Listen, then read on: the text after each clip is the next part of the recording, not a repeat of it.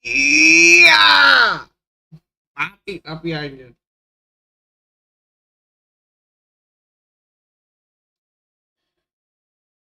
Oh, ini game seru sih. Jujur ini game seru sih. TBSF, cok.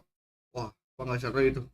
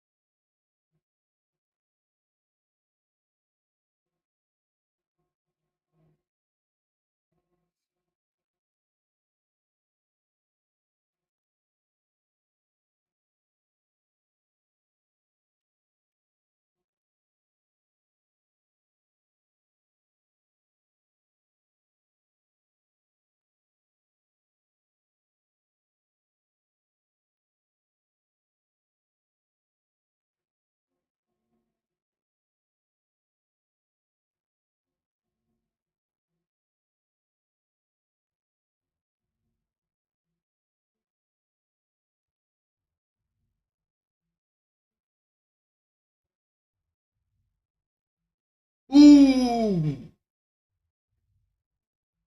Uh. Uh. Uh.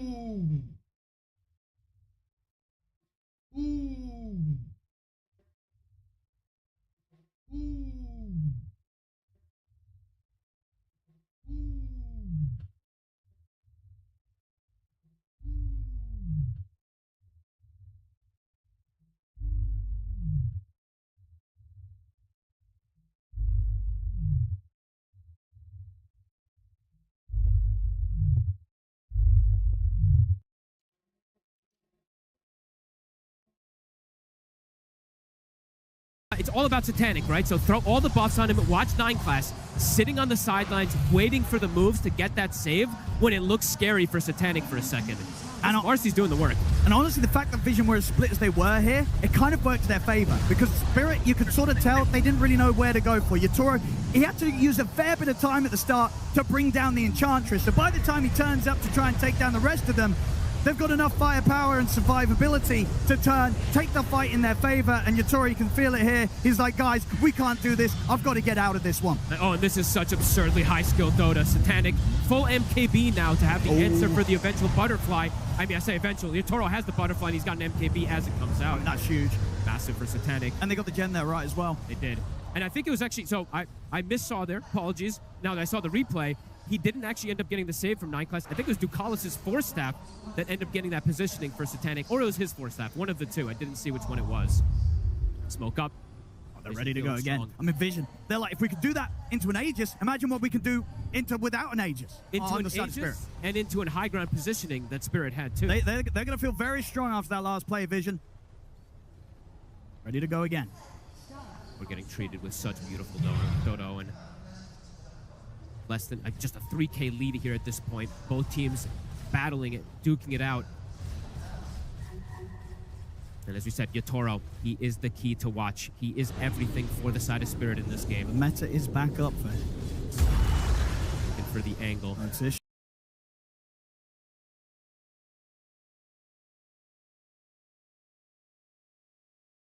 Showing in the mid.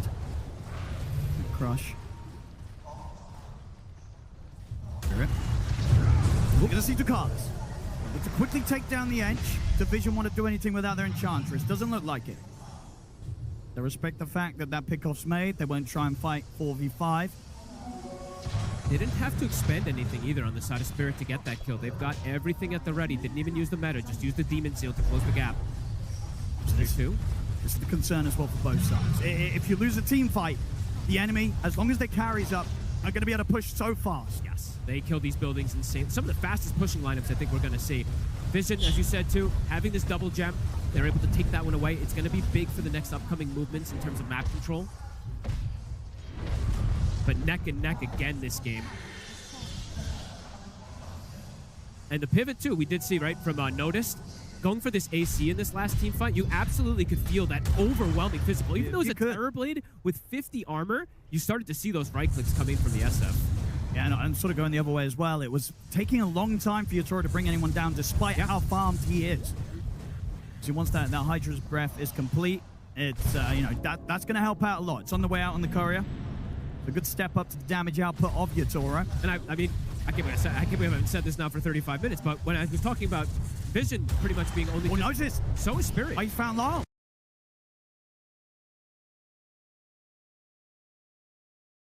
Commit to him with the Rolling Thunder. They're going to find the Dark Willow. They've got the Yule's control on the Collapse. Sets up and Notice to go with the Crush. Collapse, he has to put the BKB step back. Wrap around Yatoro into the Dark Wolves. It's damage it on the Satanic. Satanic trying to force away. He'll get the Recon off, but the BKB's out for Yatoro. Satanic, he's thrown back by Nightclass. Getting fly through. Satanic will fall. How did Yatoro get that positioning? That was insane. Has the Hydra breath for the fight too, so just rips this Shadow. And they were so quick to make that move. They saw sort of that play, the Notice went for down bottom onto Lal, and they were like, well, we could go on the mid, try and force the chaos, and they succeed in doing so. At this point, there's no SF for a full minute. Are they going to close the game? Go to Geforce. They're going to feel it. The clip was popped. They know the pickup for the MKB, spend the money. He does not have the money for the buyback. Yatoro knows that this is their opportunity to do serious damage and maybe even threaten the game. Oh, and they might be able to close it out. It's 50 seconds. And they take the building so fast. Notice, he's in with the crush. Because of the collapse, not getting the cool connection on Notice. Notice turns towards Yatoro. You've got to be careful. They hit on. The rat comes through. The root's there. Notice is gone. Oh my God, I mean, Yatoro, how does he find that angle to get on top of him there? Notice is going to have to buy back. Habis metanya panik le. Habis metanya panik le. The Rolling Thunder catching both the mid and the carry. Jumping with the crush. That's Lal gone. And they chase for more. Lal doesn't have a buyback if he wants to make a crazy move. Iya. Let's take him out. Nightclass is only going to try and jump forward to chase on towards him. They're coming down. The cool day collapses. Yeah.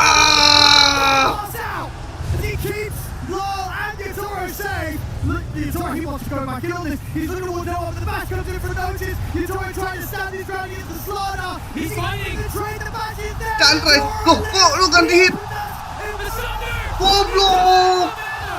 He's back up with the HP. DeCool still trying to push him away. Rue, he's going to be the sacrifice. Leave the touch behind. Get your Terrorblade out of there. Oh my God, he literally just got the mana. Dukis. 25, just picks it up to that 50 and gets the Sunrider's illusion and saves him.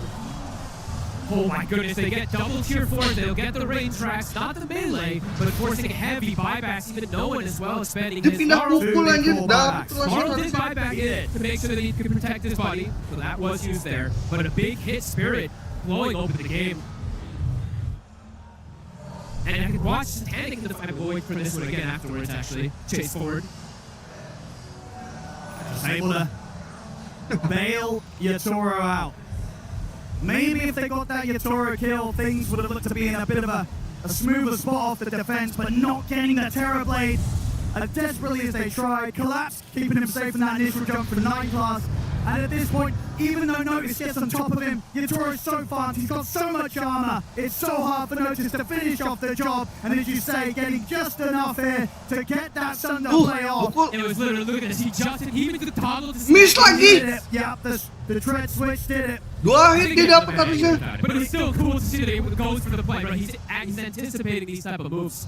I mean, massive from Spirit. Yatoro now level 25. Pero masih bisa. It's hard for Satanic, it's hard for SF in general to keep fight versus a TB, but without BKB, he's just getting, he can't like Spirit, they're going to be ready to jump again. Satanic might not be ready for this. Collapse. Yeah. Always able to slide away from the range of the cool. I mean, Satanic needs more help in these fights though, because he can't lifesteal. You're getting hit from this Scotty, you cannot turn and lifesteal with your Satanic. It's also getting robbed, of course, from the Crawlers, but my goodness, Spirit looking to potentially close this And then one out. they're going again. Looking for another fight. They know that the buyback situation is a great spot for Vision. They can find a big catch. They can put an end to this game, Spirit. No one. Careful. Such tense moments. These next moments for Vision are everything. Collapse. They're giving some praise there to no one for those quick reactions. What an absolutely insane game so far here. I mean, so in these team fights, what do you do if you're Vision? Is it sort of just a case then for Satanic to sort of, if he sees the Metamorphosis come out, you have to just get out completely? Can you actually fight into Yatoro when he has the Metamorphosis up? It's hard to say exactly. This TB is something they just, it's a force to be reckoned with. They don't really have the best answers. Even the kiting factor isn't there. Satanic, the matchup in general, right? TB versus SF, it's heavily favored for TB once it starts getting to these points because he just has that range advantage. So I guess just all in, right? You have to close the gap fully all in for Yatoro and just somehow try to bring Apa it tuh down Aris? with that, but Lupa it's 2 easier hit said tuh. than done. Apa tuh? Especially now that these levels Aku are starting aja to masuk come in for him. matiin He's ya. got extra saving tools with the Satanic himself. And that Yatoro might just be able to get himself another Aegis here, ready for the push. It's the third Roshan. There's going to be that Refresher Shard on top of that. And always too, right? Yatoro, he can lifesteal in the fights. He can be able to stand his ground. There isn't that mitigation in the same type of factor. He also has a hard save with the Tusk potentially. He also has a Vlad's too. Multiple different ways Spirit have to bail him out now at this point. To get that chance, of course, with the way the draft played out, you know, He did get SF's taken early.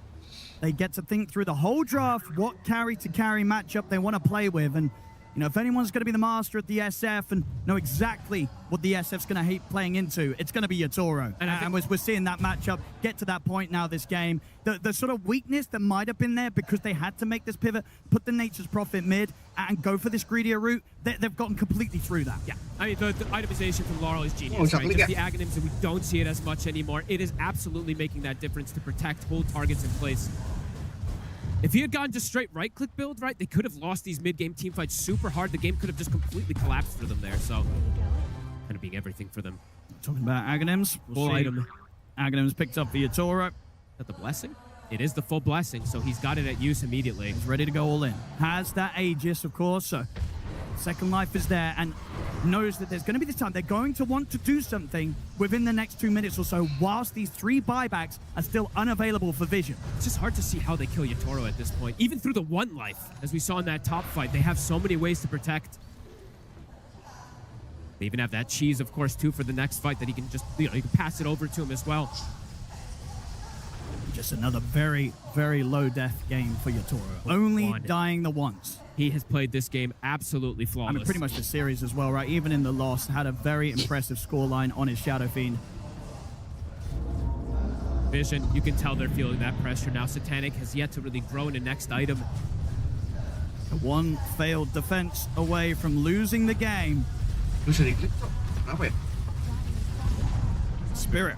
Their pivot and adaptation in this game has been beautiful to watch. Vision has taken some good fights, but now, I mean, this how are they going to defense. take this fight? Up the backlines, but the BKB's out for collapse. Get the call as well on towards Notice. Notice has the BKB, but the punch ups there. Notice. Yatoro bringing in the damage. Notice trapped by the shards. Notice he's gone. Buyback still on cooldown for a minute and a half. It's just so hard for them to execute the fight. They roll in, they try anything there, but they just can't collapse. He's just too fast. I mean, who is going to touch Yatoro? Who's going to go for the jump? Nobody can get anywhere close to him right now as he's taken away the rest of the base. Collapse will get the call. There'll be the rebound to try and bail no one out of this. All right. The shield crash back in. Fear catches him off to the side. No one's out. Also without the buyback. It's over. GG is called. Team Spirit take game 3.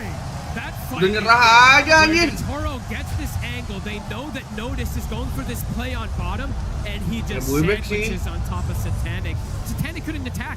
I think these last 2 fights, he just has to spend the entire time trying to run away from this Terrorblade, and he just can't. That's this matchup. It gets to this point. can You balance can't sih get close buat to him. You can't get away from him. You're getting ripped to shreds. Toro, absolutely beast performance from him. Juara we sebelumnya did dia to hear our 3-0 concerns aja kayak about nggak ada the fact that perlawanan.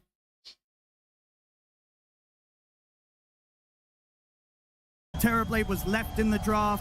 Vision, they felt that if it was going to come in and the switch-up had to happen with the Nature's Prophet going mid, that they'd have the counter, they'd have the advantage in the team fights. They just couldn't find enough of them. The game stagnated, slowed down, and Spirit are able to close it up. 2-1 right now in this grand finals here at the International for Spirit.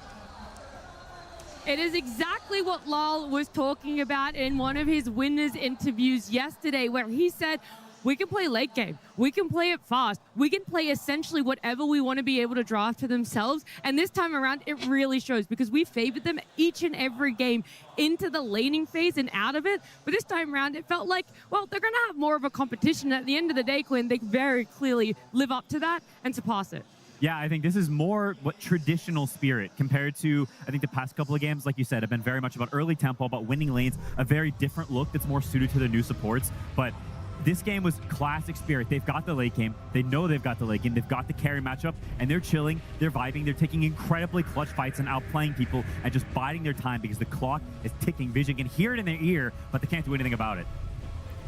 They're just amazing to watch at TI. I mean, their ability to recognize what they need to do to win games has been so consistent throughout the years, but this time around it feels like they have the play to back up the vision in their mind. In this game, it was just about which carry could hit other people for longer, which team could enable the other carry to hit people for longer, and Team Spirit were able to isolate Satanic in so many of these fights, get the correct jump, and make it so that he couldn't stand his ground as SF and trunk into Team Spirit. Yeah, and eventually the game gets to the point where we see when Toro is making the final push on the high ground, he is just standing there and SF is hitting him and his HP bar isn't moving because all the damage on Team Vision's side is physical and he just doesn't take physical damage. It's one of TB's best traits. He has incredible armor and they abuse it to its full extent in this series. I mean, this is that moment that you're talking about where it feels like maybe Spirit have overstepped a little bit by going straight for that throne, which is a call I love to see. I feel like it's incredibly bold, especially in the grand finals, and the TB's just standing there.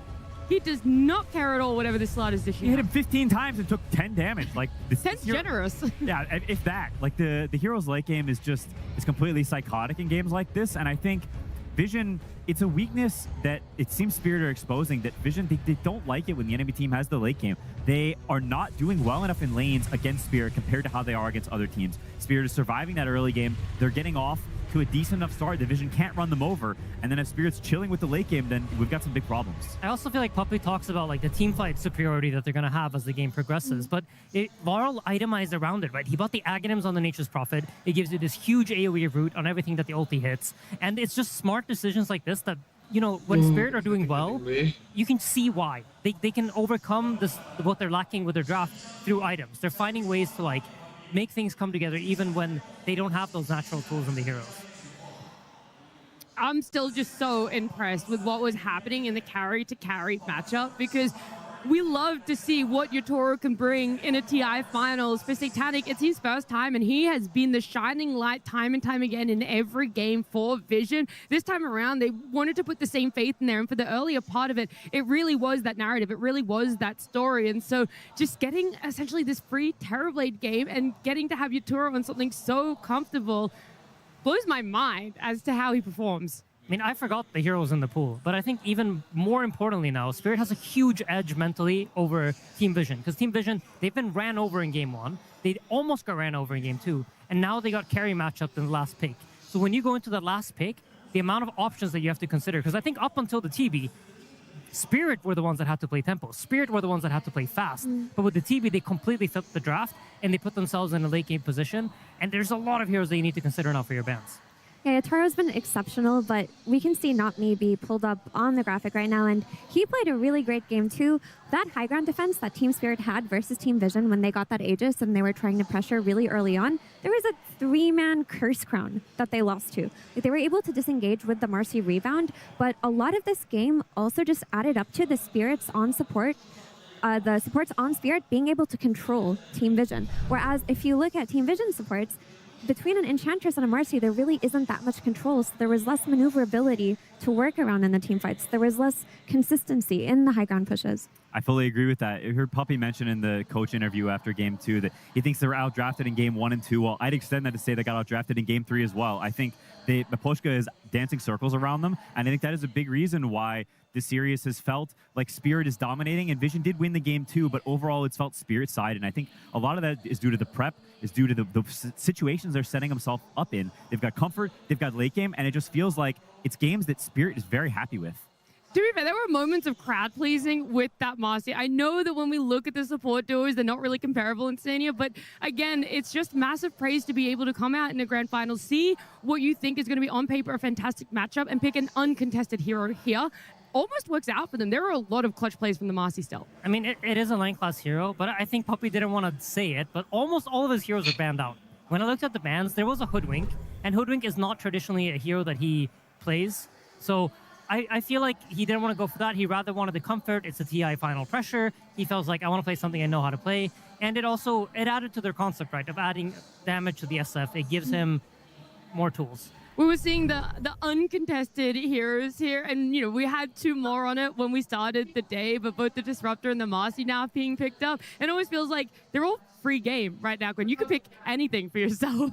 Yeah, when you get into that zone, that TI zone of creativity, you're looking for what makes sense right now. You don't care about the meta. TI Grand Finals is its own meta. You throw everything else. And on the topic of the Marcy, she was dodged. Like, there was this idea that they wanted to Marcy Slardar and bully the enemy carry, but they ended up dodging that matchup because of the Tusk protection. So they just read into it on Team Spirit. I love it.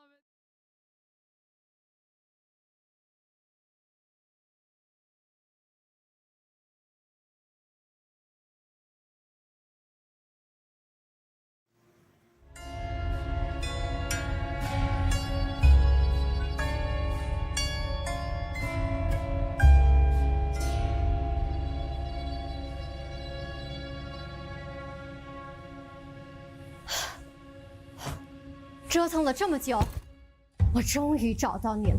以你的天赋和技巧，世上最会刷钱之人。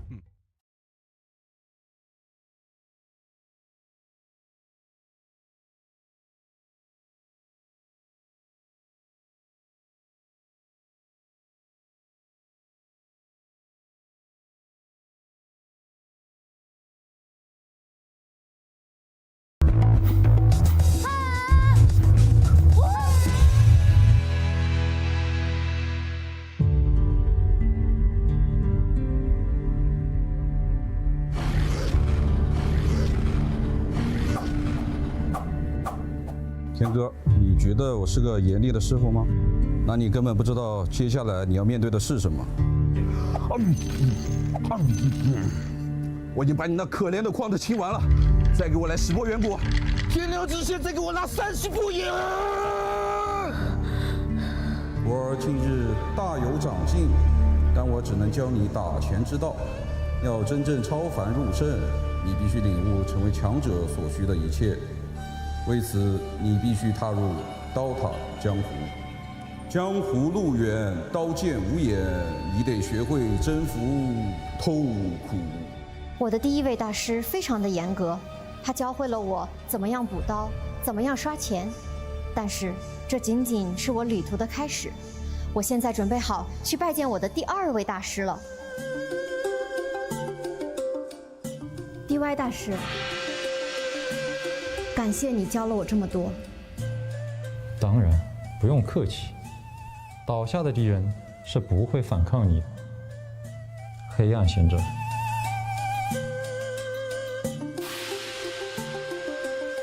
DY 大师，我随您修炼已有一段时日了，是时候接受一些考验了吧 ？No，还没有到正确的时机。大地之力。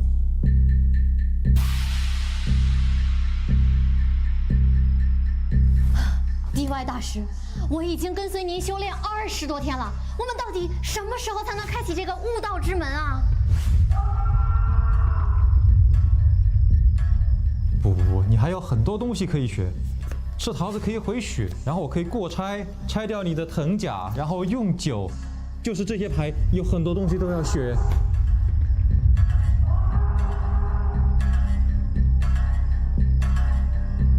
住手！ 这扇门后藏着世界上最恐怖的东西，它力大无穷。知道如何面对它，就等于知道如何面对世界上最大的痛苦。世间最大的痛苦？你真的觉得你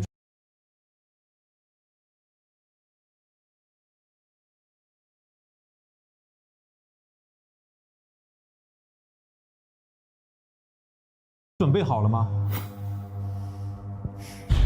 我准备好了。那就去面对。 痛苦魔方吧！啊，那是，哦，他的头好方啊！你什么意思？你要小心啊，我的弟子！你每一次攻心，它都会10倍奉还。但若你能驾驭这种反击，你的力量就会随之增长。 如果你能受得了他一直送，或许你还能跟他并肩作战。我都说我输了，你还说几遍？我问你。哦啊！哦啊！哦！学会跟他正面交锋吧，天哥。当他再也伤不到你时，你就能迎接下一个挑战了。 这就是为什么某某某大哥总是去别的队伍。你什么意思？而且他从来没有跟你组过队哦，并且他将永远不会和你一起打。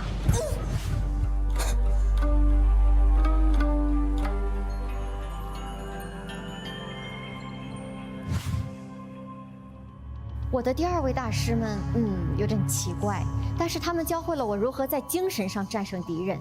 接下来，我将要去拜访我的第3位大师，让我的身体变得更强壮。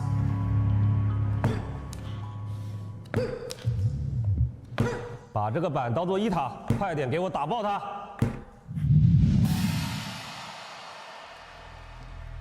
是Thumbnil大师。叫我超哥，再加1块板。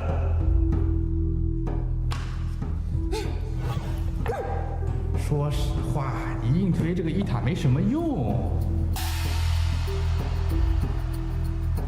他说的是真的吗，超哥大师？再说一次，我的名字叫路遥，再加1块。你这个推完这个1塔，你也不好打钱，有必要吗？别理他，他有毛病。还有你，太弱了，要想变强。 你就给我每天早睡早起，多晒太阳。太阳？真的假的？太阳到底有什么用啊？装太阳能板了，晒太阳能充电，还是说你是什么植物人或者什么草系宝可梦能光合作用啊？啊？你是练武还是修仙啊？你搞个火堆呗？你现在能懂我说太阳是什么意思了吗？啊？就是你跟太阳很熟吗？而且你是去过太阳，还是说那边有你兄弟啊？啊？你到底在说什么鬼啊？谢谢你，路遥大师。等等，叫我 maybe。不过为师确实替你感到骄傲，你确实学到了真东西啊！真东西不是真东西，真东西真学到真东西了，学到啥了呀？要我看不如。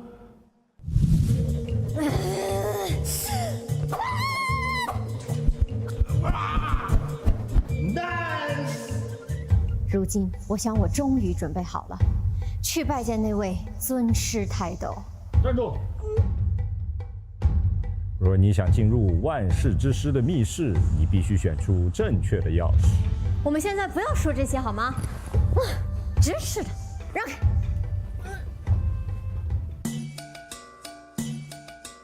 在下天歌前来拜会宗师泰斗，弟子苦练多时，恳请尊师指点。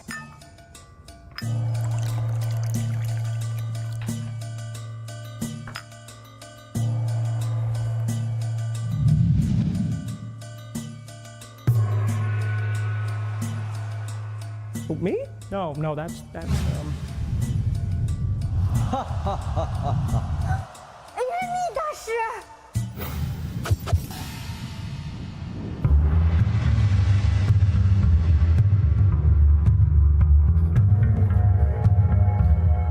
！AME 大师看到了你的进步。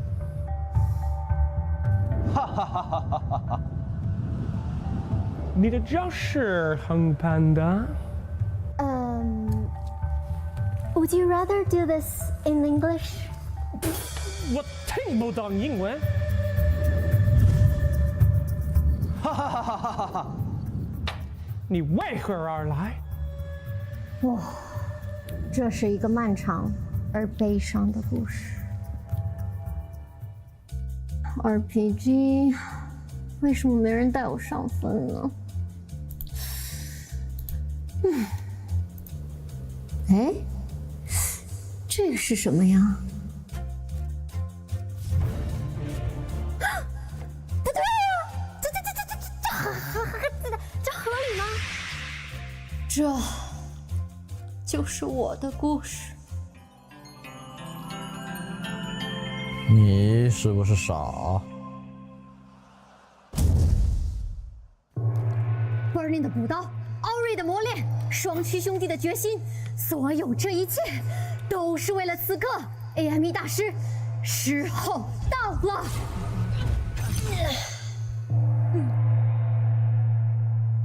天哥，你已经准备好了。经济发育略已真成熟。钢铁心境。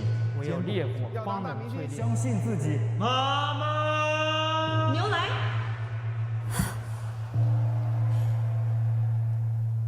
先锋4，我打你！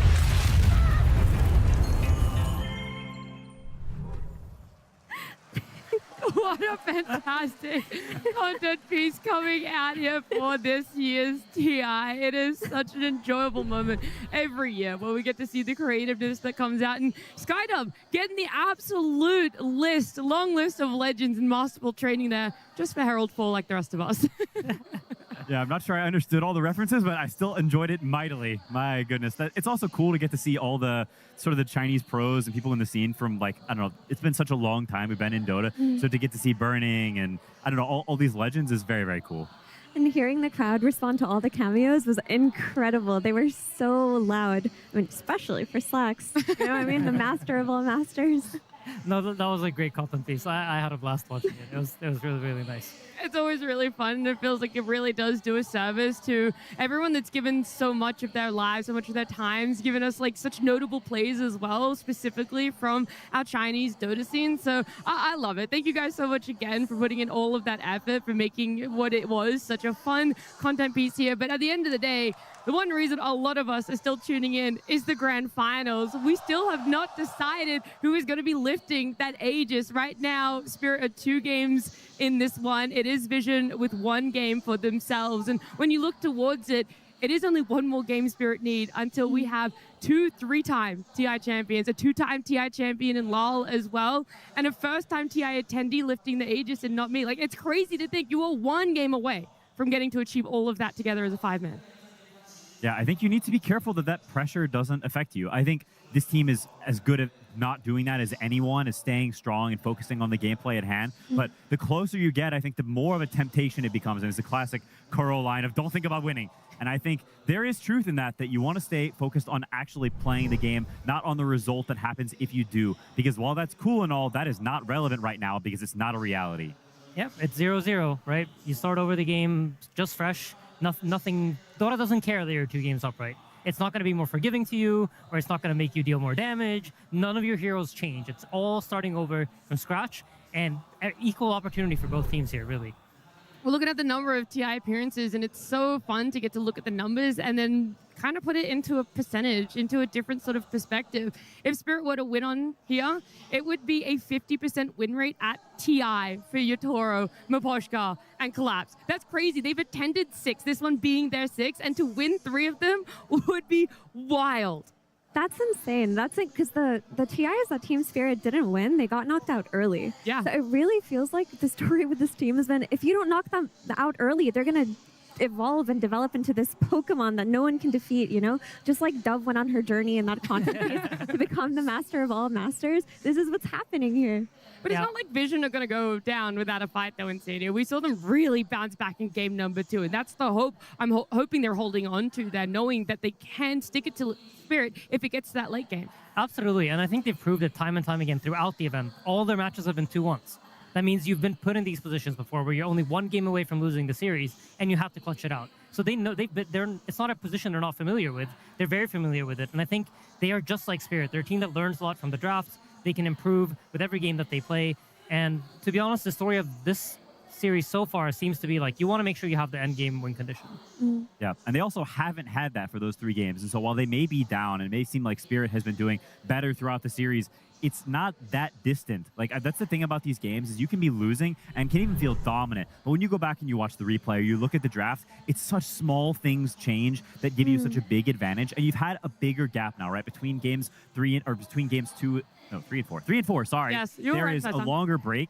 And so that means you have more time to think about things, more time to reset a little bit, to process how you want to change your draft and come in stronger. And so I think that break helps the team that's down a little bit because you get to process things and figure a little bit more out. I know this is such a weird question to ask, but when you go to a game number 4 and you get that elongated break, what is the process of it? Because I'm also aware that these guys have been going at it for hours, and I know that recovering is one aspect of it, but are you out there caffeinating more? Are you eating? Like, what are the other ways in which you're trying to utilize the fact that you have a longer break instead of just talking about the Dota? I think a lot of it depends from person to person. I think because some people need to work on the draft, but that's not everyone. It's not something you want too many cooks in the kitchen. You want just enough. And so I think some people are leaning back in their chair. You have a little bit of food. You're just chilling and sort of, I don't know, you eat a little bit and you wait for the next game. And I think some people are going the other route. They're drinking coffee. They're drinking whatever caffeine they need, and they're focusing on the draft and doing the hard work. And so I think the leadership roles, maybe the No One and the Puppy, they're taking the hard road of we need to fix problems and work on things. And your Satanics and your Notice, your newer players, I'm going to steel myself. I'm going to play as well as I can for this upcoming game. I do think that a pep talk needs to happen, though, for Vision, especially for their supports. Because something that I wanted to talk about was I do think the supports, the duos, are getting diffed this game. Even in that game, too, I feel like in all 3 games, Team Spirit supports have been moving to the mid lane and outpacing Vision supports. They've been clutching the late game. They've been able to do more with what they have than Team Vision. And when I look at this, I don't really see the issues with the cores and how they've been playing. It's more so how the supports are enabling them, and Team Vision are a little bit lackluster today compared to Ruin Not Me. I mean, it ties to the hero pools and the drafts, right? We saw in this game 3, Spirit's bans are all over 9 class. None of the heroes that he really wants to play are given to him. He's forced to play this Marcy. I know Puppy said they wanted to do it. It's a cool idea. I could definitely see it work. There's potential for it, and I think honestly, any other hero than the TB, they probably put it with the Star Dart, like you said, Mira, and then they try to run over that lane. But once TB comes out, it's just, this isn't possible anymore. And that's just, I think, draft-wise, Spirit has been solving that. They're making it hard for the supports to have that impact. I think another big factor that comes into it is these games 4s is you just have to stay mentally strong. That, to me, was the biggest thing about playing in a TI final is it's such a mental test. It's just different than every other series, and all your hopes and dreams are so close, especially now that you've gotten deeper into the series. Being able to just focus on the Dota and push all those things aside is one of the hardest things I've ever had to do. And so I feel for these players, and I look and see how they come into the boost and how the game starts and trying to feel how they feel, because it is, I think, honestly, it's harder than the Dota itself, is the mentality that goes into it and being strong and fortifying yourself to actually be able to play the game to the fullest of your ability. Yeah, and I do think that's where Team Spirit shines, with that mental fortification. But just to address the graphic that came on screen, they had the same kill participation in 9 class and Not Me. And what Aiden mentioned about the draft is very true, because if your Willow has 3-man Curse Crowns and 1 Terrorize in a team fight, and your Marcy, all she can do is rebound, there's not that much you can do. The support duos and their heroes have looked like they don't have enough. I mean, at some point, you can break Dota down simply to the more control we have, the easier the late game will be. And you could just look towards fixing the angles of control. Maybe Enchantress should be benched for the next game. Perhaps. I mean, I think the idea with the Marcy here was just like, you were going to bail out our carry, right? But bailing someone out when he's in a losing matchup and he doesn't win by surviving is the issue. That really is like where it's just like, you know, Spirit they're geniuses, and there's a reason they're here. And it's honestly impressive that they can do that with just one pick. Yeah, it feels like when you're doing the Marcy and that is the pivotal part for her, that's the role that she wants to play, you're almost saying, we don't actually really want a team fight. We might poke and we might try and all in, but at the end of the day, that isn't really our MO with what we're going for here. Yeah, it's tough, and you just have to... You either have to pick a path and do your own thing and just pick your own heroes and say Spirit's going to counter us, and that's okay. We believe in our heroes a whole lot. That's one path. And the other route is you try to play Spirit's game. You say you're going to counter our strategy on a higher level. We're going to try to do the same thing. And I think you have to kind of pick a path, because in some ways I think they're dilly-dallying between the two. Sometimes they're picking their own stuff, and sometimes they're trying to overarching counter. I think they're getting a bit outplayed at Spirit's game, and they're not quite fully committing to the other way. Yeah, I mean, what you mentioned there in regards to the previous game, like they opened up with a Shadow Fiend. They wanted to build up the Shadow Fiend to be this critical point in the game where Satanic just stands there and chunks at everybody. So they enable him with an amp damage and a Marcy sidekick. But at some point, it really wasn't working out to actually get him to play. The game ended with Geforce Terrorblade having 55,000 hero damage and Satanic's SF having 20,000 hero damage.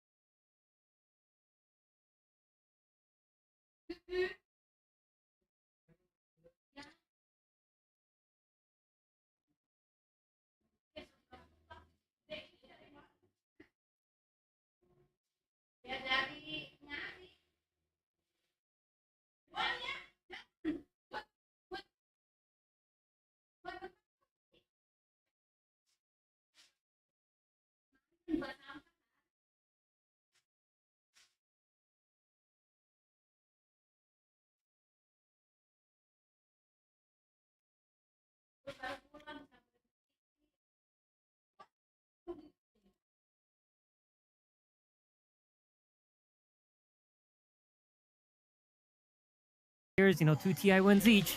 Who's truly better? And today they have the chance to finally end all discussion. There's no discussion after this. One game away from being the undisputed GOATs. Yeah, Quinn, you've been in a so position close, where you're like one game from for elimination. them, they've been compared to Out of TI OG Finals for all against these years. Team 2 Spirit. TI How do wins you each.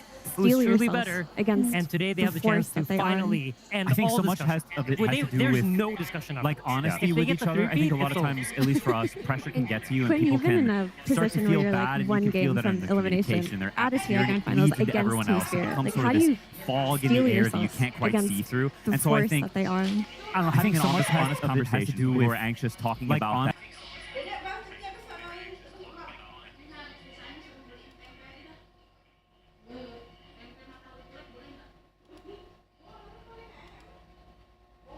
And so I think, I don't know, having an honest conversation, people who are anxious talking about that, and you get to the human side of it and you realize that, hey, this is a privilege. It's a very hard thing. We're all together and we're just going to push through it and do the best that we can. We're seeing here both Collapse and Yatoro, the potential 3-timers, the fact that they're one game away, and when you look at them, I mean, more now than ever before, but I feel like I can't read them. I cannot read them at all. They already have 2 of these TI rings to themselves. To add a 3rd would be insane, and all 3 as a player. No one's done that. 3 rings as a player. I mean, it's a crazy achievement. I'm sad to see that they both have a full head of hair walking on, honestly. I was hoping somebody would have shaved their head before coming out. But they're locked in. Yeah, they're locked in. They're locked into the point where they don't need to sacrifice their own hair. It's just time to get rid of Nami's beard. You know, he's the newbie. They're going to get him the TI win so long as he's able to give up. It's crazy to think we have 14 of those beautiful pieces of jewelry there to commemorate every year that we've gotten to see a team take to that stage to win a grand finals and to eventuate the dreams of lifting an Aegis.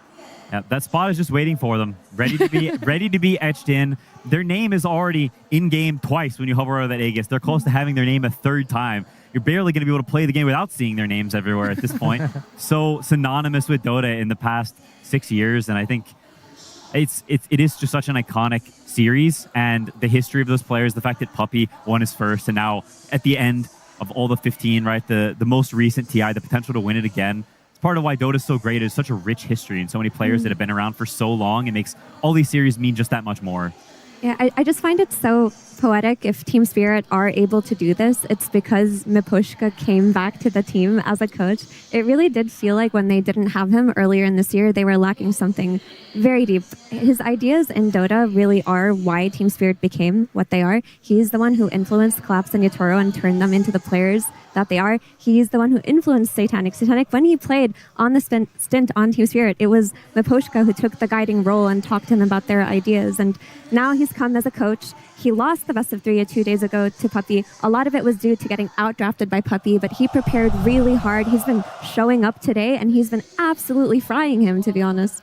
Yeah, I mean, this is all about the strategies. I think both teams, honestly, when you look at the gameplay, they are playing well. All the players deserve to be here. They're playing at a level that, you know, it is where you have to be able to play at in order to be in a TI Grand Finals. But ultimately, when the teams are so closely matched, it's going to come down to who has those slight advantages through the draft, who has the slightly easier draft to execute, and who has more opportunities to do things in the games, and who has more opportunities to win the games. And I think right now, Mipushka's giving that to his team.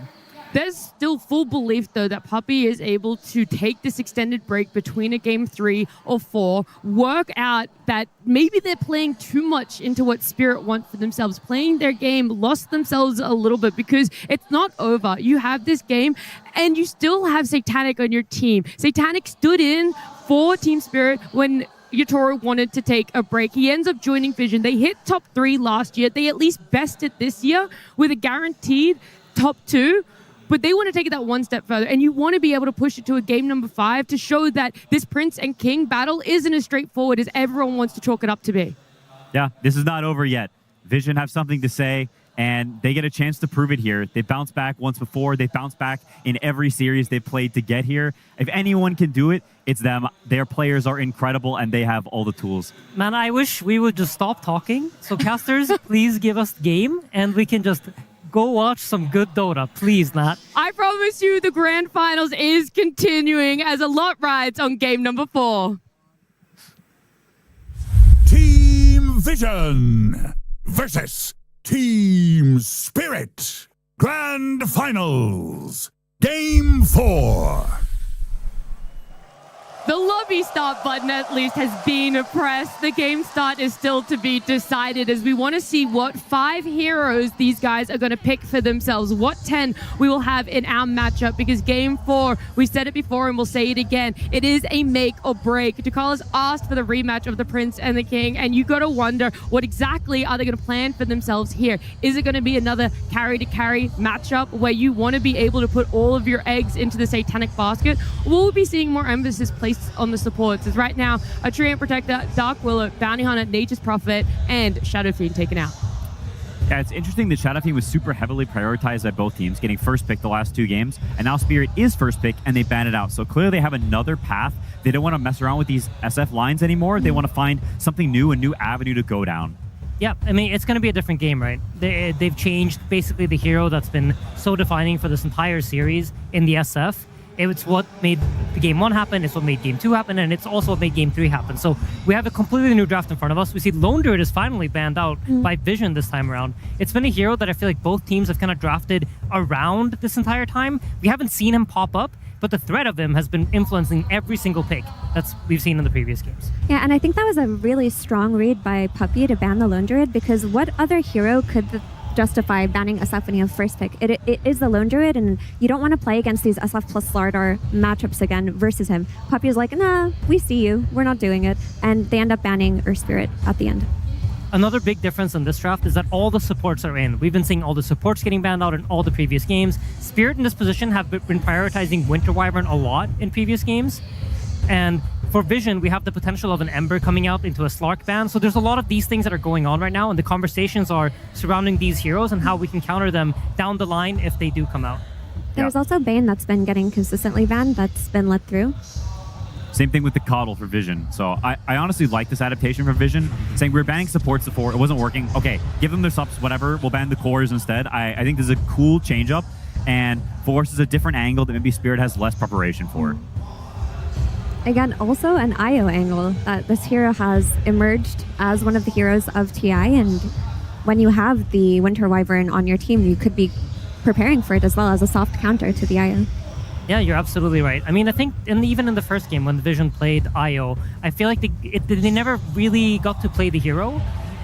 So it's something that they might still look for down the line. I think it's absolutely a threat. Wyvern is good against it, but it's such a strong hero that you're going to need more than that. And we talked about a couple of times that 9 class has been really heavily focused in the bans, and to me this is also a good adaptation, saying he's been playing Hoodwink and Marcy, and some heroes are a little bit less ideal for him, and so we're saying we're just going to give him a hero that's not only great against Winter Wyvern, but is just a super comfort hero for him, and Vision have had a lot of success with. It opens up for a lot of combinations that Vision are really comfortable with the Coddle, like the Ember Spirit and the Pango. The Ember gets taken out, and I wonder if they care enough or are threatened enough by the Pango to address it or to just let it through. Yeah, I mean, it remains to be seen. Wyvern, I think, is a pretty decent hero against Pango in some ways, because you can kind of juke him out over hills, you can play over cliffs. You also have the Curse. If you manage to curse a strong turret hero to the Pango, it sometimes almost immediately kills him. So there is some counterplay there with the Wyvern, but I don't think it's not enough to dissuade you from picking Pango if it's good against the rest of the heroes. Yeah, definitely still an option. All the things you said are very true. I think it's with Coddle, generally you want spellcasting mids, right? You want to enable some hero that abuses the mana so you can farm faster and you can fight more, have more uptime on the map. That's one of Coddle's biggest strengths, is it allows your cores, especially your mid hero, because subs just tend to play with the mid hero, that means they can stay on the map, which gives you more attacks, allows you to defend more places because resources are such a huge part of the early game. I feel like that's absolutely one part of it, and the other part of Coddle's gameplay is the healing. And this is probably what has made Coddle into one of the strongest modern supports, is that it heals.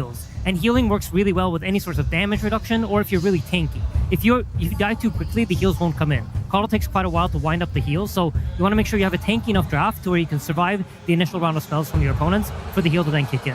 Very true, and healing lineups are so problematic because the Vessel buyers in Earth Spirit and Ember Spirit from the mid lane are already taken out. The other ones that buy Vessel, like Void Spirit, aren't that good in the meta, and anti-heal heroes like Ancient Apparition are super dead.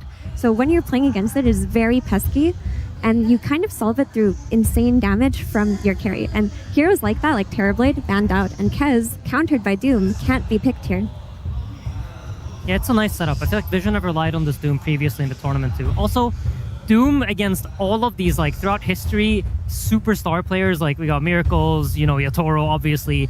When they get doomed, they're not the same player. They don't get to click buttons, and it doesn't matter how good you are. If you're stunned or if you're doomed and you're not allowed to press buttons, nobody, no matter how skilled you are, can play the game. So Centaur solves it, right? Stampede away from the Doom. Also, NotMe's clock has been left in the pool. He hasn't gotten his hands on this hero yet. Yeah, I'm curious to see if they go for a double melee offlane. It's not something that either team has really been favoring so far in this finals. People want strong lanes. They want to come in and fight you and contest the early game and not give you what you want and play a slower game. You want to start off on the right foot.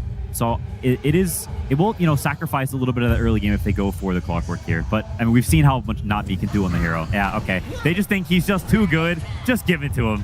He's just that guy. There is still that chance, though, that Centaur plays mid. I'm not saying it's something that Spirit necessarily love, and Centaur is such an archetype of a collapse hero, but there is still that we don't want to fall into the trap of calling Spirit's bluff either about LoL's hero pool at this point in TI. I'm going to call your trap, and I think you've been talking too much to Falcons. Oh, my bad. I really hope we don't get a Centaur mid. I didn't say it was good. I'm just saying. Yeah, I mean, it's a possibility, absolutely. And, you know, that has been their MO for this series, right? They keep tricking us and Vision into thinking this is what they're doing with their draft, and then in the last pick, they swap it all up. So it is obviously a possibility. But Insane's putting it at 1%. Yeah, I think I'm like the Dota Plus meter right now, where it's very far to like not happening. Yeah, it's a very fair suggestion because that's been the story of the series. But the reason why it works so well on Falcons is because Malrine likes to do it. I don't think Laurel is willing to do anything, but would he be willing to do this for his team? It is so boring. I mean, I feel like at this point we can't count him out, but I would think it's a Collapse Centaur. It's one of his signature heroes. He loves to play it. Vision also seemed to think that way because they decided to pick the Lifestealer. And Lifestealer is quite a high commitment hero. Once you pick it, it needs to have a good lane. If it doesn't, the hero just seems useless. So they think it is too. They commit to this lane matchup, and it is obviously a pretty strong matchup for Lifestealer. Okay. And with this, it seems like they are somewhat committed to it being Centaur offlane, I think. I also think Centaur mid just doesn't scale this super well against Lifestealer, so they're okay playing the lane. And this is a lane where Satanic will have complete free farm. We've seen a couple of games now where Spirit's got a lot of pressure on Vision's safe lane, and Satanic does not have the freest game that he would, you know, hope for. And so in this game, he will have that great start. And TA also has a pretty good lane. I think against Doom, it's a classic counter because even if you Doom him, he can just blink away because it goes on the refraction, and then you haven't canceled his blink yet. So I think both carries are set up for good games, which, you know, maybe we get the epic anime fight. That's what I'm hoping for.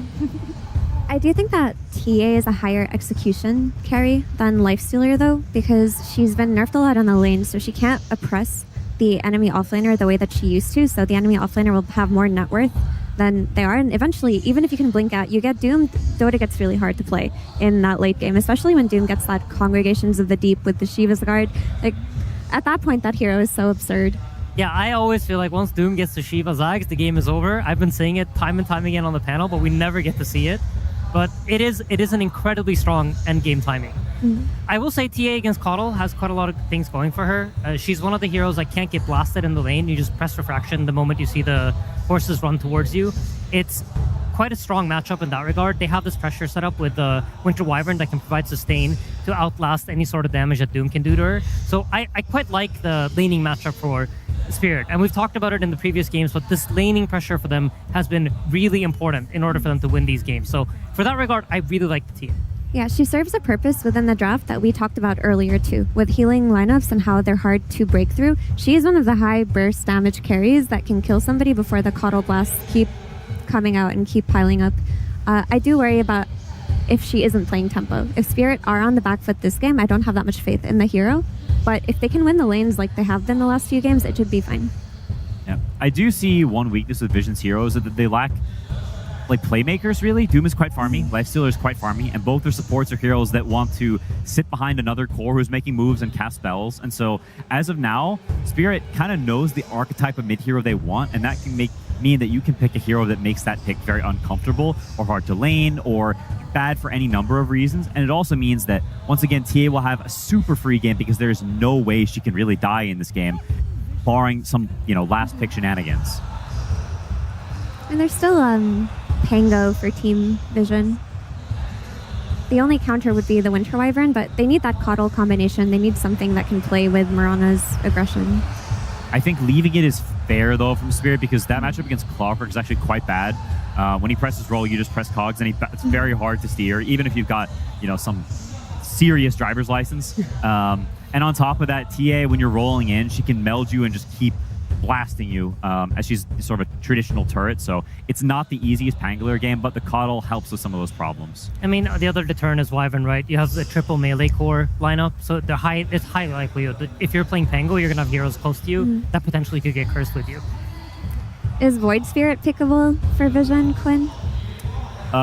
Depends on the mid hero. Of the supports, yes, absolutely. Neither of them has very much lockdown, really. So if you kind of dart in and out, you get on top of the Winter Wyvern, and you're very hard to pin down. It is just not a very good hero right now. We've seen it picked before. Lornov played it once during the main stage, and it did not look super great. And so it's got to be a pretty perfect game for that hero, I think, to pull it out. Storm Spirit. Interesting. It's a brave hero into Doom. This hero can absolutely ruin your day. You generally a Storm, like of course you can keep zipping around all the time and you'll never get Doom, but that drains your mana really quickly. And this hero actually relies on auto-attacking a lot more than people realize. You kind of want to sit in the place, hit a bit, use the zip to chase someone down. You don't really want to use it to just stay invulnerable the entire time. And you can explain this a lot better than I can. No, it's absolutely true, and I think it's a very underrated part of Storm. Storm, for all intents and purposes, is just a right-click hero, and the zip is a way of getting close and getting far away from people. So if you can't stand there and hit, then that means you don't actually do any damage, because just flying around doesn't do anything. You cast one static remnant, okay, it's a 300 damage nuke. That's not enough for a core contribution in a fight. It is still, in a way, denying Vision being able to have a good Coddle combo from the mid in that Storm Spirit. You don't have an infinite amount of bans, so leaving it in, picking it up for yourself, even if it does feel scary playing it into Doom, it at least makes Vision have to think a bit more and end up with a Sand King last pick. Yeah, the Sand King is just solving the issue of now you have a Storm Spirit, we don't have enough stuns, how do we deal with the Storm Spirit? And nothing really was left in the pool aside from this Sand King. Yeah, and I mean, it's not the Falcons' influence that we talked about earlier, but we definitely see their influence on this final, right? The Sand King mid comes out, Malrine special. I do remember no one, they obviously placed top 3 at last TI. Last TI was a lot about these Sand Kings and Earthshakers and this archetype of hero mid. So he's definitely played this before. He knows how the hero works. He's like, oh god, mid Sand King again? That's how I have to witness this. There will be a lot of trying to draw the mid lane and playing off stacks. That's so much about what this hero is about. He doesn't pressure you, but it's very hard to pressure him. And so attacking Vision's triangle, potentially fighting these stacks, could be a big look for Team Spirit. But I think this is a game that's very based off skill. I think a lot of the early game, there's a lot of potential moves for different places. This one, honestly, is a draft that I chalk much more to being even than the other games. I think Vision has done a good job at pulling it back. And this is a game that I think they should be very happy with. Honestly, I think the draft is the best so far, and it's not super easy for Spirit. When you talk about, sorry, very quickly, talking about invading that trying to take stacks, which hero on the side of Spirit is going to utilize that the best, and you're hoping he's going to be able to take advantage of it? Probably anybody but Centaur. If you're doing well in lanes, just charge and get in there. Yeah, I mean, this top lane, I think, is going to determine a lot. With how this TA matchup into Doom goes, I think will determine whether they can actually invade a triangle or not. And if they're able to do that, they're set up in a great position. And if they're not able to do that, I think it's quite a tricky position to be in. I think it's very important for Vision supports to be able to enable No One Sand King and play with them, because Team Spirit supports have been running mid and playing with Laurel for the last few games. And if they can get some combos going with the Impale and Tamarana Arrow, this game will be a lot more even than the last one. So there's more faith then in the earlier part of what Vision have for themselves, but then the question is, because Spirit have already coined that they can play every type of game, every playstyle needed. Is that late game also still incredibly favorable if Vision just want to sit back and farm? I think Vision has a much stronger scaling in this game than they've had in any other game. It's not as yeah. Fully agree. All right, that is a lot of props to Vision then, being able to take advantage of that longer break there. But we are instead going to be talking to Spirit's coach. It's Maposhka standing by with Slacks. Thank you so much. Yes, here with Maposhka. One more game. One more game to be one of the most legendary Dota players of all time. I just want to talk to you about how you're feeling right now, man. We're going into it. A bit nervous. A bit nervous? You, the GOAT? No, of course. It's like I feel like I'm excited. One more game, as you said, and I can believe in our draft. I see an idea, and I'm sure that we can win this game. So that's why I'm nervous, because they also might win. They also have some good idea in their draft. So we'll see.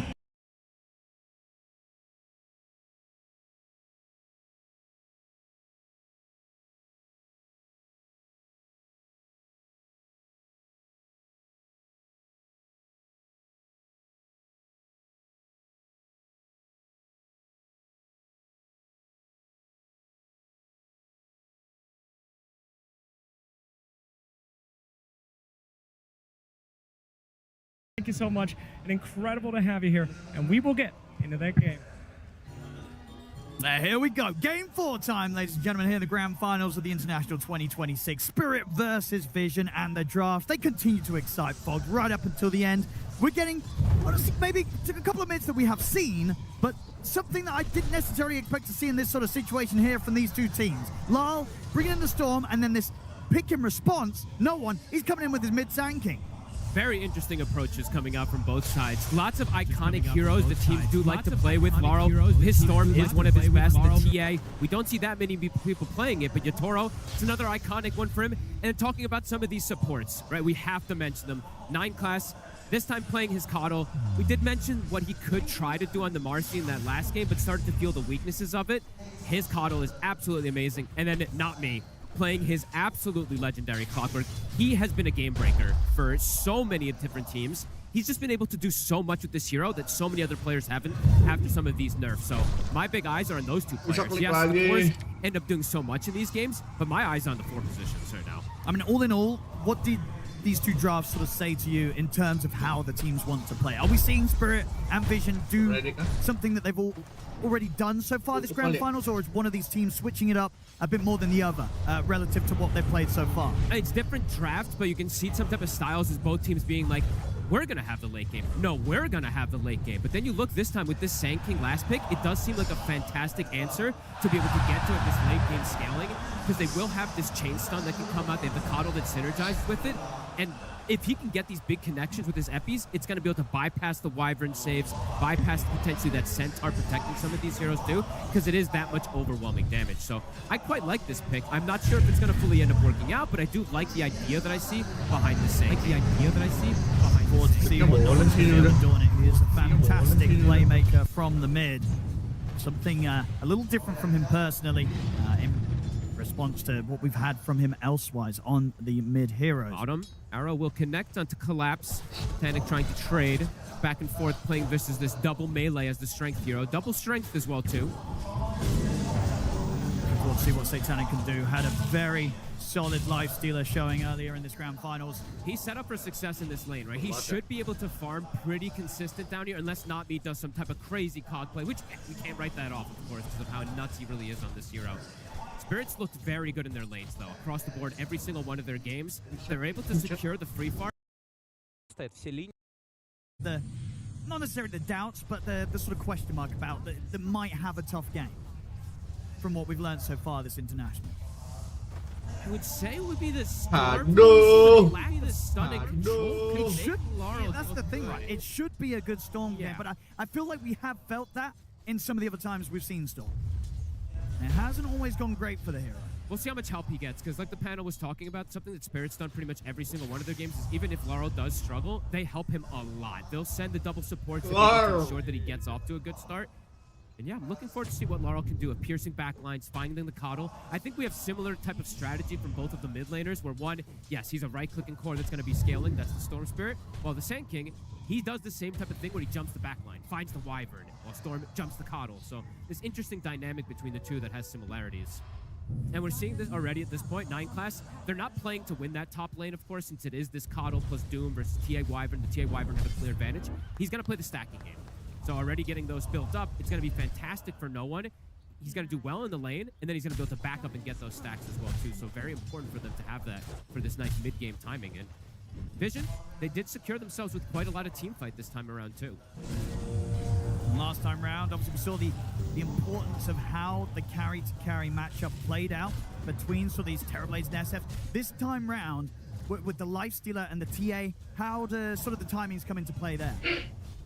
Quite different styles. I haven't seen this matchup as much nowadays with the Aghanims, with the Lifestealer, where you can jump inside of the TA, but in the past, for some time, TA just accelerates. Abis tuh mana didorong-dorong gituan doang. You're the one that's setting the pace of the game. You're getting Roshan, and you're playing with a big advantage over something like Lifestealer. So curious to see how it's going to end up going down.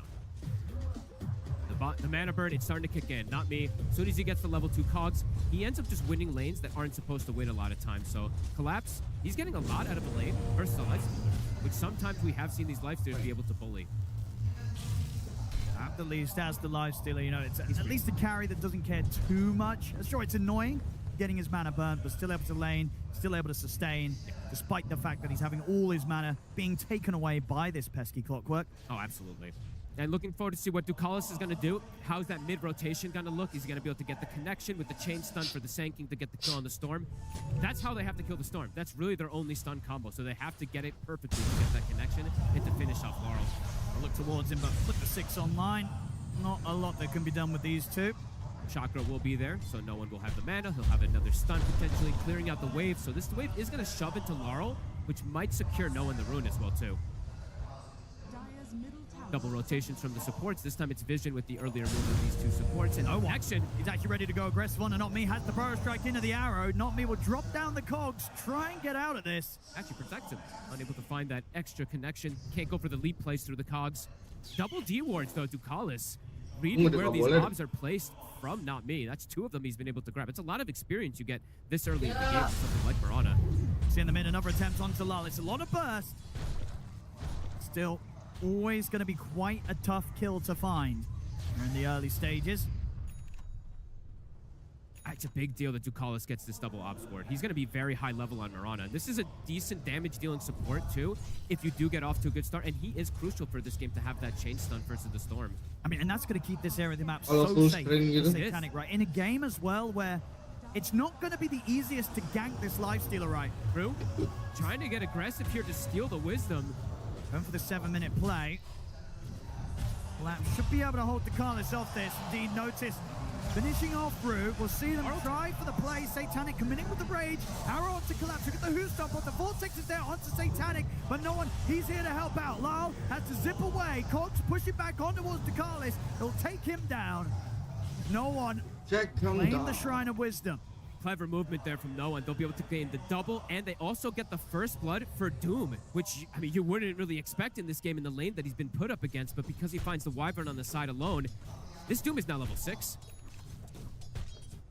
Very big deal for Vision to have this type of start into the game. The Lifestealer's free farming, Sand King's off to a good start with stacks to go back to, and Doom now at this point overperforming what maybe he could have had. Yeah, being able to make those plays on both sides of the map at the same time here, 7 minutes in. Really like that move from no one. As Sand King, it's like the similar thing of the Monkey King of the old days where you just go to that, you go to that shrine. How are you going to contest him? That Sandstorm gets popped down. It's way too much damage. Panic?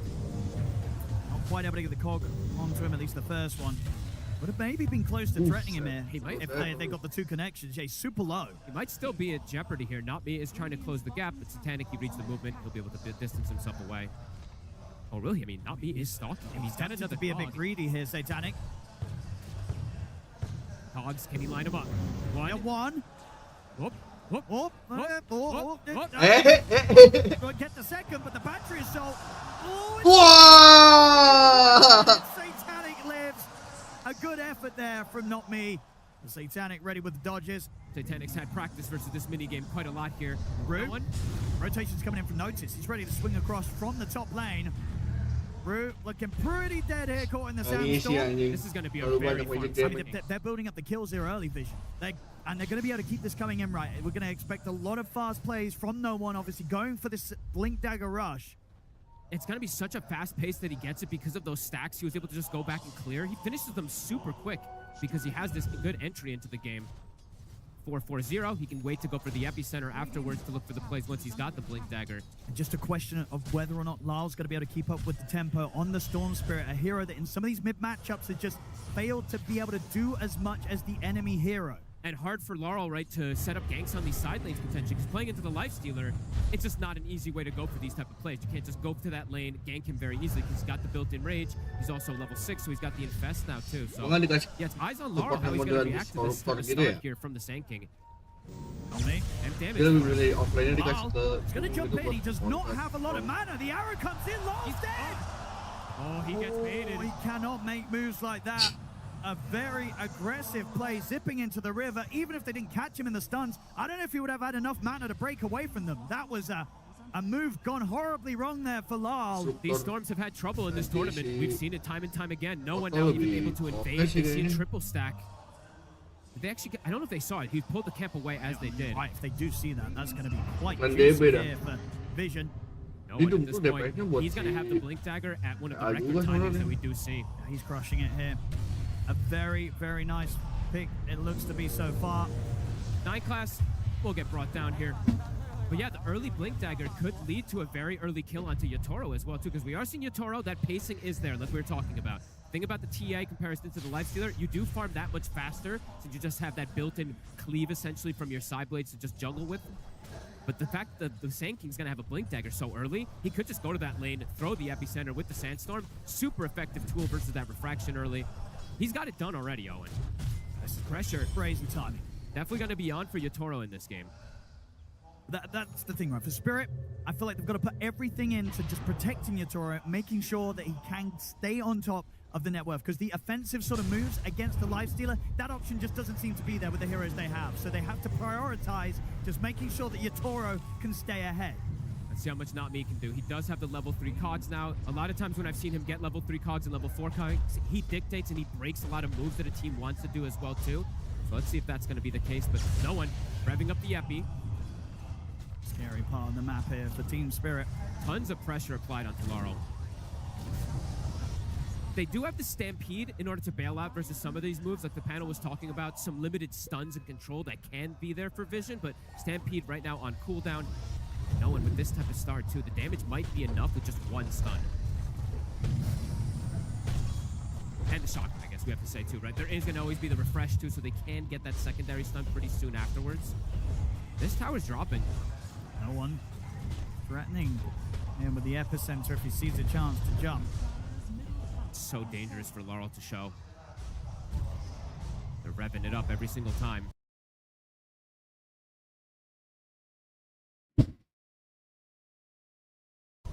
He steps up just a bit far. They will just commit for him. Not Me will be there to deter them. Try to protect at least a bit here. He's only level 5 though. DeepCool is 7. Wah! He's ready to go. They'll have the cold embrace to try and protect Not Me, but Kan lu nggak punya asap nih, Cok? and it just sets up for the arrow to connect. Low on the mana, tries to turn towards no one, but another Oh! use the curse to give space for Low to back away from no one and allow Yatoro to move Rekap anjir, no one. down. He's got the Deso finished up. He actually did not get a Deso stack from the hit. That was a little weird. Not sure why that happened, but very important move there from Yatoro. He's gonna cannot afford to let Lal go down there. He's going to be the key to watch because he does have that big advantage. Like we said, the pacing from TA compared to Lifestealer, he can turn up a lot easier. Lifestealer, he's got the Radiant, Satanic can do a lot more. But looking at the level disparity too, they're giving Yatoro all the XP as well. He's about to be level 12. It's only 13 minutes in. Noticed? He's going to go for that drum shard build that we do like to see. Eating those Ancients, continue to get that farm. Hoping for a Black Dragon so he can get that Epicenter for a core kill. Because sure, he got the Clockwork, but ends up paying with his life. The smoke move from Vision might catch Spirit off guard. They want Yatoro. 9 pass. Nice connect on Gonna be two. there with the Burrow Strike onto the boat for the Arrow connection in onto Yatoro. He did have the Nah. already, so a bit of protection and the Stampede's there. Gets him away. Vortex over towards no one. Dia masuk ke dalam dong anjir. Out of mana. No one trying to step away. Notice. Gets Doom him. kah? Drops the Doom down onto Yatoro. Kalah is jumping over the extra burst. Yatoro will tick out. He's gonna try and bring down kills with him. Itu To get to Kalah. animasi itu ngalangin Doomnya. But that is Yatoro gone. Vision bringing in the aggression. Kelihatan di Doom apa enggaknya. They get away with it. Really nice double stun. It looked close for a second there because he did get the refraction off before the initial stun and actually blocked a fair bit of that damage there. But good persistence from Vision. Slow down the TA, allow the Lifestealer to catch back up. Satanic, very, very close to having that Radiance timing, and that will allow him to start closing the gap in farm between him and Yatoro. And he can show up to fights. He's got methods of delivery, right? He's got this Sand King. He can jump inside. He can infest. He can be that gap close as well versus the TA. Laurel, standard build, is going to be going down for this Witchblade, but he is bottom of the cores already. He's in a rough spot. And as we said multiple times, We've seen we've seen this before. A very difficult hero to make work right now. Well, he's got a tough time ahead. Night Class. He's going to be able to grab him with the hook shot. Cogs connect. 9 Class goes down. No one's going to jump in and try and take Rue out in return. No one. Eating Cogs as well, too. Now Burrows tried back up in a second, though, with this Arcane. He'll use it to get away from them. 3K lead at the moment here for Vision. Great moves around the map, and a lot DeColis watching his movements and the levels that he has this early on this Mirana. Level 8 already, so he's got the good follow-up, the level 2 arrow, that extra stun, extra burst, and just max Starstorm. You're seeing the damage coming in from him. Spirit trying to react, but Cold Embrace is not going to be a save this game. So much magic damage they have that goes through it, and in fact, it's going to set up for some of these arrows potentially too. Noticed, did get the RNG. Well, I say RNG. You're going to find the dragon most of the situations anyway. So he's got the drums, he's got the shard, he's got this built-in cleave now to increase the farm. And it's really nice to have this fireball as well too, versus the refraction, and to just farm from the sides. You don't have to show yourself in these lanes. So Vision, it's clear advantage at the moment here. I mean, Yatoro, how involved does he want to be now? He has to be. Blink Deso online. We're going to see him fight. Yep, has to be involved. I don't think they want to keep falling behind here at this point. He is the strongest hero for his team on the map. And he does have ways to bail himself out. With the Blink Dagger now, with the Refraction, even if he gets caught by the Doom initially, can refract and blink down beforehand. And they've got Stampede to bail him out too. But right now, Vision looking to be in a very comfortable spot in this game. And as the panel talked too, they have a great scaling draft this time around as well. Yeah, I mean, you can just look at the net worth, right? All three of their cores absolutely on track to get that scaling going. They're very happy with this opening. Looking for the play. No one. Will get caught by the dust, still able to break the distance over towards Not Me with the Burrow Strike Blink. Yeah! Away. Oh. Will allow him to actually live. They don't want to chase any further here for the Clockwork. Happy just pushing them off the tower. With the rotation actually from Ducalis and Satanic also joining here for this push. They should be able to bring this tier 1 down. Yeah, Radiance is done. Not going to try to burn mana. So we're going to see if they can try and find one of these supports, but Root able to fly over to the low ground.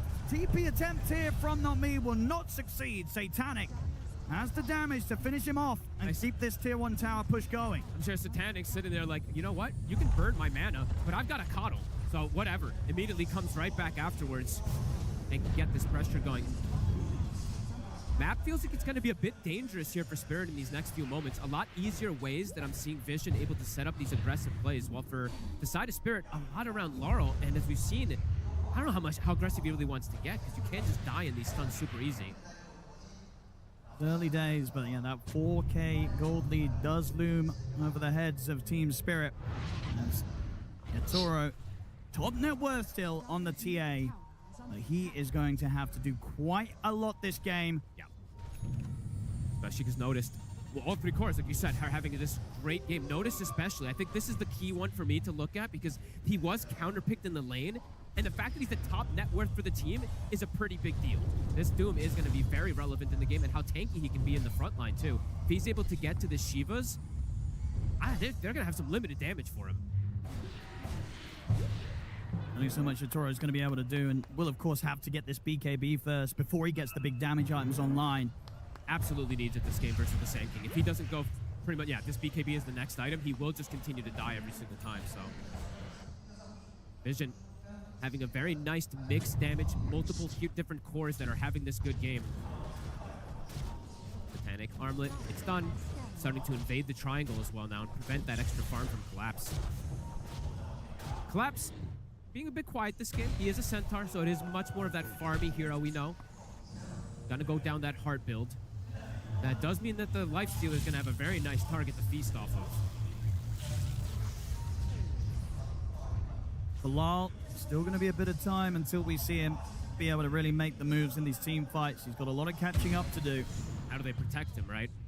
That's the biggest thing. Can't just die to the burst damage that comes out with just one of these stuns from the side of Vision. Is that the Aghanims? It's the Aghanims already finished for no one. Dangerous moments for Spirit. Oh, yeah, the team fight's pretty terrifying around this Sand King. Not Me. He's going to end up walking into an epicenter. A hook shot. Oh! Satanic looks to be there to finish him off. Maybe the Stampede will save him. Notice is going to try and jump forward with the fire down the ground. Not Me will burn. You can see the posturing from Spirit. They're like, as soon as they see the Sand King, they're like, we can't really fight. Epi was used now. They're seeing Notice trickle a bit deep, looking to try to punish him. Well, unable to. They're trying to see if they can get some sort of catch up there. Thinking about going for Noticed. Power rune. Notice will be able to take it away. Yeah, they won't want to do that now with the amplified damage rune on the Doom. If anything, Notice might be ready to just jump back in on them. He's got the blink up. Doom's at the ready.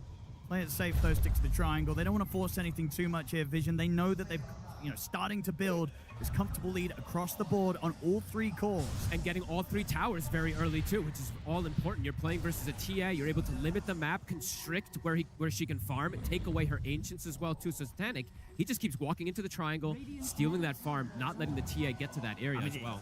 Who could do anything about him? Not much. Only Yatoro really can threaten this lifestealer. The rest of Spirit, they just have to sort of watch whilst he gets this free farm, Satanic. So for Spirit, I guess the timing, it's going to be that BKB from Yatoro and potentially just looking for that force fight, or maybe forcing an objective, because they do take these objectives very fast, either that Tormentor or the Roche. Roche, of course, more important for these teams. Collapse now does have heart, very tanky, but as I said, there is % damage in this game. The Infernal Blade going to be very effective versus that heart. Same thing for the Lifestealer with the Feast. And again, they'll get the Shrines. So. Tries to hook shot away, but does not make a successful connection. He'll go for the TP out. They're ready to put a stop to that. It's not me. Dead again. Same time, no one. It's gone pretty deep for this. Yatoro's going to look to fight back. Will kill no one off. Massive kill. Rugi, tapi rugi.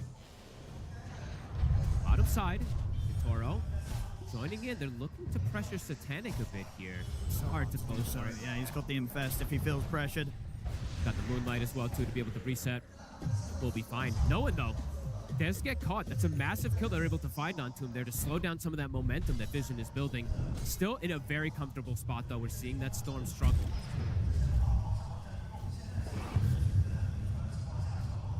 It's just, how do you catch back up as a Storm? Because it seems like that's something that so many teams have struggled with when they end up in this position with their Storm at the bottom of the core net worth.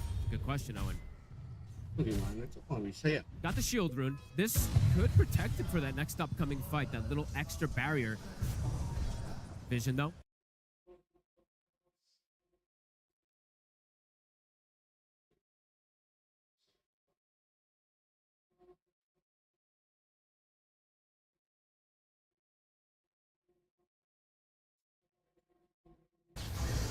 Blink unnoticed, BKB as well. We might be ready to make an aggressive jump here.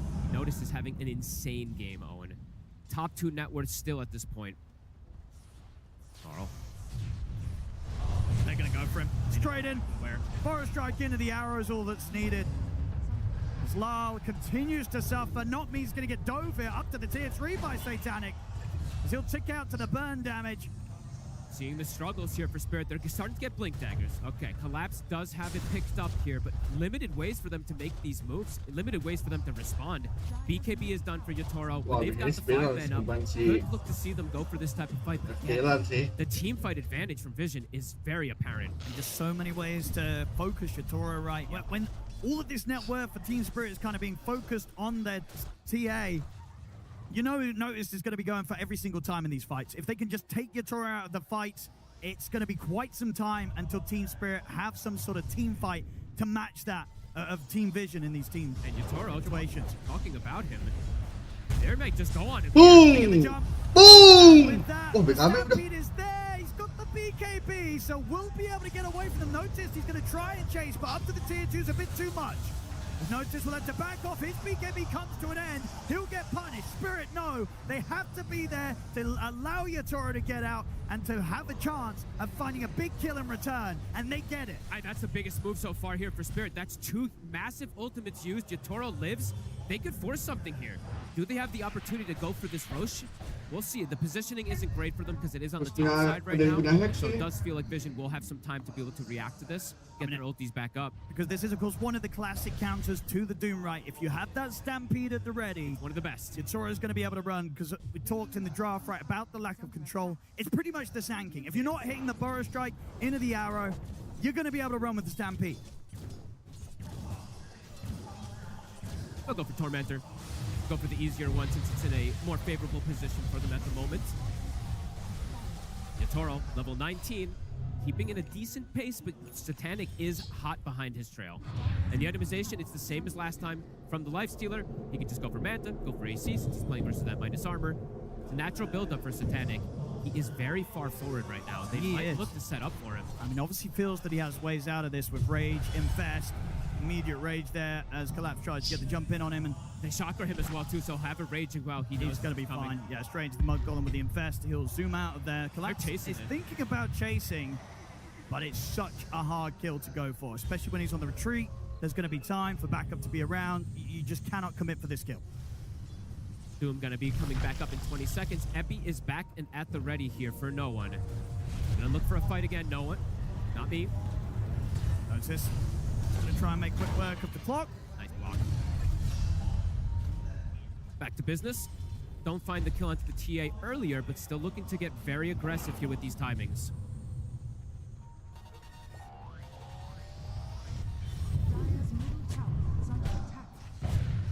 It's back online here. Notice has the Doom. Tier 2 default. Ready for no one. And able to just walk up and clean that one out. Gonna have the plate mill or the hyperstone for the next fight. Going for the setup up top, Laurel. They can't go for Satanic here. Yeah, such a tricky kill to execute. For the majority of this game, it's gonna be that case until they do have a hard, either a silence or a hard stun onto him. With a Hex, it's gonna be difficult for them to bring down this Lifestealer in most situations. Almost just requires Satanic to overcommit and dive a bit too deep, but those sort of mistakes he doesn't really make. Noticed. Plate mail now picked up for him, so a lot safer. In this lead at that 5 to 6K. Spirit. Clearing in the area around this Roche. Toro gonna start committing for that MKB. Playing versus that Radiance. That is one of the things that might be achievable even when they're behind right around Yatoro's TA. They could try and find an option to sneak into the Roshan and take it down. Absolutely. And they have good ways to bail heroes out. You know, if these connections aren't perfect from the side of Vision, that Stampede could be just key. How's the Shivas looking for the Doom? Getting pretty close to having that one finished as well. We're probably going to see double Shivas again since both this mid and this offlaner are so good at having it for the side of Vision. I mean, they know as well, right? As long as they can keep their armor up and eliminate the threat of Yatoro kind of 2-shot, 3-shotting them, they're going to fare pretty well in the fights for the majority of this game. Laurel is making a decent recovery, though, Owen. I've seen a lot of these other Storms just completely falter at this point. He's getting close to having the BKB himself. Only a couple thousand behind that Sand King, so his scaling is continuing. And in these team fights, what's Laurel's job going to sort of be here? Who's he looking to sort of commit with under the cover of the BKB and just try and disrupt the team fight playoff? I want to say it's the Coddle that he wants to jump, but it's not easy, actually. I'm looking at the itemization here from 9 class. He's been quietly farming on the side here. He is not an easy grab. Ghost Scepter, Force, Holy Locket. It's going to be difficult for Laurel to focus fire that one, so we'll have to see. I mean, Laurel might play more of a defensive route where he just plays where wait for Vision to overcommit, and then you're just defending your Toro. We'll have to see what he does do.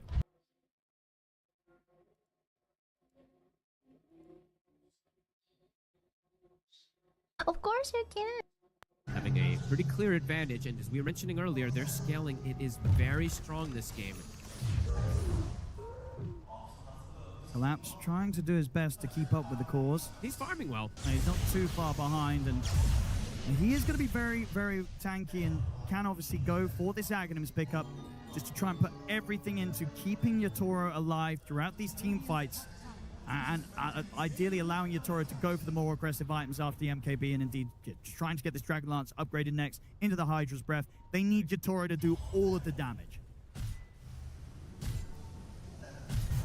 It's an interesting pickup because I think what it is he's trying to save the slot as well too, right? Because he doesn't want Pike. Because he just wants all that hard damage versus this triple tanky core. He needs to deal the majority of it for his team. Yeah, I mean, I can get it. It's just going to be much more value, right, in terms of just having damage on the TA. He could pretty much rely on Rue and Not Me to pick up the 4 staffs. They're both queuing them up. So you're going to have that positioning coming in from your supports. You can trust in them. And as the carry, you can afford to go all in on the offensive build. 9 class. They set up for the kill here. Not Me. We'll just get right on top of him. Ghost Scepter's there, but the nice hits onto the side. I mean, he's making them work for it. Backup's coming in, and notice he's ready to jump over to Not Me. I think 9 class is going to be a massive issue this game. He's super farmed, and jumping him and getting him in the back lines, it just seems very difficult for this team. If he's able to get to the point where he has a Hex too, that's where Laurel and Yatoro are in jeopardy, because as we said, the catch for Vision a little lacking. I mean, If you that's get a hex. yeah, that's and he's well on the way to. He's very He's close. got 2,800 gold, ready to start building towards that hex. That pickup's going to be a nightmare for Spirit to deal with. Yeah, I'm feeling some scare for Spirit in these next 5-10 minutes or so. Let's see what they can get around Yatoro with this MKB timing. BKB also finished for Laurel. They'll find you. Some time since they found a pickoff. 0-1. He's thinking about making a jump. I mean, him and Notice could take someone out of the fight pretty easily. Hard to do, though, if they don't make the jump on to collapse when the Stampede's up, as we've seen before. They also don't want to mess up the move here, because if they do mess up a big team fight ultimate, it could just be Roshan for Spirit. So they do have to be very connected when they do get that connection from no one, to have the arrow follow up. And without the Mirana, I don't think they'll go for it. Very tense moments here in this game. Toro has to play this perfect. He does. I feel like the maximum deaths he can really have in this game is like 2, max 3, because otherwise this lifesteal is just going to be able to catch up, outpace, and just have that nice matchup versus him where they have all this gap close. Vision, AC is done. Extra little small armor items also for no one. How's 9 class Hex? Getting closer and closer. The Toro, how's he getting toward that Aghanim? He's getting close. Getting close. It's all about protecting Yatoro. Yeah, collapse. Once he has that. As long as he's not getting jumped, and honestly, for the most part, he probably won't be. Unless they sort of... Because they don't really have easy ways to find and sort of control the Centaur right at the start of a team fight. Collapse, he's always going to be able to press Stampede in these team fights. He could die to the overall like AoE damage that comes in that sometimes happens during it, but he is very tanky currently at this point, so it might be difficult for them to just break right through it, but they do have % damage on it, so that Infernal Blade, Lifesteal hitting him, it'll build up very quickly. I mean, maybe that's the thing. Is that actually who Notice is going to be looking for the most in these fights as this Doom? Are you trying to jump the Centaur to stop those sort of saves coming in with the Ags, with the Stampede? I think he'll save the Doom probably for one of the other core 2 targets, but just hitting the other one's going to be very successful. The Roche, it's dropping. I mean, they used the Stampede aggressively. Hook shot in from Not Me. So, indeed, they'll be able to finish.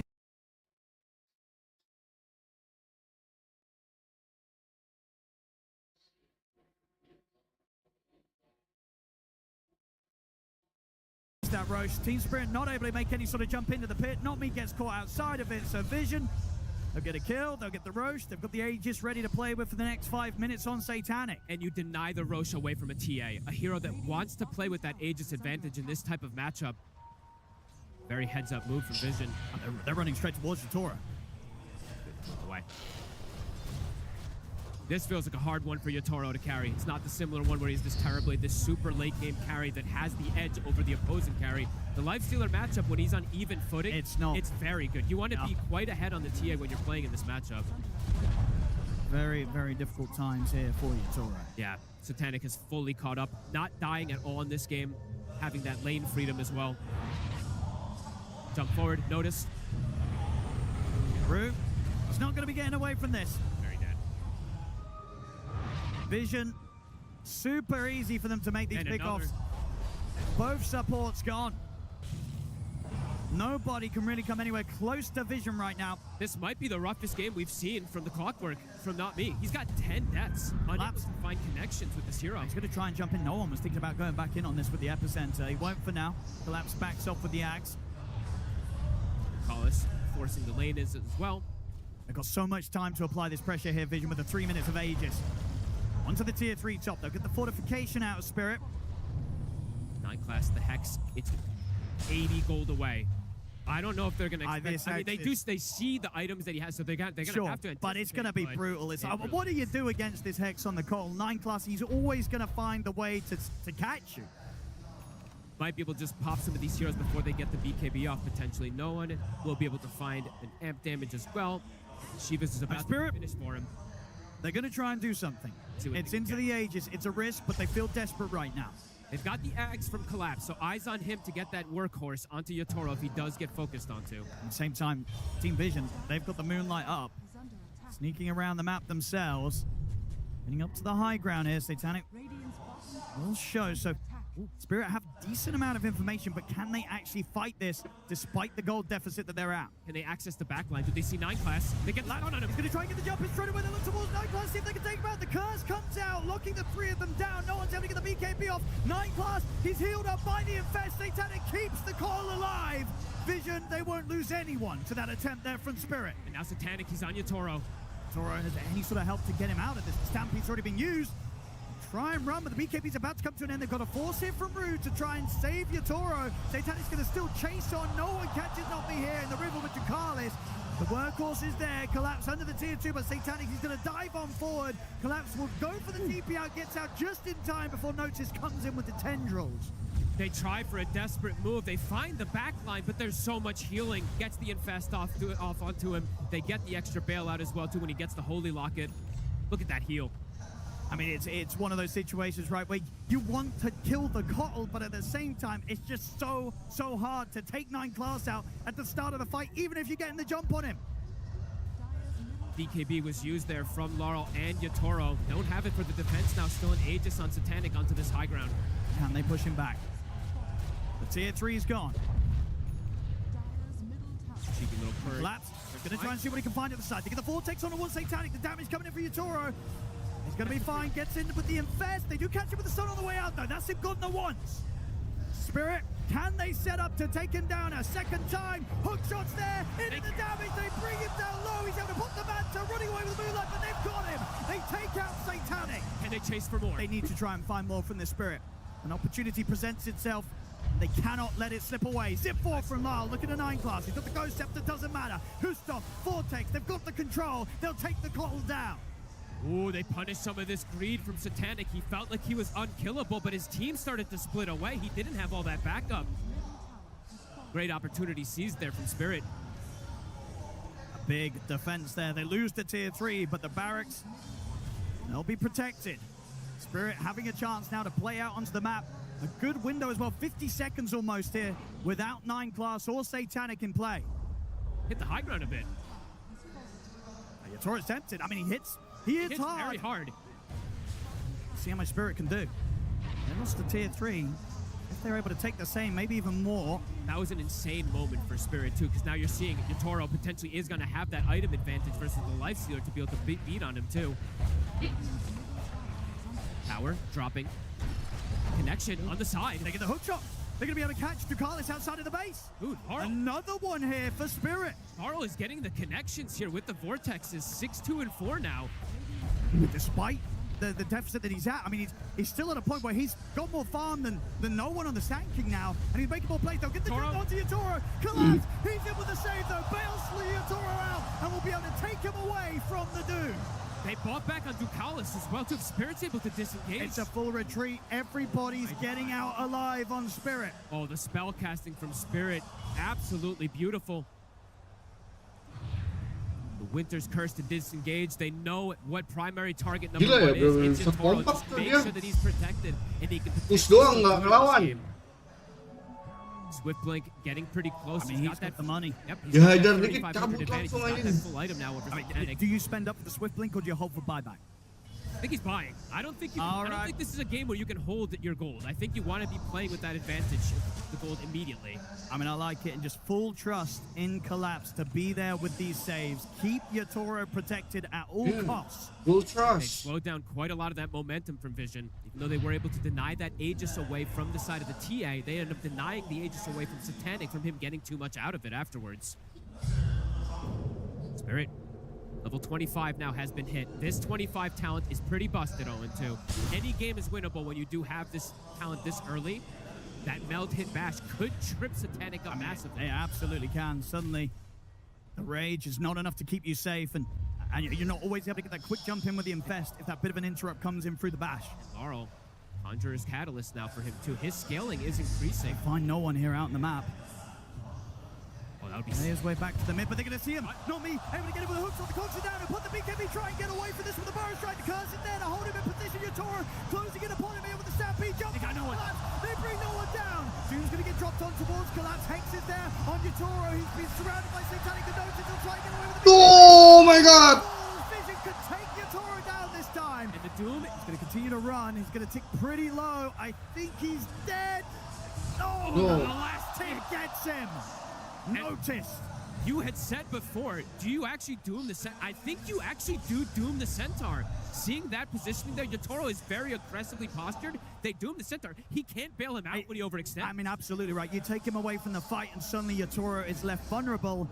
And again, spent up for the Swift Blink. 70 seconds, no Yatoro here for the hold.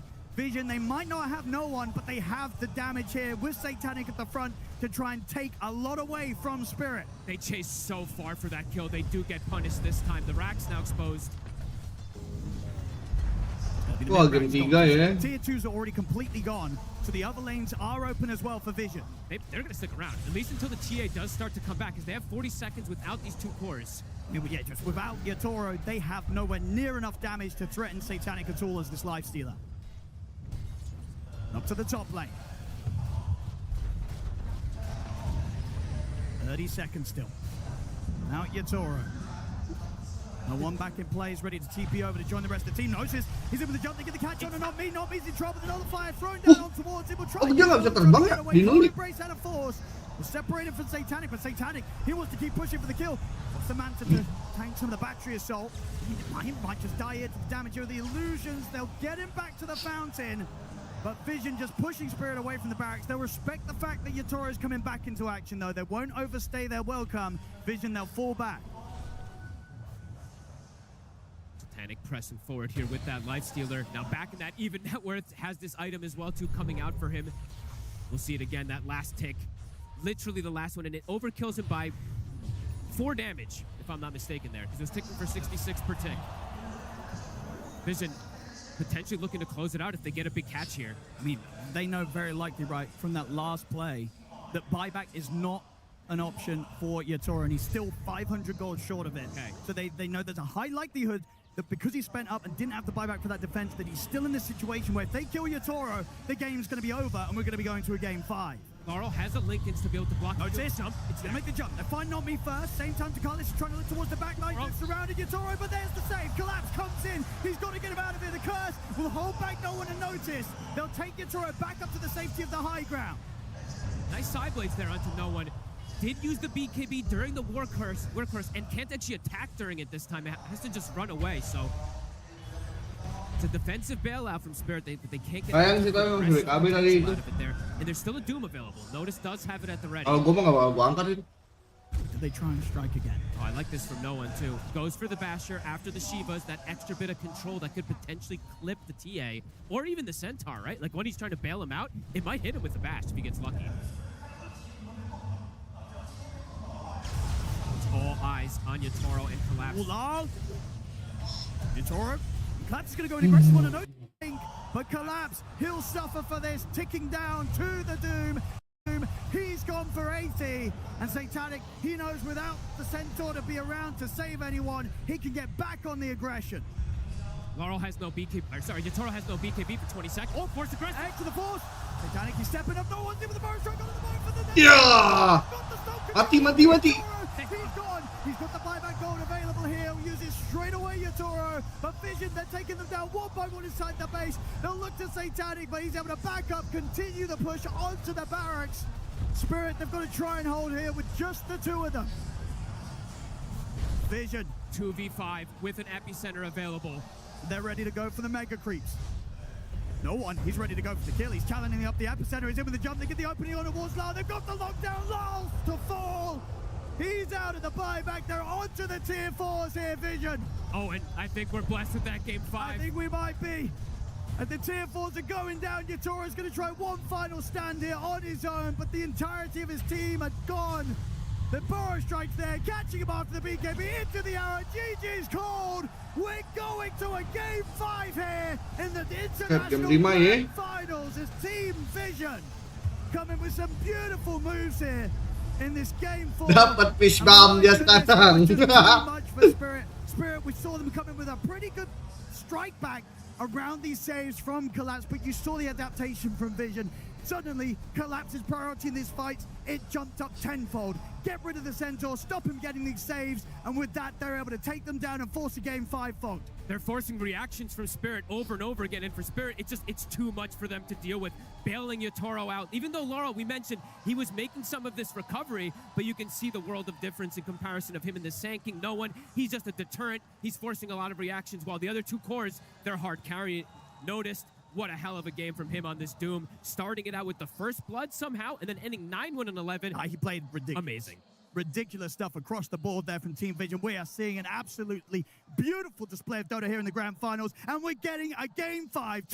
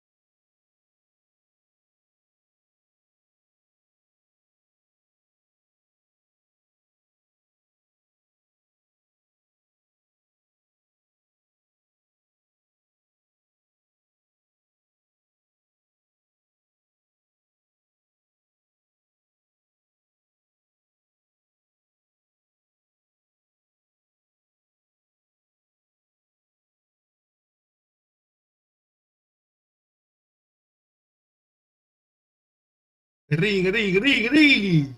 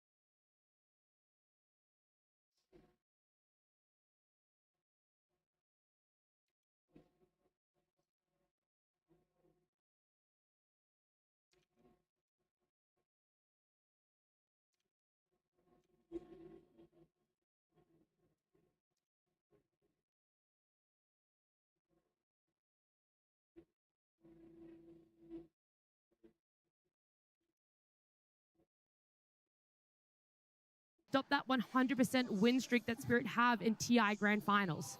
I mean, last time they did it, they set up a trap in Game 5 for the draft. They managed to get their hands on that Magnus, and, you know, the rest is history, right? So it's probably going to look something similar again. I think they've been trying to trap Vision into playing their draft game all day today, and if they manage to do it successfully, I think probably a pretty easy game on their hands. Yeah, it can't be understated how much of this series, how much of this Grand Finals is a coach-to-coach matchup as well. All of these players have played elite, incredible Dota. Every single one of them has had moments in the series that were just the reason, the game changer, the reason why their team could do it. It's going to be a matter of these traps that you're talking about, but also what the coaches talked about in terms of pep, in terms of motivation. Can they even trap? We talked about how Miposhka diffed Puppy in the draft in the first 3. Puppy came back swinging in this last one, and it's just going to be a battle of the brains now. Yeah, and you can see Puppy on the camera before they walk out on stage too, him giving a speech to his players, and all of them looking at him intently. They're fully focused and believing every word he says, and I think that's the kind of leadership you want. You have people who are buying in, and they say, whatever this guy's saying, I'm fully on board. What he picks for me, we're going to play to the fullest of our ability, and you're a team, you're a succinct, you're unit, you're one fist, you're not 5 fingers. Yep, absolutely. Also, I can see on my screen that the coin flip has happened, and Team Spirit has won it. Yeah, Team Spirit pulled heads, and they get heads there. Now they have to decide what they want to do for themselves, because for game number 4, they ended up wanting that first pick. It didn't end up playing out in their favor, and so, again, I know all this preparation has already happened for them. They already know what they want, but they're sitting there thinking about it, and it is going to be first pick that they choose. It seems to be the preferred choice throughout this tournament, right? Yeah. It seems like a lot of teams prefer the first pick. The cool thing with first pick is that you get to build your draft. You kind of, on first pick, you are the one that's setting the pace. You're the one that's saying, okay, these are the matchups that we're getting. A lot of the times, these teams are so good that they know that if I pick Wyvern, you're going to pick Coddle. They know this is coming. So when you run first pick, you kind of, it's like playing white in chess. You're making the first move. They have to respond to you. And that's the choice you want to be in, right? You want to be in a driver's seat going into this last game. You want to feel like you're in control. You want to feel like you're the one that determines how this final draft goes. That was one of our criticisms, though, of game number 4, is that they open with the Wyvern on the side of Spirit, but don't actually build around it, because what they end up pivoting their draft towards doesn't utilize it. That TA you guys talked about time and time again, where ultimately they didn't necessarily feel like they're on the same page. It's not going to be a repeat for Game 5, but it does have that little bit of how will they open again if the bans were to go the same way? How will they want to alter or adjust things to ensure that they can still have that advantage with first pick? Absolutely. I mean, the Wyvern to me is still a very valuable hero, but the biggest purpose it serves this TI is that it pre-addresses Lundred and it pre-addresses Nature's Prophet. And in that Game 4, both of those heroes were banned in the first phase. They didn't even exist within the draft. So you took a hero that becomes very generic in that sense if it isn't aiding your draft. And if you're just going to open with a hero, a clock opener for a support would have been easier to build around than that Wyvern. And I don't think we'll be seeing it in this game unless that Lone Druid is not banned. Yeah, I would be inclined to agree, and I think the bans will probably also be different. I think Spirit has learned from this. They learned, I mean, obviously they know this trade wasn't good. They could definitely feel that in game, and I'm sure Maposhka sees it, and so they'll be looking for a different trade. I have no idea what the hero will be. I think it's part of what makes this final so interesting, is that it's not been super predictable what's been picked. It's not a meta where everyone agrees on the order that you pick things, and it's the same trades every game. It's very different trades. It's a lot of thought. It's a very creative final with a lot of expression of sort of deeper hero pools and historical understandings of Dota matchups. And so I think it's honestly hard to tell, and we're just going to have to wait and see what these great Dota minds cook up. They've been able to utilize the breaks between games time and time again. They've always been able to put on a show for us. But right now, it's down to the final last game and our final draft. Team Vision versus Team Spirit. Grand Finals. Game 5. The feeling in Chắc Shanghai udah right game ini now, mah it will never udah top fun game ini. this. Everyone's seated, Apa nggak sih? excited and Apalagi elated tim for Spirit. Game 5 in our grand finals to see exactly what these two teams are going to Panjang build dia game for hari ini. themselves in either a draft and an execution that will result in lifting the Aegis, or one that walks away with disappointment. And looking at this one, Spirit, we've already talked about, has first pick, and the bans for themselves, it's a run back of Bounty Hunters and Nature's Prophet at the moment. With this time around, it is Vision going for the Tree and the Shadow Fiend band. Yeah, it's a little different this time because Team Spirit had first pick in Game 4 and they banned their own Shadow Fiend. This time around, Vision are the ones that banned the SF, so it makes it that they can choose their pick of the litter here between the Earth Spirit, between the Lone Druid, and the Dark Willow, I believe. Yeah, they're using reserve time on it. They're going to ban the Doom. I really like this. I think now the key thing for Spirit is you want to pick something that doesn't open you up to Keeper of the Light. I don't think they'll take it themselves. It's not super good for Spirit, but you want something that is solid, is fortified, that doesn't have an immediate, easy response, because I think that is most likely what Vision is looking at on the second pick. Yeah, I mean, I think I would even extend it further to say, like, you probably want to pick something that dissuades Keeper of the Light. Yeah. Because I don't think they play it themselves. I don't think I've seen me play it. I don't think so. So I think Vision right now, they're probably thinking, okay, we got our Coddle if we get the chance. Yeah, but also Earth Spirit, right? I mean, no one is undefeated with Earth Spirit this TI. Like, teams have let it through a couple of times and it doesn't work out. Like, are Spirit really trying to call an Earth Spirit bluff here at a Game 5? I don't think it's calling it bluff so much as they found success when 9 class hasn't had his hero, right? And I think that is why even potentially they might pick the Coddle over it. Oh, they ban it themselves. Okay, interesting. So then I wonder what it's going to be that prevents Coddle in some way, or that maybe that just doesn't care about Coddle. Maybe doesn't prevent it, but is fine playing against it. Because to me, that is crucial. Nothing is coming to me is super apparent. It's been a big hero in this series that prevents Coddle or is really good against Coddle. So this is honestly one of the best heroes you can play against Coddle. Yeah, it is. An old school counter Coddle, because you beat him in lane, you hit so much harder than he does. You're fast, you can match him when he wants to stack camps, you can sleep him, you can kind of stop Coddle from being Coddle in the early portions of the game. Another drawback to Coddle is that he doesn't have a stun. 9 class has been buying Hex, but it takes about 30 minutes or so before that comes out. So you get a free Fiend's Grip for the majority of the game. It also dissuades from Ember Spirit and a lot of no one's other hero pools, Pango as well. They themselves for this. This is why this hero has just been so up there and ban priority for a lot of teams. You literally read my mind, because I was going to ask, how does this answer a potential just bringing out an Ember Spirit and landing a Slark? And we don't even look towards that. It's straight up an Invoker. I think this plays in directly what y'all are saying about the Pango and the Spirits, right? Those heroes that just run into Bane, they're typically not that good. You want something that's further ranged that can cancel the grip right off the bat, right? Grip has been answered now for the majority of the early game until this. And so I think it's a very cool pick. It's a clutch pick that just says, hey, this is good against Bane. You pick a hero, we're picking a hero that's good against that. I think that really worked for Vision in the last game. And while it's a different hero, I think not jamming the Coddle into a situation it would be bad in is very smart. But now Invoker is out mid. This can be punished. Like, Laurel does play Pango, and Pango versus Invoker mid is one of the rougher matchups for Invoker. It just tempos very hard, and by having Bane on Team Spirit, they can secure it for themselves with no fear. I absolutely agree that the Invo is great against Bane, but I fear for how the rest of the draft builds, and that's where your point about the Pango comes in. I feel like building around this Bane has a lot less vulnerabilities. The Invoker is a lot more exposed, and there's a lot more potential angles for Spirit to try to exploit here. And heroes like Pangolier, other heroes that might cause issues for Invoker, because he's quite a defining hero from the mid lane. He's not one of those heroes that moves around and makes a lot of moves. You know what kind of heroes he needs. He needs some sort of stuns. He needs Sunstrike setups. The Quas-Vex angle for the hero doesn't exist right now, so he's very one-dimensional. He gets run at very easily as well. So for example, if something like a Bane plus Mirana come out from Team Spirit, Invoker can't defend himself very well against it. Yeah, you can see Spirit also, they don't care about the Coddle. It may have owned last game, but this is different circumstances. They banned the Dark Willow instead, saying, you want your Coddle again? Brother, take it. We've got answers this game. Yeah, it's just high-level drafting going on right now, right? So Vision, they need to try to secure up this Invoker's game. They need to try to build around him, make sure that he can actually be that Bane counter as the game progresses and actually scale into the game and not just be countered into oblivion by the time the 5th pick comes out from Team Spirit.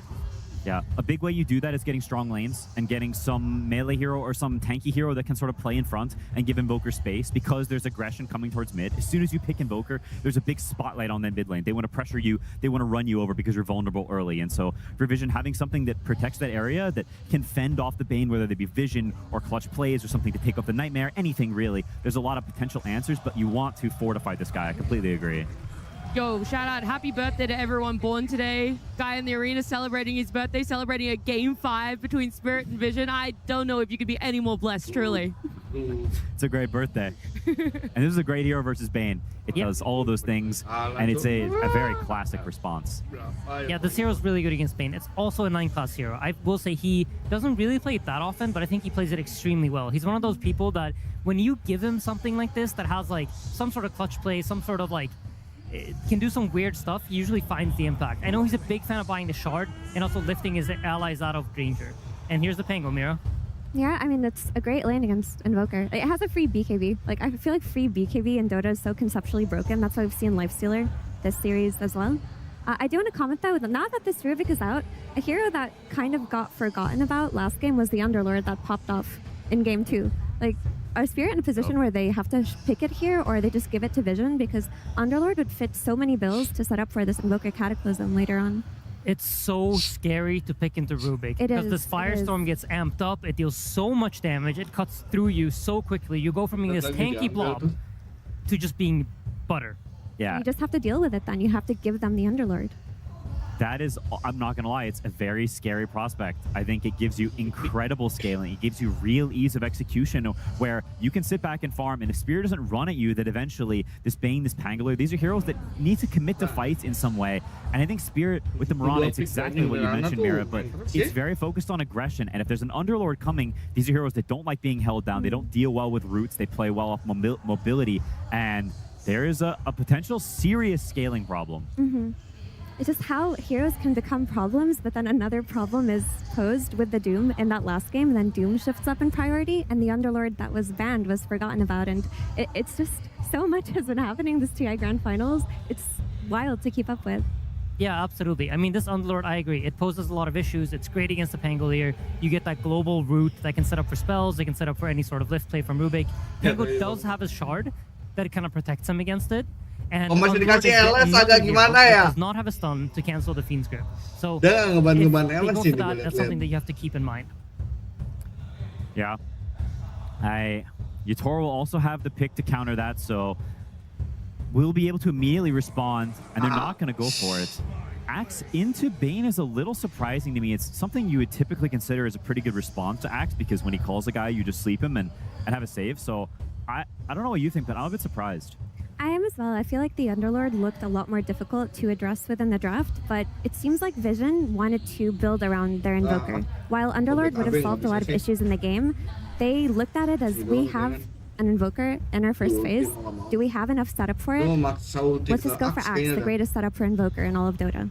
Yeah, it's also a little bit more of a pressure laner. Void. Yeah, I mean, it pressures a bit more on lane, right? Underlord kind of likes to draw out lanes. He doesn't really play so aggressively. He tends to firestorm out the lanes, and that would open up a lot of doors for Yatoro to just kind of pick anything he wants. With Axe, you have to be quite mindful of picking ranged carries. They tend to kill themselves quite easily on blade mails, so a lot of those heroes are now scary for Yatoro to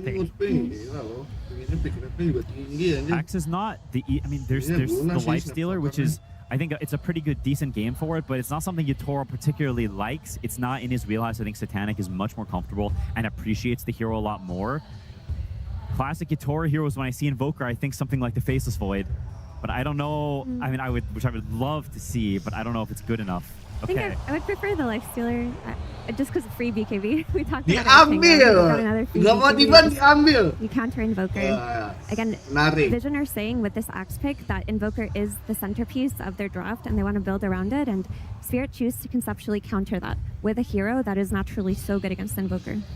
Yeah, I think right now looking at Vision's tools, like they can stun the Lifestealer with their Axe, but what next? There needs to be some big physical damage coming out here from Satanic. It is absolutely what he's capable of, but they need to find a way to kill this Lifestealer.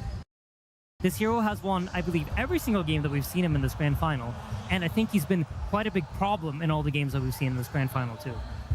Yeah, and these are very important bans. Spirit needs to think about what gives them the scaling. They think Void does. I think that's a great ban. It would have been terrifying to play against as the scale comes out, because I think you don't want to be on a big timer. I don't think Spirit is on one right now, but things are subject to change in these last two picks, and with Grand Finals, with everything on the line, you don't want to have that clock ticking in your ear saying, go, go, go, go, go. You want to be able to chill and play the game at your pace. I mean, we saw a perfect example of just that in Game 3, right? Like, the last pick of the draft, we think Spirit has to play for pressure. TB comes out, it completely flips the script. And these heroes obviously exist, right? So I love that the Void gets banned out. This hero, you know, you could say, oh, you can just run it over. It's slow. They have way too many slow heroes. But it's Grand Finals of TI. Yeah. It's a completely different beast. You don't want to be in a position where you guaranteed lose if the game reaches a certain point of time.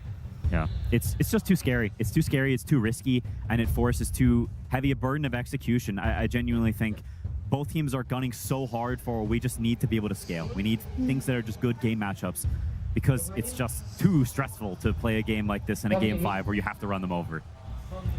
And there's the TB. It's the other beast that eventually just starts dealing infinite physical damage.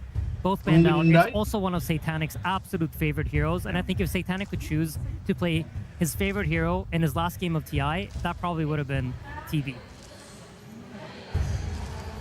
Yeah, another hero I think of when I think of Satanic classic heroes is the Morphling. Not a great hero traditionally, but it does have a good matchup against Lifestealer. That's a good point, yeah. Kez, he likes a lot of Kez too. I mean, he is playing against Bane, which can be very difficult, but he does have a Rubik covering for him if he gets gripped. I mean, so a big portion of their draft is just designed around like, hey, how do we make Bane not have high impact, right? So I feel like if you're Satanic here, you have to trust your team to take care of that Bane for you, because that's what you've covered. You got Rubik, you got Invoker, you pick Hoodwink, you have a lot of stuns. Hopefully the Bane is not a factor in whatever he decides to pick here, because his team will cover it. A split on the last phase bans. They're taking a Centaur and a Puck out of the pool from the side of Vision, not really knowing if this Pango is still 100% in that mid lane for Lal, despite the success he's had so far at TI on it, or if they're willing to shift it to Collapse if a better mid laner were to present itself. Yeah, it's smart. I think the Puck could have been pretty good here, despite the hero not having a great track record this tournament. And now Spirit's got to decide where they're putting it. I mean, there are some heroes you can... Sorry, Insidio? Go ahead. Just some blind pick heroes that are comfortable are like Underlord or Tide or something. Darkseer for team fight. Oh! Okay. So this is pretty good, but this is a hero that is also susceptible to being counterpicked traditionally. There are some responses, like the Sven that we've seen have a lot of success against the Darkseer. It's a good Sven game. It makes a lot of sense for their heroes. Invoker loves playing with Sven. Sven loves getting Alacritied. And it's honestly a pretty decent matchup against Lifestealer, or it can be. But they have, this time, the steroids on their side, right? You have the Invoker that's going to amp up whatever carry they pick. I kind of like it. It makes a lot of sense to me. Yeah, and it also dissuades from some pesky PL or Naga Siren coming out at the very end. You have to always account for this type of hero at a Game 5, and Darkseer gives a solution. Yeah, Darkseer definitely covers the illusion heroes. Usually you tend to want to pick some sort of strength carry core into Darkseer. All the agility heroes give Darkseer a pretty good illusion for him to use. Oh, Did you see what happened last year? Yesterday. Whoa, that item doesn't exist anymore. That neutral item is gone. That's true. I cannot believe we are seeing a Juggernaut in a Game 5 here in Shanghai. This is a crazy pick from Vision and from Satanic. Look, it's a good lane against Darks here. You out-heal with your healing ward, all of the pressure. Every time we say, I can understand what Juggernaut does here, the hero tends to have a bad history in elimination games at TI. But Mira, you did say one of the most broken concepts in Dota is having a free BKB. And all the free BKB heroes are in this grand final, Game 5 of TI 15.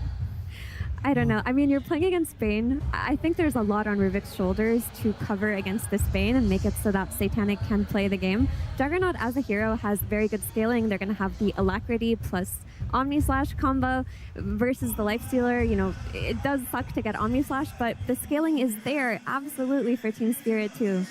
I don't know. Yesterday we saw it with Boom Boys. I was like, I'm with it. It's a weird hero, but it's an elimination game, Quinn. It's not just elimination. It's where your hopes and dreams are shattered or made. It's literally the culmination. It's the end of the entire tournament. It's Game 5, the most exciting place you could ever be for the tournament. You pick Juggernaut, but hey, you got to stick to some kind of guns. I don't know if I can put full faith in a Juggernaut, but I can put full faith in the entertainment that we will get to see. We talked about it and saying, do you really want to be putting yourself on a timer, whether that's to finish early or stall the game out late? And I feel like there is that potential issue for Vision for this Game 5. I mean, I honestly think, I don't know which team scales better. How am I supposed to decide? When was the last time we saw a Juggernaut in like full glory? I don't know. I honestly don't know what the hero's timings are. I've only ever seen it lose lately. I don't know. I don't know, Nat. Satanic players before you have attempted this, they've tried this, they've fallen on their faces. Will you be the one to break the Juggernaut curse at TI? Will you show us what this hero is made of? Oh my goodness, dude. Oh my goodness. You can feel it. The energy in the air going into this match. I'm just excited to watch. It's literally the peak of the game. I want you guys, before we do get to something special, tell me, Vision or Spirit, who will be the team standing out there lifting that Aegis with now both drafts playing out? Spirit. Spirit? I think so too, but you know, Spirit, but faith in Jug? No, I never have faith in Jug, but I have faith in Satanic and his playstyle. Insania? Honestly, it's as close to a 50-50 as I could say, but I go Spirit. 观众朋友们，大家好，欢迎来到赛前采访。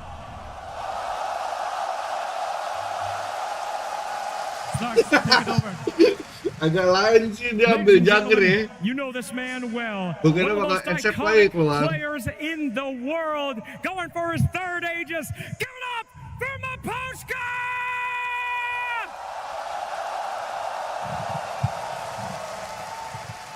Today you face Puppy, my friend. Any words to say to the coach? I'm not gonna say something, but definitely you pick him. That's a big boy. Of course. So I just wish good luck. I think in both teams got their comfort drafts. So the game will show like who is the really best team in the world now. Absolutely. 很显然，我不能对 Papi 说一些狠话。你们也看到他的体格了，但是我想今天两支队伍都拿到了他们想要的阵容。我们现在就看看谁才是最后的赢家。From the International One till now, there is no one more associated with TI than this man. Give it up for Papi!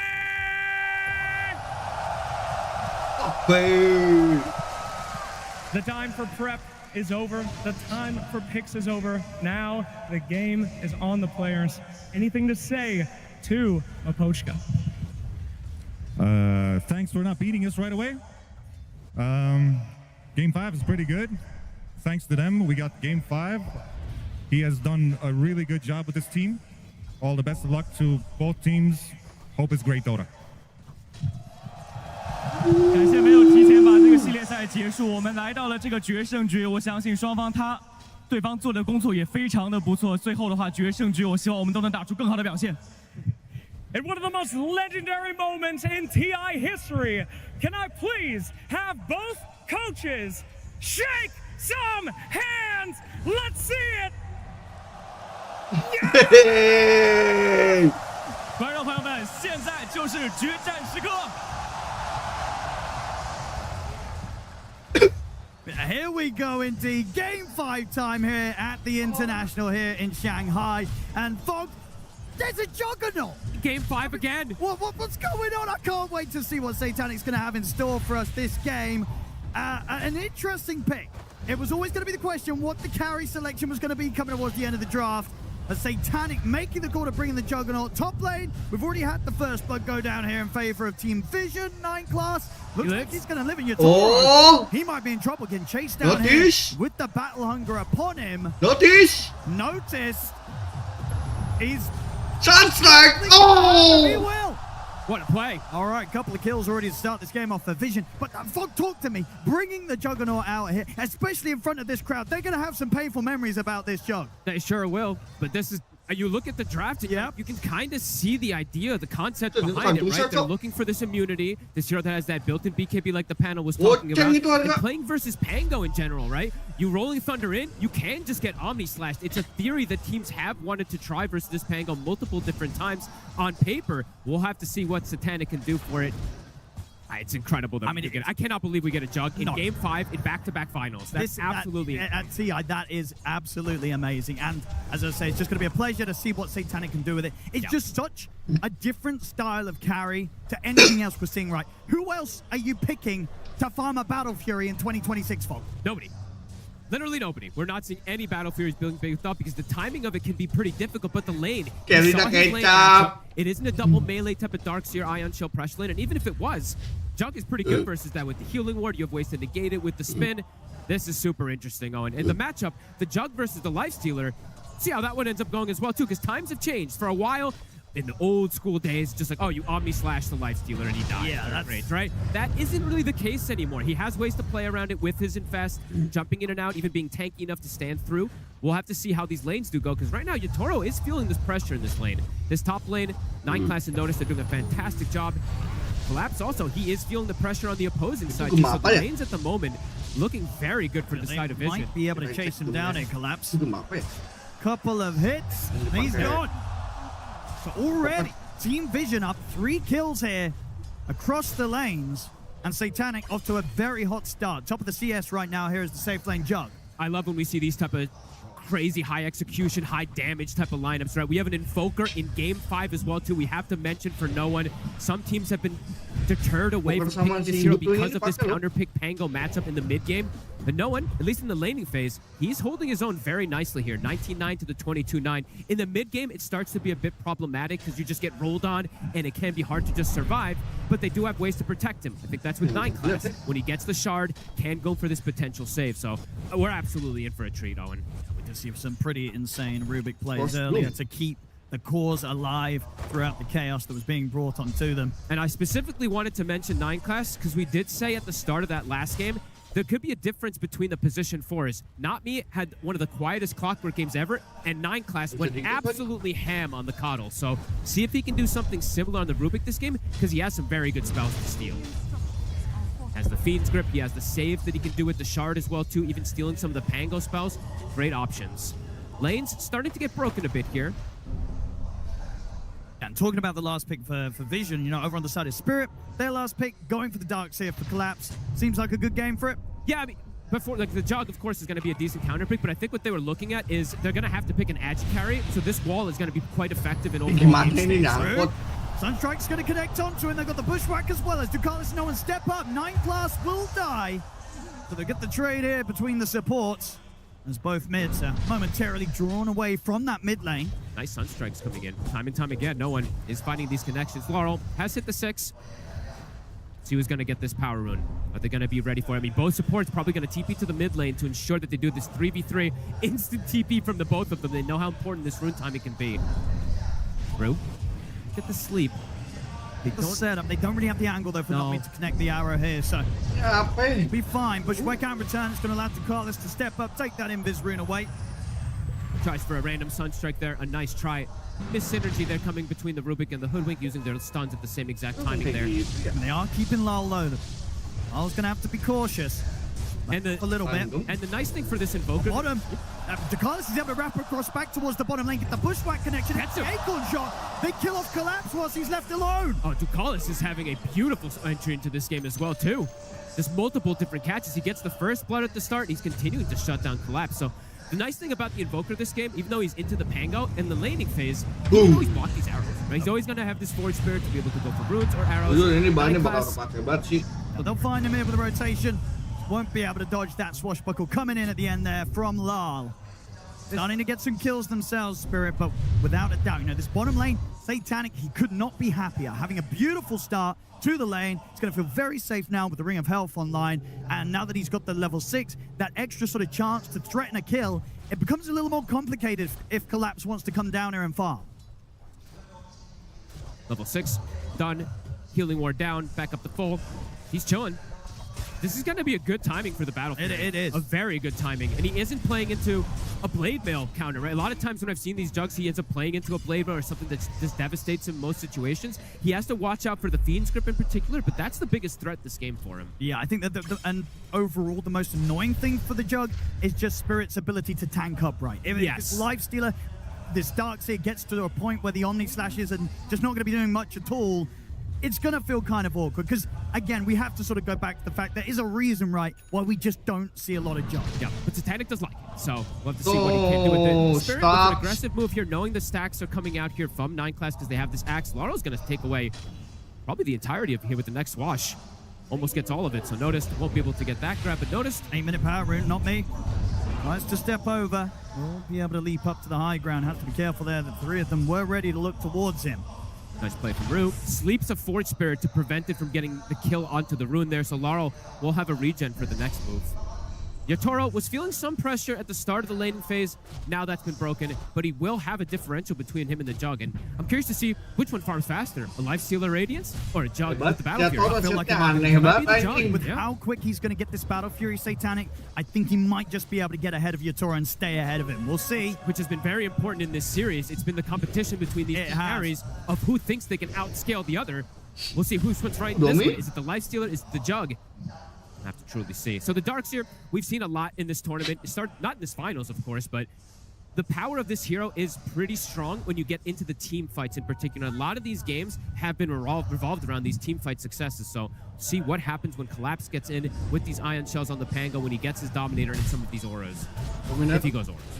And talking about the off-lane selection, were you surprised about going for the axe here for Noticed, or did you see what they're going to do? They're going to get the setup into the corner. Sunstrike out the dunk. Talking about Noticed. He's able to take Yatoro down. But yeah, this axe pick, going for it instead of the Underlord, which the panel felt might have also been a good pick in this situation. They want the BKB Piercing Disable. Okay. Number 1, right? I think that's what we're starting to see. You need to have at least 1, maybe even 2 in multiple of these lineups, because if you don't, they end up having this opportunity to just rage TP out, spin TP out, etc., or BKB TP out, depending on which hero it is. So I like this pick quite a lot here, and Noticed, he has been amazing for this team. When he gets off to a good start for Vision, he puts a lot of pressure on the map. So right away, 2 kills already in that lane. That's really solid. In the mid, gonna get telekinesis. Cold snap. He's taking heavy damage here. Definitely. He supports. We call this again. And they're ready every single time around this mid. It's such a dangerous area of the map. Vision, they always bring the numbers. They'll get the Nightmare set up into the arrow and return here. Spirit trying to take down Gigabyte, and they will get him, but they still have to be careful because Noticed he's swung round over to the mid as well. And they can't push for anything more here, Spirit. I love how we see both teams, just the speed that they're looking to play at. Both can play super fast. Both can play these slow paces. I like even Notice just swinging over. Sure, he doesn't do anything, but just getting the potential to get involved with his team. And these 2 carries, who plays better in a fast-paced situation? The Jug or the Lifestealer? Just on paper, I would say the Lifestealer, but who knows nowadays? Let's see what Satanic can do with this type of start, because this Battle Fury is going to come out pretty much now. It's pretty much done. So 10-minute or so Battle Fury here from Satanic on top of the treads. And they've slowed down Yatoro now twice. So that Battle Fury, he is absolutely going to have that faster farm pace in comparison than Yatoro. And do have to look at the buff ups, right? Yes, Lifestealer, he's going to have the Lucky Shot procs that are going to give him this armor. He's going to have the Ion Shell, but this Jug is going to have Alacrity in a lot of these fights. And Alacrity with Omni Slash is pretty terrifying if he does get a connection. Good opener here right now for Vision. A 1K lead for them. The Kalah also potentially finding this creep too. Extra money for him, so kills the Dominator creep of the Darkseer off plus 100 for the Hoodwink. And yeah, look at that pace of timing. Level 9 as well. He's going to farm so quickly. Yeah, and they've got stacks already prepped for him, if I'm not mistaken. At least a couple of them all over the place. Build-wise, Garl. Whoop, they're going to catch him again in the mid-combo. He's got to be more careful a couple of times now, where between 9 class and no one, they're just able to 100 to 0 to him. It's a scary part of the map for the Pango right now. Lal, he's getting hurt pretty bad. These supports from Vision, they're breaking him quite a bit here. Usually we've seen Spirit be the ones to make that move around Laurel to get him back in, but these first 12 minutes, they're making the moves to enable no one. Net worth, he's now surpassed that Pango, and he's got this Meteor Hammer, so he's going to be able to whittle this tower down nicely. I mean, again, Nvme looks towards the room, but a massive burst comes through there. The Sunstrike and the Sharpshooter at the same time takes Nvme out and ensures that Vision going to be able to secure that amplified damage room pick up here for no one. Spirit, they'll bring Lal and Collapse back over to at least take down Kalah in return, but again, here and there, Spirit are getting supports. Overall, Vision coming out consistently in these trades. Some outplays coming out from supports right now on the side of Vision in comparison to Spirit. See how they want to look to get together now. Root does have Fiend's Grip available. See if they do want to look to punish the Jug, but Satanic already in a safe position. They want to get a tower. They want to have easier access into this jungle at this point. Notice is going to have a blink pretty soon, though, so they definitely need to accelerate the fact that they go for this, because Notice, with a blink this game, can go for solo kills without Blade Mail because he's got Sunstrike. He can blink Blade, he can blink Call, and then the Sunstrike follow-up might just be enough in a lot of situations. And now no one. Meteor Hammer finished. He's actually finishes off the whole tower with it too. And he's smoking. He's getting involved. I mean, Rune Law were on the hunt, but Vision, they're ready to turn and hunt them in return. Tornado into the Sunstrike down on towards the Let's go, mana? Gak punya mana, weh. Wraparound, finish him off Wow. but Ducalis and indeed get that steal, Lal. He's going to jump back in with the shield crash, bringing no one down over the swashbuckle. The vacuum's there under the two of them. They'll get the 2 kills. He's going to try and stand his ground with the Fiend's Grip back up, but he will not succeed. Triple kill. Satanic, can he chase Collapse down? Collapse is sort of teasing around with Satanic. The Ion Shells can start to build up. Satanic. With the Omni Slash already used, Satanic doesn't really have anything left in the tank to threaten Collapse, but what a turn up there for Collapse. Gets involved in the action, picks up a triple kill. 9 class, when he stole the Fiend Script at the start, he didn't have mana. He's actually asking a teammate. He's like, somebody give me something. I believe someone passed him a Lotus, but it was too late at that point. The Darkseer comes in and gets the cleanup, a big connection for Collapse. Top net worth for his team now, just very quickly. Awareness there from Spirit to commit for that play after pretty much the entirety of the combo was dropped down onto the Bane. You know, Rude tanked it all at the start. Did. Vision. Blink is done. They're looking to get aggressive here. As we said, the Sunstrike connection, it will probably be enough if he just catches anybody. A call, a Sunstrike, and a Fade Bolt should do it. And there we have it. They get the call. Push Sunstrike into a dunk. Itu dia. Notice ready to start, just kind of leading the plays. He is going to be everywhere looking for action. He will not be slowing down anytime soon. Panic, stepping forward here. They get the sleep onto Ducalis. As their follow-up, they're going to use the roll. If there's going to be any help, Notice watching from the low ground here, along with 9 class. He's going to get the call. Mantap banget yang diambil. Finds the Bane. Sunstrike. Itu nggak bisa ngapa-ngapain dia. Notice, he'll start backing away. But indeed, there is no threat to the life of this Axe right now. They struggle to tackle the beef of this map.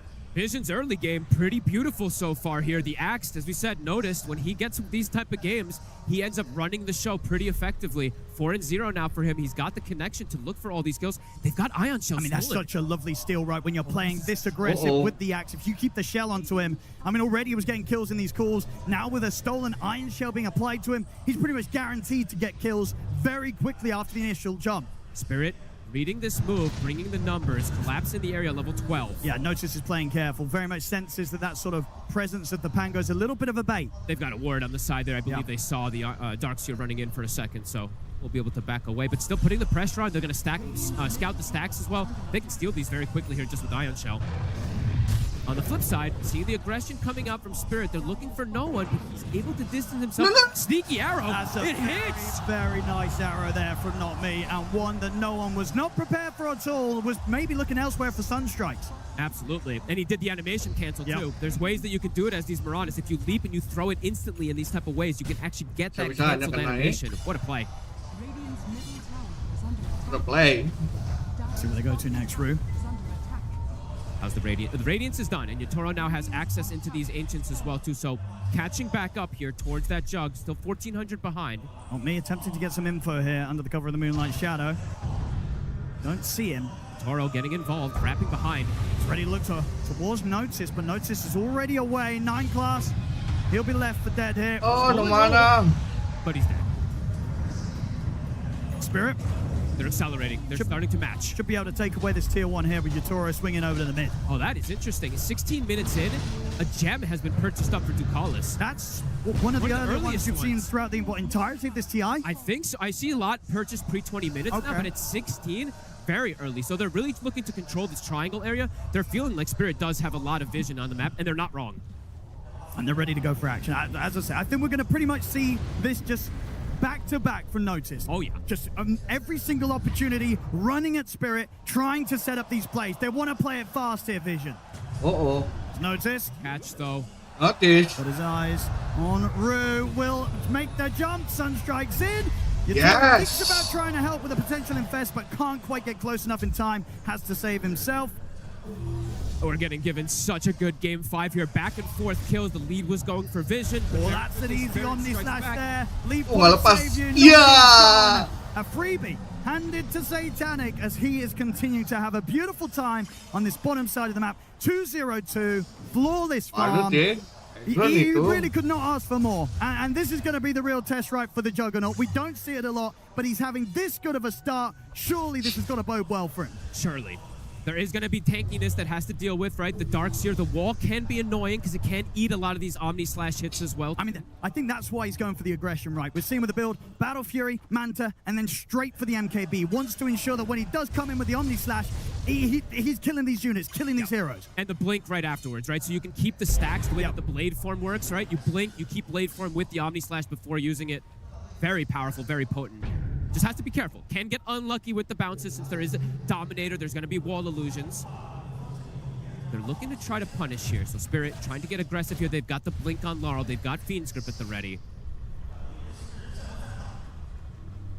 If they find DeepCool, that would be a massive pickup because he has get that gem. He's going to show first. Actually gets a bit of a setup onto Collapse. Laurel coming in with the Rolling Thunder. 9 class. Going to try and juke everything that they're throwing at him. Just leave him. I think DeepCool is like, there's no way I'm joining you, man. I've got the gem. Absolutely not. And DeepCool even being extra careful. I mean, he passed the gem over to the courier. Okay, Collapse is going to continue to chase. So indeed, DeCarlis, whilst he might die, was able to make sure that that gem does not switch hands into Spirits. On the south side, all the way off the map, he's taking that gem all the way back to the base. So very smart from DeepCool to not lose it. That would have been devastating if he did get caught with it. Spirit still making this move, will manage to take the tier 1 tower away. So at least making progress in limiting the areas of the map that the Jug's going to be able to farm. Notice. He gets a call. It's going to be another pickup here that Satanic is able to get involved in. So sure, they lose the tower, but Satanic's game just continues to flourish. And this is an interesting pivot because we don't see this as accelerated in most games. No one's going for the BKB himself. Since he's playing into that Pango, since he's playing to a lot of this magic damage and team fight, he wants to be able to actually have his body in the fights at times. Can still be dangerous for the Invoker at times, but this is a cool approach because you do need BKBs, as we're seeing. Team fight is everything in this Grand Finals. And I like the change up we're potentially going to see from Yatoro as well, right? He is queuing up the S and Y, something we don't always see the carries pick up, but in this game, first Axe, you need the beefiness, as you say. Against the call, against potential Omni Slashes as well, Yatoro needs to be as tanky as possible to survive through those sort of offensive plays. Old school item build that we used to see a lot versus this Axe when you see these matchups.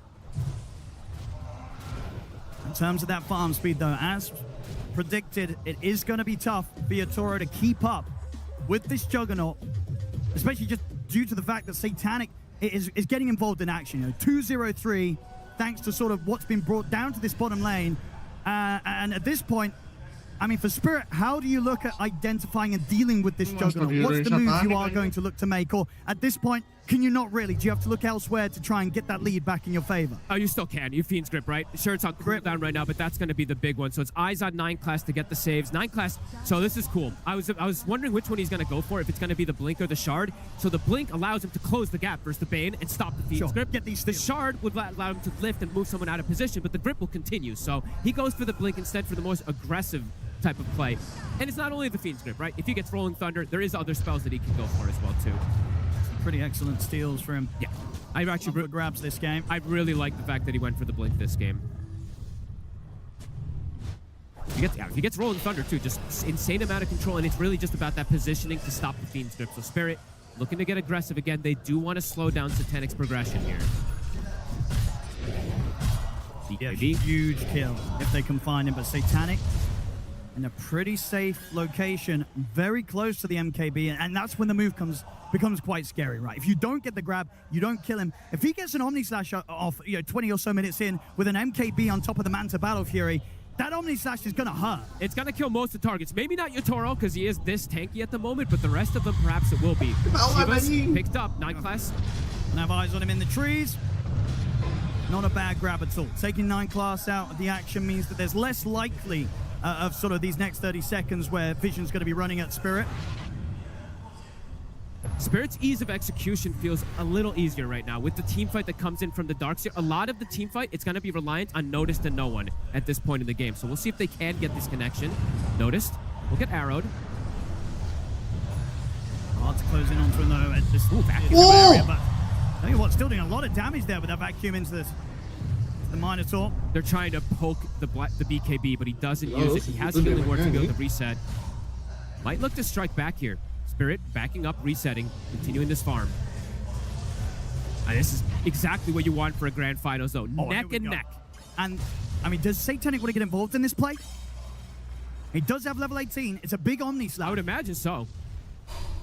If they can get the jump themselves, Vision, and allow Satanic to just step up, get that ult off, as long as he doesn't get too unlucky with the bounces, there's potential for him to do a lot of damage at the moment. So it looks like, I mean, maybe they do this type of play where they put Satanic in a risky position and be like, oh yeah, go for him here. And then that's where 9 class can go for the Blink, cancel of the Fiend's Grip, get the potential steal, and turn it around. Because if he gets Fiend's Grip too, right, versus Yotaro, it's one of the best spells of control that he can get. It would be pretty massive if he can get that one here. Forge Spirits pushing out one lane, Dominator pushing out another. Neither team gonna run into each other for these next few moments. Collapse buys the Shard, Blink for team fight, going back for the Lotus. More and more answers they are looking for to deal with that Omni Slash, of course. Laurel just gonna go for the Aghanims. Standard build from him.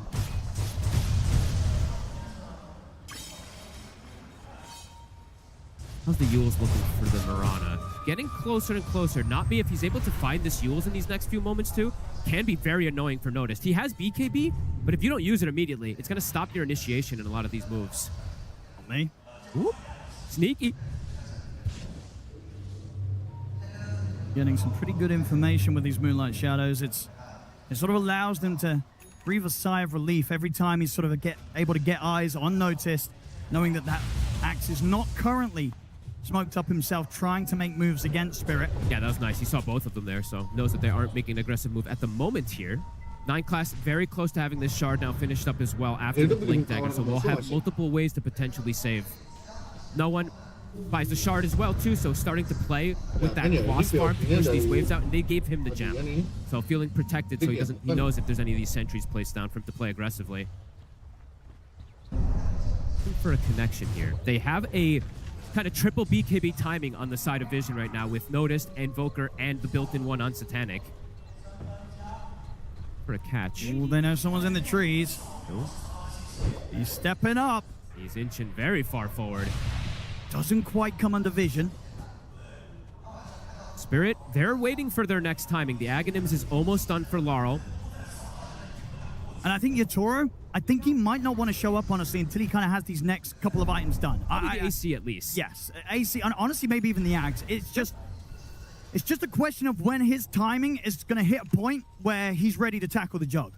Noticed is spending a lot of time moving around. He is 6-0 in this game, but he is spending a lot of time just moving. You're starting to see that differential in gold. He's got the Dominator farming for him, but look at that Darkseer. It is starting to pull ahead massively. He's going to be able to farm that Lotus Orb. So I feel like Spirit, they're getting away with some nice greed and some extra answers to deal with the Jug and to deal with the damage that comes out from Vision.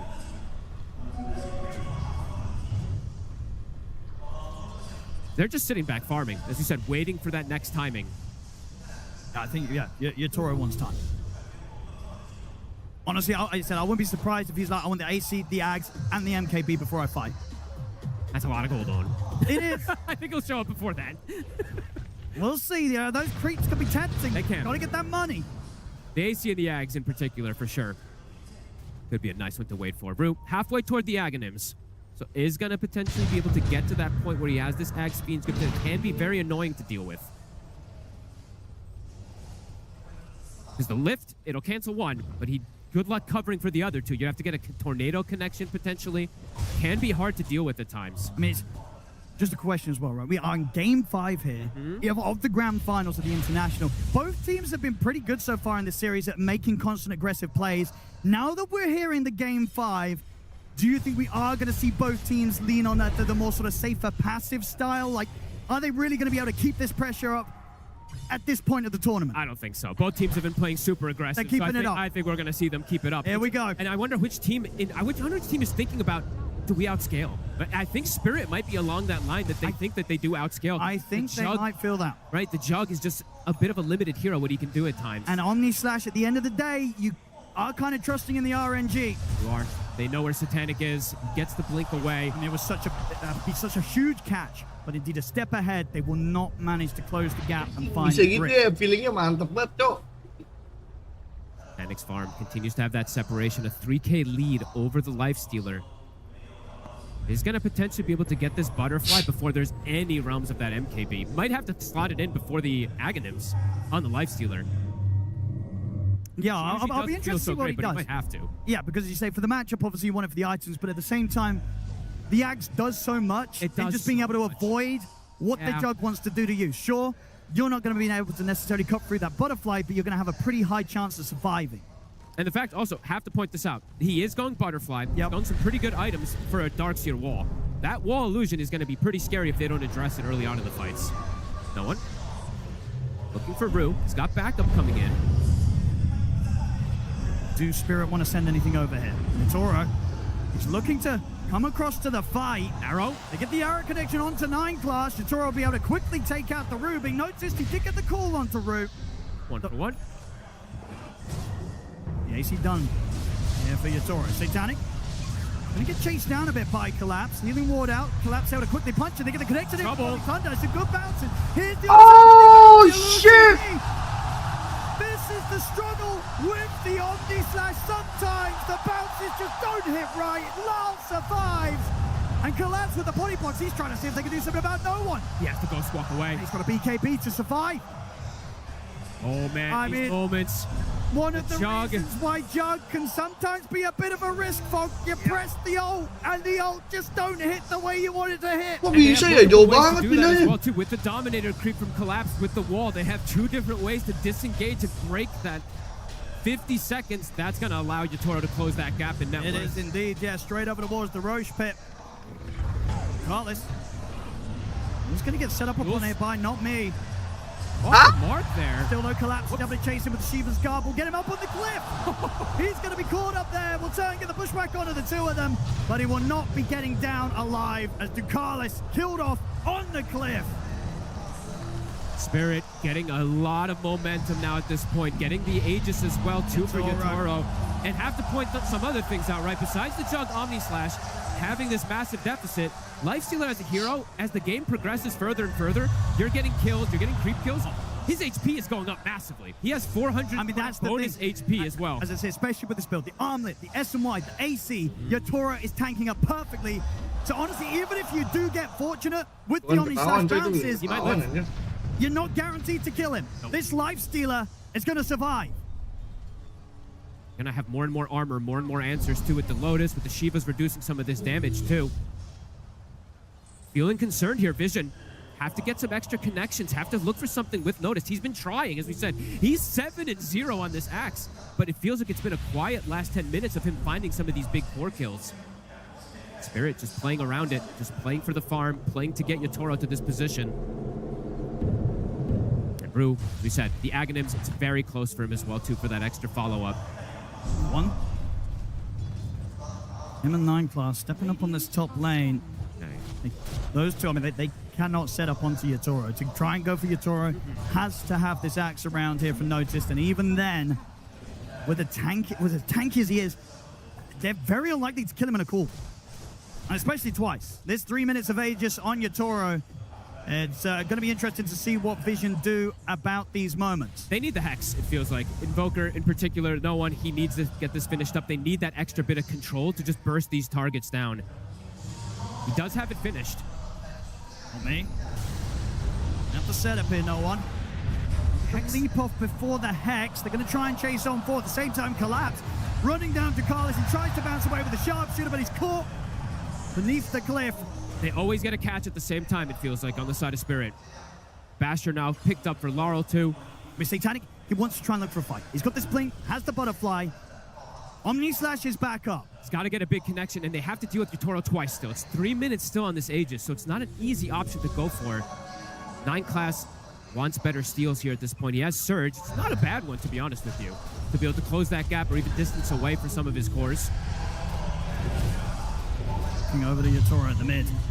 Standing strong as he teases around the tier 2 tower. It does feel like the later and later it goes, this Lifestealer is going to be more and more problematic for the damage. I think so. It's really just the Jug who's going to be dealing that damage for him as the game does continue to progress. No one, almost level 20, so almost has that 20 talent for the Chaos Meteors, but he's been quiet this game too. Just some Sunstrikes, 0 and 2 for him. I mean, they do have a massive sort of combo to throw down on the Lifestealer, right? If they get this call into the Invoker combo, into Satanic, getting in with a big ultimate, big Omni Slash, obviously they have to watch out for the Bane. They have to watch out for the sleep save. It's going to be there to disrupt that sort of play. So at the same time, once they go for this, they're going to look towards the supports, right? They've got to try and find the Bane, take him out to start the fight. Collapse.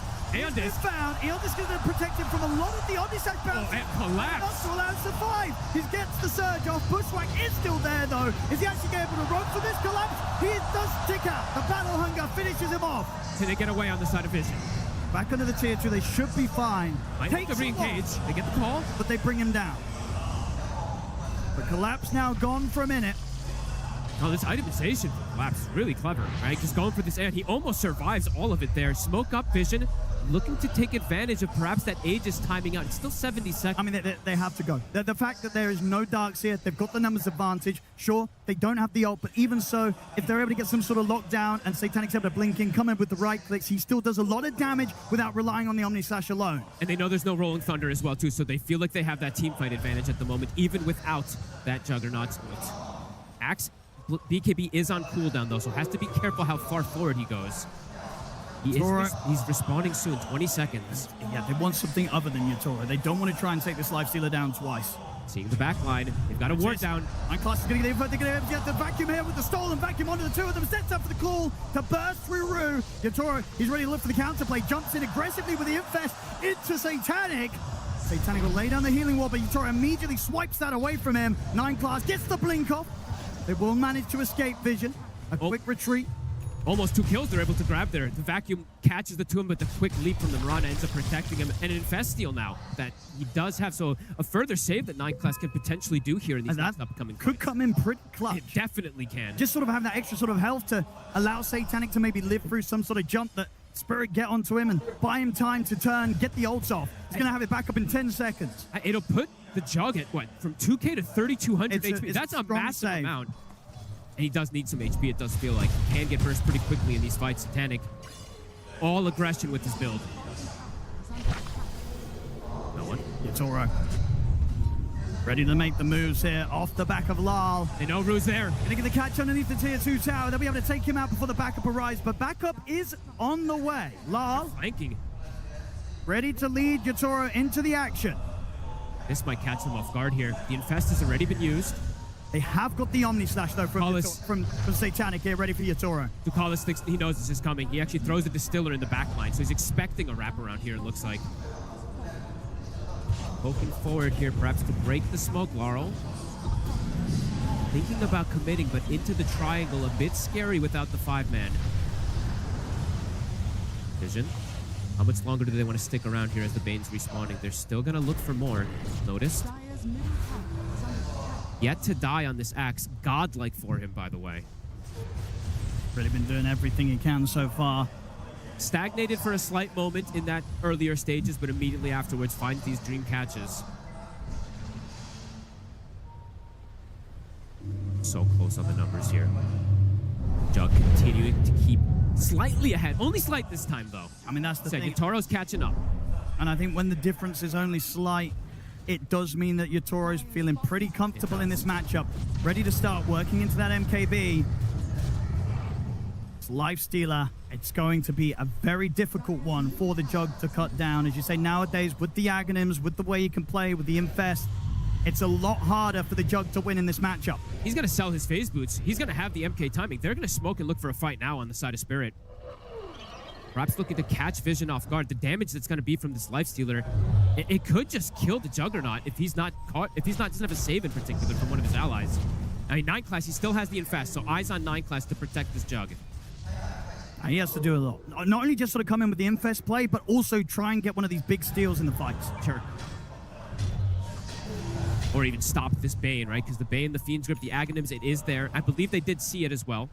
Swift Blink is picked up. And that's huge. Swift Blink on top of the blade form, getting in there, making the clean jump, getting the ults off.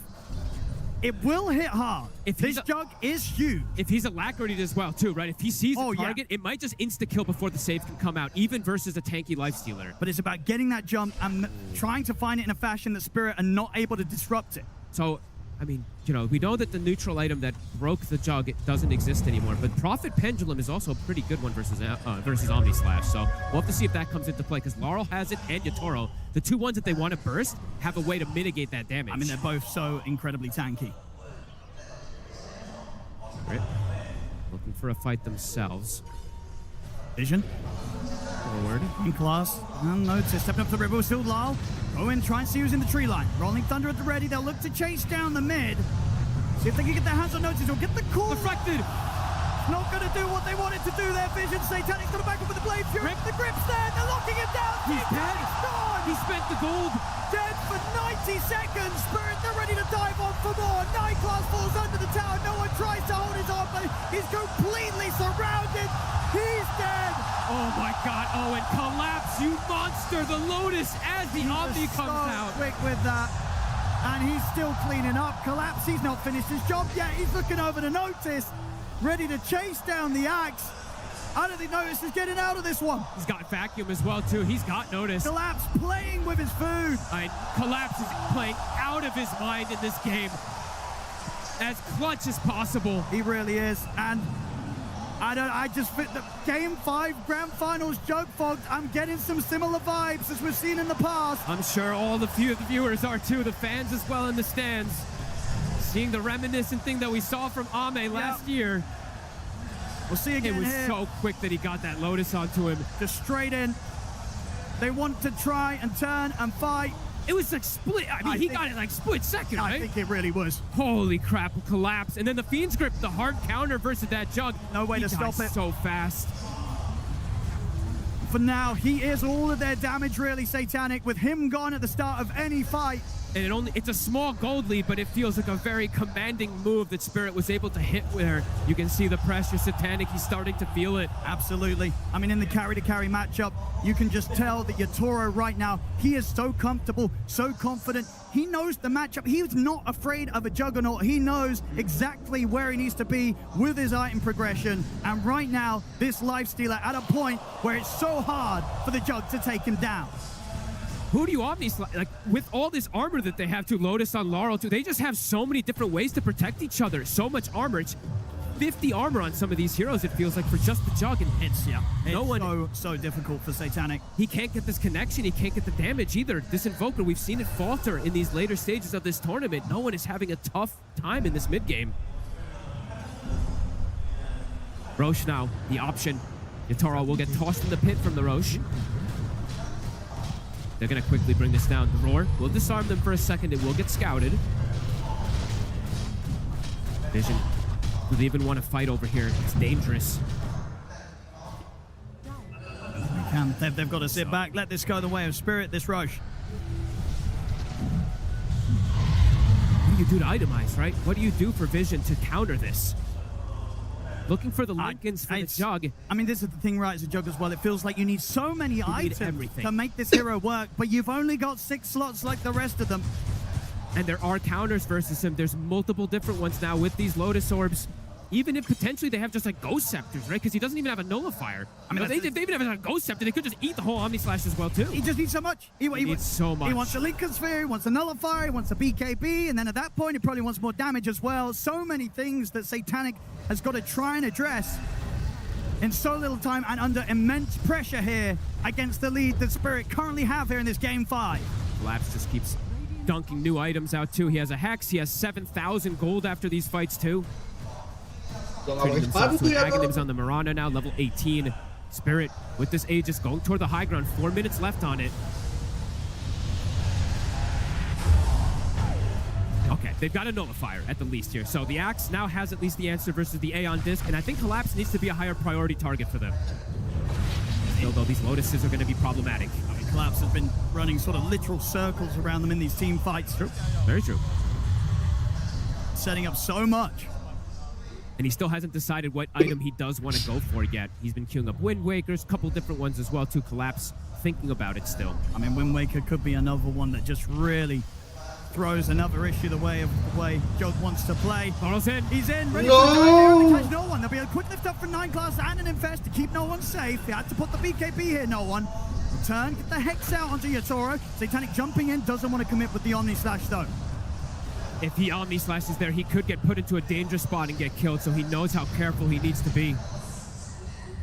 9 class will get nailed by the arrow. He'll be okay. Spirit, don't need to sort of make the jump too aggressively to the high ground. Still many minutes here with the Aegis on Yatoro. I think they're starting to feel that power that they have too as the game progresses to this point. Just much easier ways for them to jump and take these fights. It's very difficult to see how Vision, it's like this 4D chess kind of angle, how they have to execute the fight. They have to get a successful Omni Slash or the fight's just over. And as we said, there's so many different angles, so many different answers. And Yatoro, on top of just taking up with the armor, right? The longer and longer it goes, just watch that HP pool. 623 now, max HP. Yatoro, ready to finish off the tier 3. How are they going to push him back? One. The Hex into the meatball. Not enough. So many ways to bail him out. Takes some decent damage running along the Meteor, but has the Infest. The protection is there. I mean, Lyle could be ready to jump straight back in with him. They get this creep wave push forward and Spirit see an opportunity. They might just dive again. No one's BKB back on cooldown in 5 seconds with the Aeon Disc down for 30. Can get caught and killed. Has to play very careful.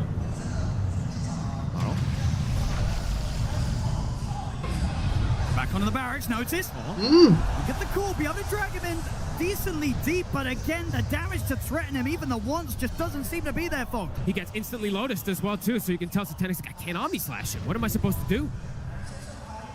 Spirit, Aegis still for 90 seconds. They're backing up, looking to maximize on the map, get some of that extra farm. Not me, looking for the level 20. Getting close to that. It's a lot more burst damage they'll be able to get from that as well.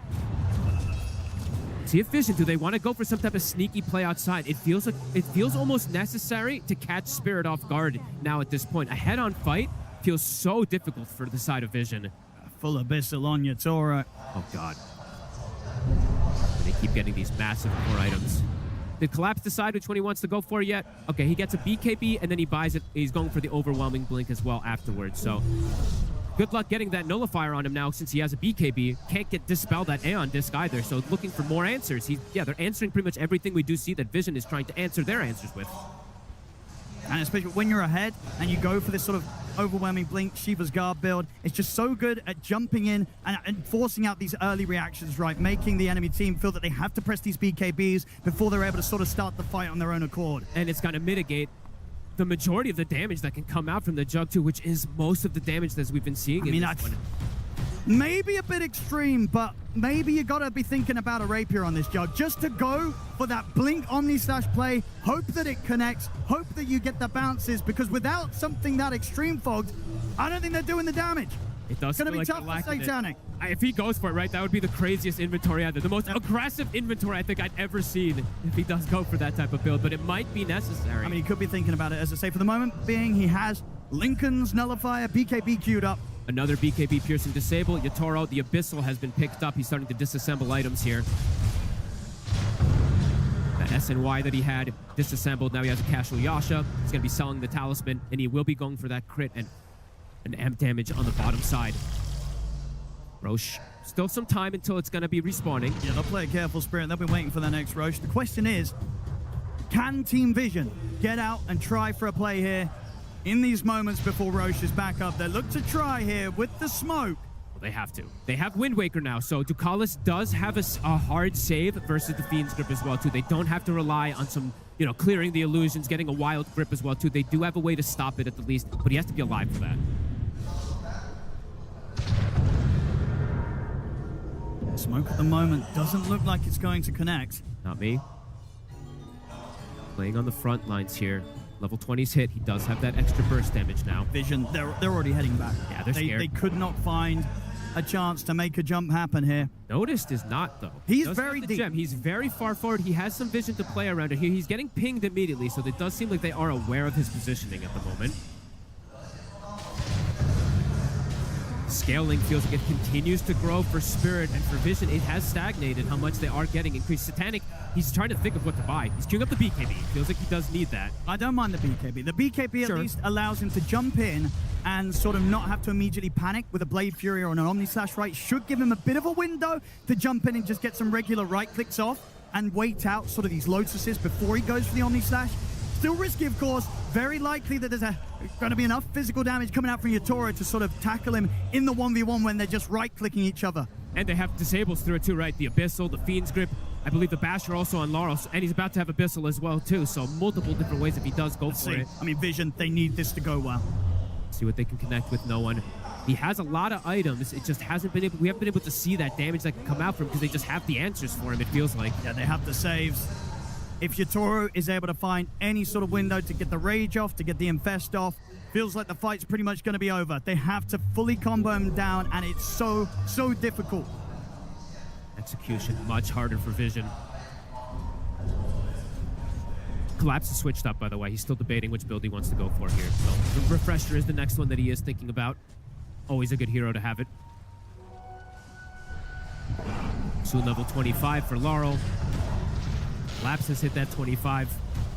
That AoE surge. They can zoom in and out of the fights and closing the gaps versus something like the Invoker, which he hates having. Yatoro, they're gonna go for him. They're gonna try. See if they can take him down through the combo, but there's gonna be the 9-minute buy of some time. Fiend's Grip comes out, controlling the axe. Satanic Whoa! He's got Yatoro. They'll find the chance to bring down the Lifestealer. And now Vision, they can try and clean up more. Nobby's gonna jump away. Satanic hot in the chase in with the blink. He'll be held back by the Yules, but the further grabs there from 9 Class. Telekinesis onto Not Me. Ducalis, Satanic at 9 Class. Chase on forward. Stolen leaps there on the Rubik. Not Me's gone. Vision, they find exactly what they need. A fight gone wrong there. And this grand finals may have truly slipped away from them, but they get the grab, they get the catch, and they're able to bring down Yatoro. Perfect execution of Chain Stun. Literally perfect. I believe the lift catches him toward the end of things there, and he gets brought down. Beautifully done, because we did see the sleep, but it's a fraction of things that it actually ends up stopping there, and they can't prevent the rest of the damage coming through. And time to push. That was crazy execution from Vision. 45 seconds now. Yatoro is dead. He felt like he couldn't die, but they will be able to prove that wrong on Vision. And Roche, it is spawning. Might be able to back up and go for it here with the damage that Satanic It has. looks like they're trying to see if they get small kills out of the mid. Satanic jumping in. That was, I can't believe they get that kill with the team all around him as well too. 20 seconds. Oh, I mean, he's trying to do a Meteor Hammer play here, but he gets caught by the vacuum immediately, forced the Aeon disc out of him. That was very risky there from no one. He gets his Aeon disc popped, so for the next fight, he won't have that ready. Amplified damage rune here to help with the Roshan. Can they might be able to kill it in time. I mean, they take it down so quickly. I think they've got this Roche easily. Spirit, Alacrity. They are not going to be able to get anywhere close to this. This Roche dies so quickly here with the amplified damage rune on Satanic. Aegis is going to be there in his hands for the next fight.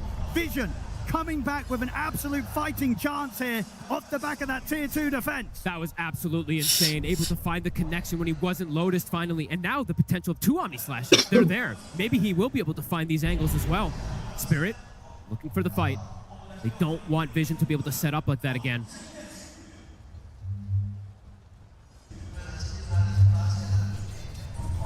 Much longer on the amp damage. It will be going down. Timeless Bauble for the Invoker. Long disables that he can put out here. Bringing in both the mid and the bottom lane here, Vision. Just with that kill, it went from what? Dota Plus at 83 down to the 58%. So a massive one they were able to swing into here. Having this Aegis now for Satanic. He's got this second life. Such a difficult move to execute. They do it here. Can they do it again? Much harder when it comes to making that play into the hands, into the base of Spirit themselves. Carl immediately gets Lotused up. They're anticipating that they're still standing out there. The banner all the way in the back lines for these creeps. These creeps are going to do some work here. With the Alacrity too. Yeah. Surge to go for the banner. He will be able to take it away.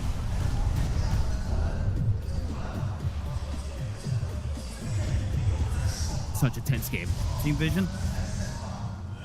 Good 3 minutes here to think about what they want to do with this Aegis. Satanic looking to continue to get that growth. But they're allergic to buying Aghanims, Owen. That is true.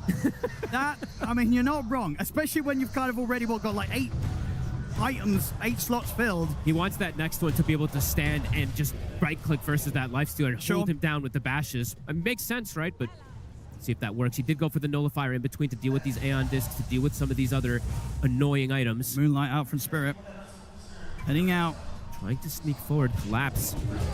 Get the call. Jump onto him. They've got the call. Here comes the damage in with the Didn't have the BKB in his inventory. Spirit, they still want to fight. Yatora gets in, takes out 9 class. Lal with the roll forward, looks towards Satanic. He's got the Blade Fury. They'll turn for no one instead. He's got the angle to keep him controlled, allowing Yatora to close it. The call is there. Notice jumps back over the grips there. There's a long notice down. The radial definitely blocks the door, pushes them back. Satanic caught by the Abyssal. He'll turn, try it out right. Wah, Ruby kenapa? But the vacuum comes in and put a stop to it. Doesn't matter. Yatora still falls. And Satanic is ready to go once more. Pop the refresh out. Another Omni Slash is being tanked heavily by the illusions. He'll blink out after it collapse. Will chase out Notice. No one being focused by Lal. They've taken the Aegis out of his hands here on Satanic. Buyback coming in from both of them. The 3 of them collapse through Yatora. They want to go for round 2. Satanic will try and play Fury and run. They got any way to catch him. Lal. Blink gets out.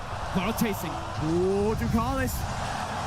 Will get found in the tree line, but he may have just drawn their attention away long enough to allow Satanic to run. Look at all these buybacks.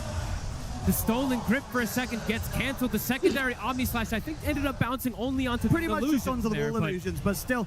Look at the buybacks. What that extra chaos in the fight where they just weren't able to, even with the buybacks, find an opportunity to lock down Satanic and get that crucial kill. Satanic survives, continues to sit on an absolute mountain of wealth there. Udah sering terjadi lah ya, kayak gitu lah ya. He has got many options. Are they going to go from here? They might catch him off guard. Alacrity. But there's the jump forward Satanic. The David Blast. Holy shit. Will buy him a bit of safety. The rest of the team's trying to get over to help out. Have the Abyssal to hold back Satanic and run. Collapse. Should be able to be there with his presence to keep Yatora safe. I mean, they're maybe even thinking about trying to turn back over the wall. Satanic heals up back to full with the healing wall. My God, that was so scary there. If he does have Omni Slash, they can go for the kill, but Yatoro, knowing that they don't, you just get that infest, he does survive, but a risky positioning. I mean, Spirit, insane. Are they really going to try and stay on the offensive whilst they don't have 3 buybacks? It's going to be pretty crazy. 6 minutes here where they have to be so careful. They're seeing, though, that Yatoro isn't as safe as he anticipated that he was from earlier. These jumps from Vision is catching them off guard a couple times here. Catching me off guard, too.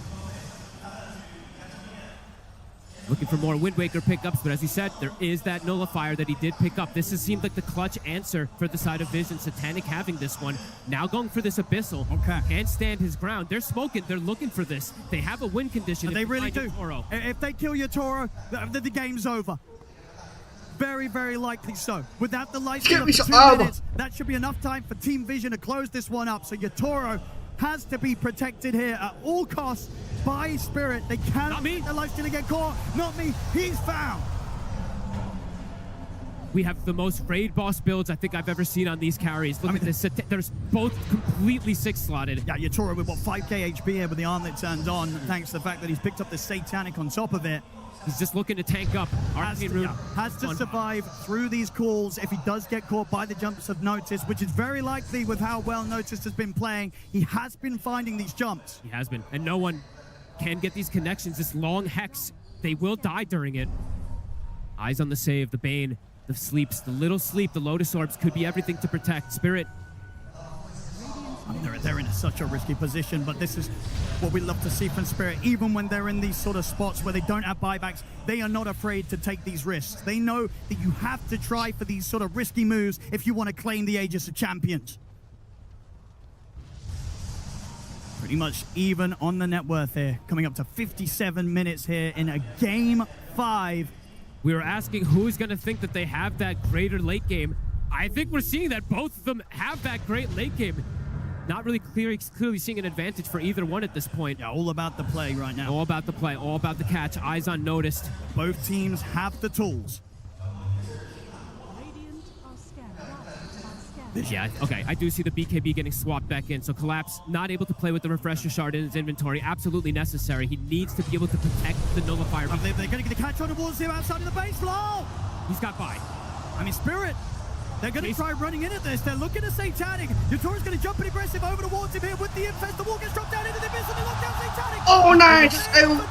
Nggak punya apa-apa sih. Abyssal dropped down, but hit no fall.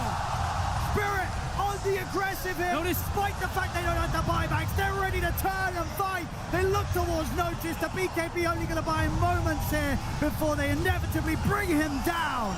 Yatoro knows it. He's like, if they don't jump me, I'm going to kill every single one of them. So Laurel, he buys back immediately. Back the other way we go. Again, just doing this in this situation, this is absolutely peak Team Spirit here in the grand finals coming up to 60 minutes in. They never play scared. Never. They never play scared. And now they're in a spot where, despite the fact that their buybacks are on cooldown, they might just be able to force these crucial buybacks out from Vision. No one has a full refresher picked up here for the move. How much damage he can do on the hold. Yatoro. And when do the buybacks come out? Do the buybacks come out? What's the move here from Vision? Let's see. Toro playing it safe, going for the push here. I mean, do you buy back or do you let these 2 sets of racks go? Because you still have a tier 2 down on the bottom lane. Do you just sack the 2 sets of racks? I think you might. Unless they overextend on the side of Spirit, you see a position where you can go for this kill on this lifesteal, you might wait.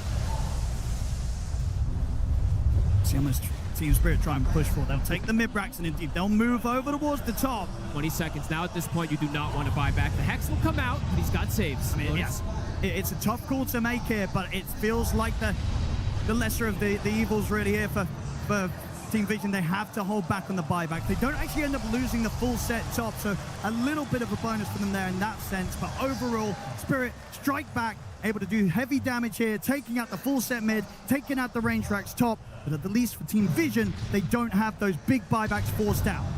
They keep their cool. 2 minutes left till Spirit has their buybacks back at the ready. Spamming the Moonlight Shadow for positioning. Seeing the pickup here from Noticed, I love this. This could be a game-winning refresher. If he gets a double call, trying to find Yatoro on the angle, could be everything for the team. They can follow up. There is going to be saves. We are seeing the Wind Waker now picked up for Not Me. It does have that potential to also get the save, even if there is a nullifier, since it's going to be a raged lifestealer. So there's a lot of layers in these team fights to look out for. Itu agak nimnya coba keluar masuk anjing tadi kayak tadi dia nggak bisa keluar to be able to play out the map and aganimnya. Not the Aganims. They hate it. They don't like it. Nope, they hate it. Don't know why, but they hate it. It is a short Omni Slash, of course, so maybe he's just feeling like it's not going to make the difference anyway. Ini nggak usah langsung pakai si 60 minutes. Omni ya, Cok. We get on the neutrals. Wah, ini nggak dibeli sama dia. Little bit of a breather here for both teams. They can head back, get the neutrals pretty safely. Neither team quick to make an aggressive play, as they'll just wait out those final minutes where the buybacks are going to be back online. It's only going to be Lals that's going to be on that longer cooldown. These neutrals can make the difference always too, right? If you just get that audacious, if you do get that crazy damage item, it could just kill these targets in one of these stuns. Baubles. They're bobbling. Collapse was hanging on to the greedy tier 3 for a very long time there. He had the bauble at the ready. He picks up the first bauble, so he'll be able to bauble a secondary one, which is upgraded immediately at that 60 minutes. Yatoro, he gets the Deso. Oh, he's going to be hitting hard. And look at his HP, Owen. He gets the evolved one as well, too. So he's 6,000 HP, 40 armor that they need, 46 armor they need to get through. And with the Stygian, he might just be... I mean, how does this sort of go? If these two get in a situation where they're... What have we got? Oh, he's just going to probably bobble again on the Juggernaut with the... Maybe Audacious bubble. I think Audacious is going to feel pretty nice, right? Yeah. A lot of attack speed, a lot of magic attack damage. That really boosts up your output. Okay, Spirit. Looking to hit again. Buybacks are coming back up for them. They have Yatoros at the ready. Actually switch it so he goes for the Rift Shadow Prism on Satanic. Okay. They're able to push out a little bit with those illusions, maybe able to play into the heads of Spirit, try and catch them out, bait them out. That is what a lot of these players do. I mean, Yatoro and Satanic, the most notorious ones for doing these Manta and Illusion plays to bait things. Smoke on smoke action. Will they fall for these plays from Satanic? Roche is up. Not me. Pushing out the waves with his arrow, with his Starstorm. Both teams pretty much getting the buybacks back online. Book of the Dead scouting a lot here. It's an illusion, so the bait, the Rift Shadow Prism, falls for it once.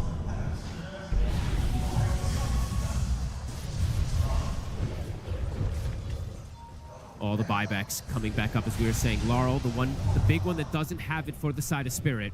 He's probably going to be playing more onto the back lines in this next upcoming fight in particular. It could be important because around this sort of fight, around the Roshan, both teams are going to want to use those buybacks. Yeah, 100%.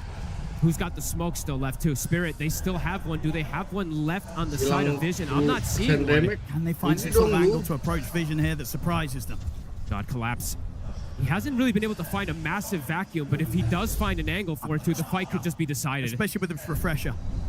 Spirit on the approach. No one. They're going to jump the high ground. No one's going to turn straight away with the Hex Yatoro. He's going to look towards the Evoker. No one's going to get lifted back down to the low ground. On the high ground, the stun's there. The bash it on towards Notice. They turn with the Omni Sash on the Yatoro. No, the Abyssal Can't save Yatoro. They save him. They turn towards Satanic. The flyback from no one though sets up for the tornado. Allows Satanic to escape the clutches of Yatoro. But Satanic is jumped upon by Collapse. He's now. The buybacks are going to have to continue to come out here from Vision. Notice buys back. Satanic still holding on to his. No one. Wants the refresher. A second combo dropped down. With the roll-ups there as the Satanic get Lal away. He brought back for the Satanic. They have to save him. Yatoro closing in. Gets the bash. Satanic falling low. The healing ward trying to keep him alive. Bushwhack's there. Allows space for Satanic to get back to the safety of the base. DeCarlis. He'll try and get out with the Wind Waker. We'll get the blink off. He'll live. No one. He's got actually on the front line. They try with the burst. The infest. He'll come down Yatoro. They will break down no one. Satanic and Satanic will try and play him Fury to live. He'll get back to the fountain, but no. Get inside the fountain. Oh, and they've done it. I think they have. The 3 cores are gone. Team Spirit. Onto the tier 4. GG! GG's gone! Team Spirit have done it again! I cannot believe what we're seeing the 3 times! They've done it! They have solidified!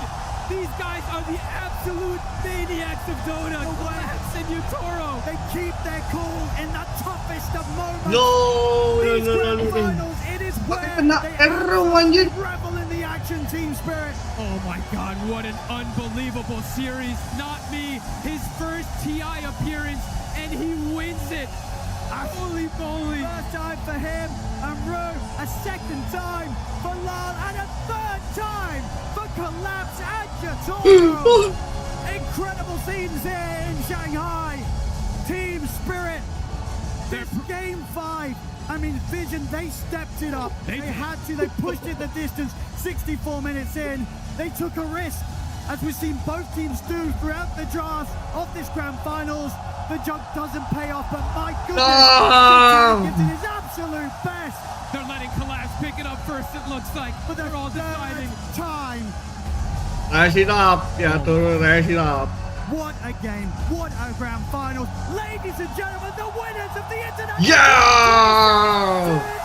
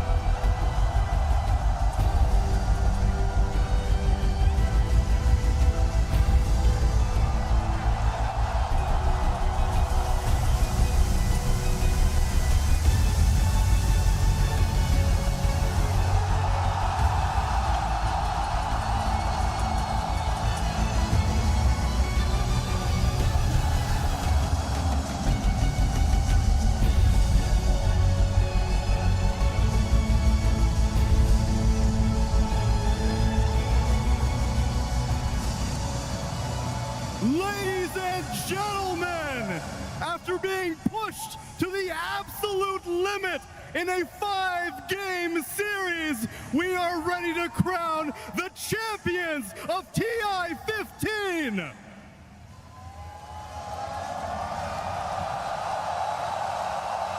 For the first time in Dota history, a team claims 3 Aegis!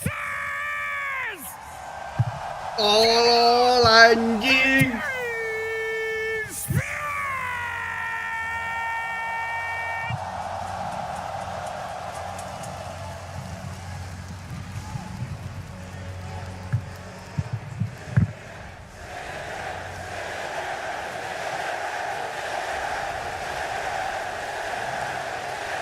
anh nhìn có là 从败者组一路杀进决赛 ，Team Spirit 最终拿下了我们国际邀请赛的冠军。Team Spirit fight all the way through lower bracket. Now you're here. You lift the Aegis. Not me. I gotta ask you. You gave your hair to the god of Dota, Dota god. He gave you the championship. Do you want to say anything to your fans, your family, anyone who's been watching your games? If you want, you can speak Russian. Можешь по-русски? Хочу большое спасибо сказать, во-первых, моей маме. Она меня супер поддерживала. Вот. И фанатам, которые нас поддерживали. Вы Ой, супер. tunggu dengan versi kuat banget itu anjing. Ru, come on here. Ellen sama Please come here. This is Naturalnya your kenceng moment. banget 这是 itu. 属于你的时刻。 Now, this is your first Aegis. This has to be special. What is going through your mind right now? 这是你第一次国际邀请赛的冠军，这是一个特殊的时刻。你现在心里想的是什么？ I don't know. It feels like I'm in dream. It feels like I'm still in this game, in this best of 5. So I don't know. Unbelievable. 我不知道该说什么，我好像还在游戏里面。这个 BO5太疯狂了，一切都这么的难以置信。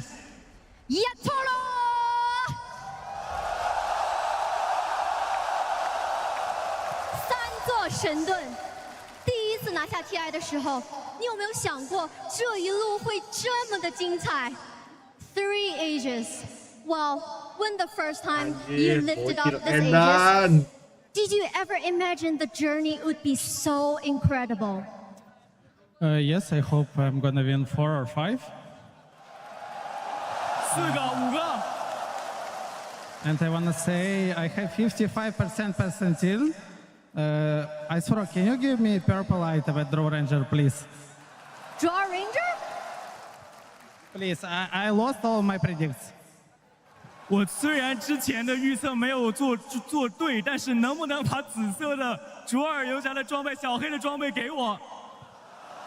Really, that's what you're thinking right now in your mind after you lifted the Aegis. 这就是你现在脑子里面想的，你刚刚举起这枚神盾。OK. Lau, please. Lau, come on here.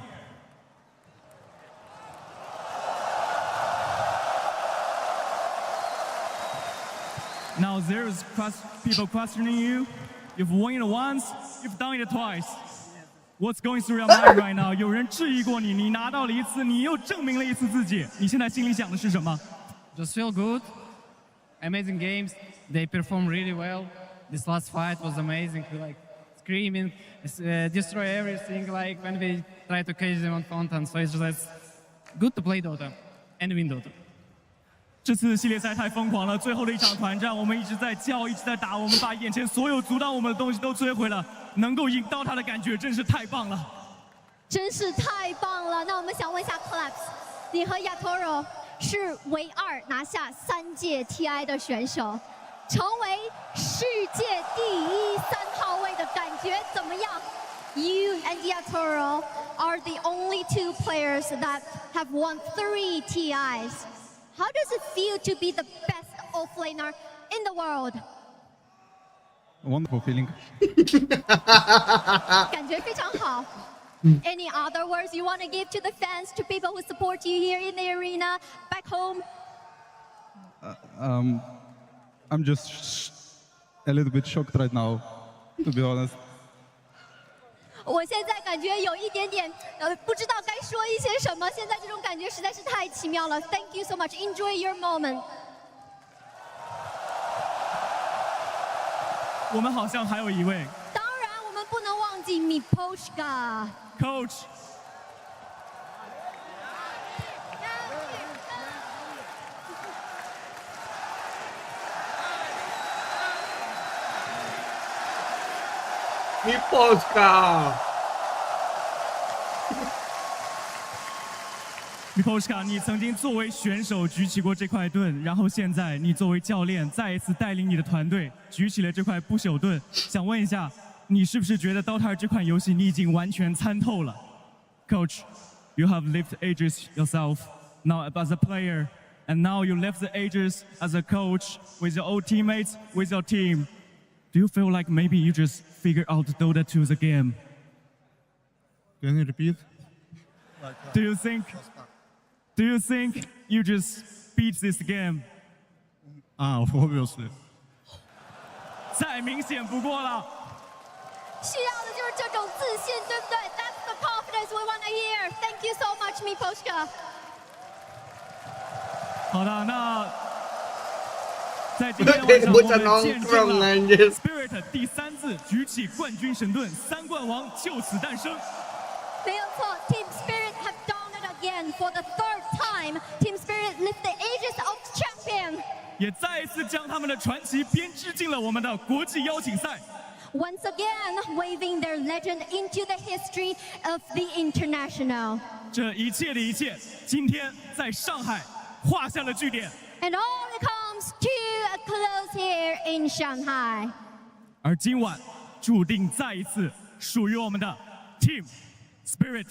大家一起 ，and tonight once again belongs to Team Spirit.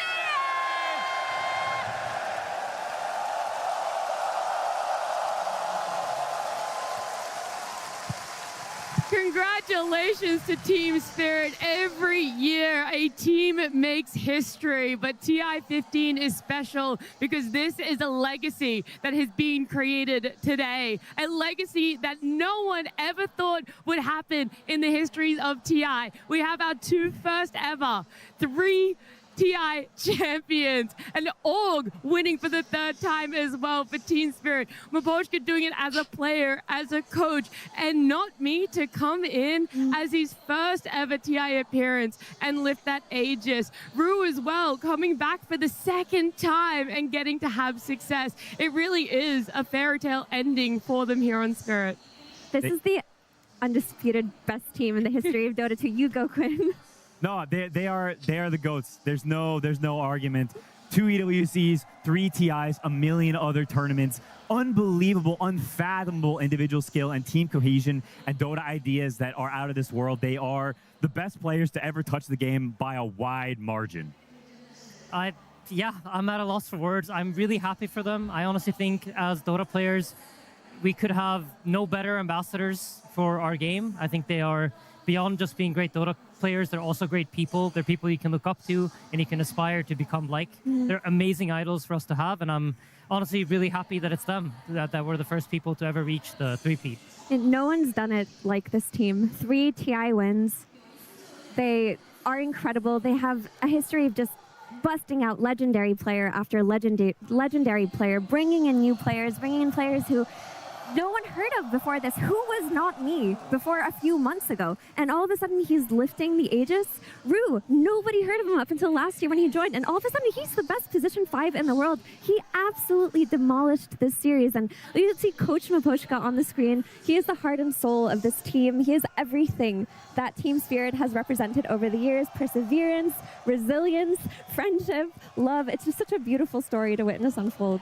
I mean, the resilience is so key. You can come in through upper bracket. They've done that before for a win, but to come in through lower bracket the way that they did, to essentially feel like they were powering up 2-0 after 2-0, and then again be pushed to the absolute limits. It was 7 games of competitive Dota that these 5 had to play. 2 different opponents in a single day that Maposhka had to draft for this team. And I cannot believe just what they're able to do at each and every turn. It felt like they were one step ahead, ready to take team fight after team fight. And that last one, I don't even know what to make of it. I would still be living in that booth if I was one of them. I mean, that sleep that Rue gets off on... I know we're not supposed to talk about the game, but I have to. You can. That sleep that he gets off on Yatoro, he's like 1% HP. He comes in with a clutch sleep, and that just turns everything around.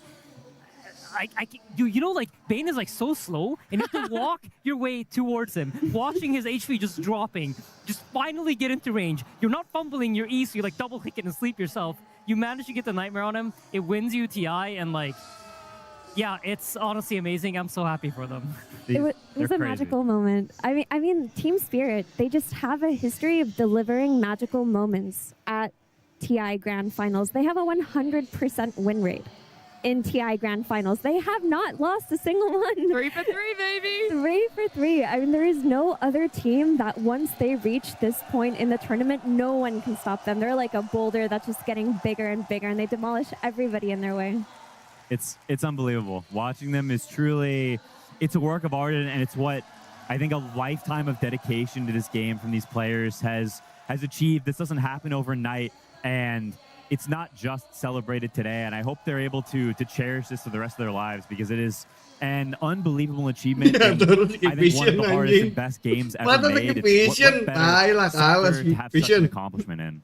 They've won TI in so many different ways too, right? That TI 10 was a Cinderella run. Nobody knew who they were coming up against when it came to them. They just crushed. They came from the lower bracket. They fought their way to it, and they won. Their second TI win, they were the best from the start of the tournament until the very end. And this third TI win, it wasn't sure. Everyone had them like top 4. Nobody knew if they would make it this far. There was a big story, a big monster, a big final boss in Team Vision, and they beat them in the most convincing fashion. And it was the most even Game 5 of the Grand Finals that I've seen in a long time. I honestly did not know who would win up until the very end. Honestly, I think the 10 players in those booths also didn't know, because it felt like we were going to be seeing history repeat itself with this Jug not being able to make it work, not really having a game. But my goodness, massive props to Satanic. I know that it's a Spirit's moment, but they really put so much out there. You would think, is this vengeance for Jug? But Spirit at the end of the day have answers for everything you don't even think about. Yeah, Vision put up an incredible fight, all 5 of them. So massive props to them. Even though they're not the victors, that's a side of Dota that's a little uglier and it's rough, but I think their journey is just as commendable. Not me doing the Malrina Namar. He just needs to fluff after a game like that, and I mean, we have to talk about this guy, not me. Team Spirit have an eye for talent like no other. Nobody expected him to be this much of a monster. When he debuted in that Dream League season a few months ago, he was two-stepping around. He was dancing around on his Rubik, stealing every single spell, single-handedly closing out games, and people were asking about where did he come from? Where did they find him? And here he is, just a few months later, winning TI, lifting the Aegis. Yeah, it's amazing. Dude, that's Hardy for you. He'll always support you, help you out when you need it there. But Spirit just have a family like no other in themselves. The way that you're talking about that they can foster new talent, and it's a true testament to what you're able to do when it comes to an environment. Back each other up. Know that when you're down on a game 5, the energy's still there, the belief is still there, and at any point you can take this and you can be the ones out there like they did today, lifting that Aegis for the 3rd time. Yeah, it's unbelievable. They're incredible org of fostering talent. They even discovered, collapsing your Toro, you go way back. Poshka honestly had not, he was obviously playing before then, but did not have a ton of results, and they create this roster with him. He's the one who fosters all these players from the very beginning. And I think when you look at players and people who have been such a massive impact on the scene, I think Poshka has to be up there as someone who's not only fostered people, but so incredible himself to have 2 rings as a player and also a ring as a coach on both sides of the game. The guy is just an absolute monster. I mean, I honestly feel like they don't win this final without him. 100%. They've become a completely different team ever since he's joined as a coach. You can see the influence. Like, what's really cool about this iteration of Spirit in my mind is that they can play fast. This is their new play style. What they found from the new supports, the new kids coming in, and teaching the old players like we can play like this. Whereas Poshka then also brings the stability and the way to play these long, dragged out, slower games. And it's a completely different beast than the team that won the first TI. I think if they can keep this kind of form, they will be a very threatening team coming up throughout all of next season as well. No one ever underestimates Team Spirit when it becomes a TI, but this year was so different for them. All of these roster changes we've alluded to, not a single first place at an event that they participated in as well, which is crazy to think about. This team has always been able to find success for themselves throughout a season, no matter what. And then they have to go through qualifiers, and it's still the same question in your mind. Yes, it's Spirit when it comes to TI, but how far can they really go? And they prove everyone who ever planted a seed of doubt about them to rest, because you've lifted this a 3rd time or your first appearance. It doesn't matter. Spirit have given us everything when it comes to TI history. And every single player on that team can be praised tenfold. And we have talked about Miposhka, not me, but Collapse and Yatoro, 3 Aegises. Yatoro is undisputably the best carry in all of Dota history. No one's done it like him. No one's looked as dominant as he has once he reaches that main stage and he gets on there. We were joking about bald Yatoro. He didn't need to shave his head. He didn't need to sacrifice to the Dota gods. He is that guy. And Team Vision, unfortunately, they had to face this monster in him. Yeah, I think the one word that describes those 2 players is just clutch. So many people, you can see them get shaky when the chips are down, but they just don't in the same way. I don't know what it is. I don't know how they're like that, but it's unlike any player I've ever seen. They're just, when the moment is the biggest, they play the best, and it's such an incredible skill that's so rare that you can't help but just admire it because it's, I don't know, it's astounding. I want to give each of you guys a moment to give me everything that feels right about TI-15, how you've enjoyed Shanghai in the last 2 weeks that have amounted to Spirit being our champions for this TI. I mean, for me personally, I think Shanghai obviously is where I started my own TI journey. It's amazing to be back. I'm really thankful to be here and would obviously love to come back to China more. I haven't been here since COVID, so it's amazing to be here. The Dota at this TI has been very entertaining to watch. I feel like we had a grand finals that featured everything. We got really cool strategic victories. We got amazing gameplay victories. And towards the end, we got an absolute slop fest of a game 5 where everybody's just farming. So I feel like we got it all. And I'm, thank you to Valve for believing in us to do this grand final panel. And thank you to all the players and all the fans for watching and making it so special. Yeah, Dota 2 is such a beautiful game. I mean, every TI is a celebration of the community, of the teams, of the talent, of all of us just come together and we show how much we love Dota and what it means to us. And just watching the incredible games aside, being part of it and witnessing it firsthand is something else entirely. And I'm just always so happy to be here. Yeah, incredibly grateful for all of you guys for making this a great experience. Incredibly grateful to all the fans who love this game as much as we do, and that's why it exists in the first place. And thank you to Valve for creating and maintaining what I think is the best game ever made. And also thank you to production, all the people behind the scenes who make this stuff possible. There's so many of them who work unbelievably long hours, much longer than us or any of the players. So shout out to them for making an event exist that would not exist without them. 15 years of beautiful TIs. Here's to 15 more. A massive thank you to everyone, whether you're watching here in Shanghai, around the world, whether it be Australia, North America, Europe. We've appreciated you joining our journey here. And it is with a heart full of love for Dota that I wish you a good night for the last time here at TI 15.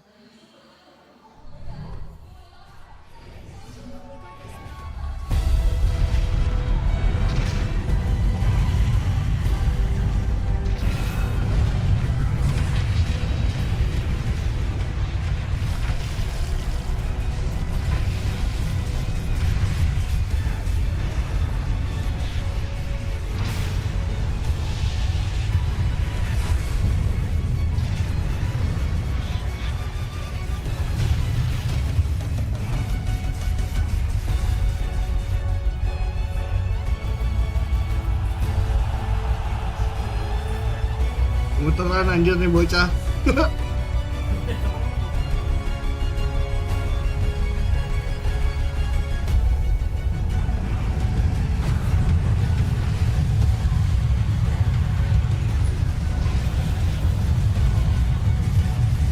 Gak ada damage tuh ini jadinya tuh.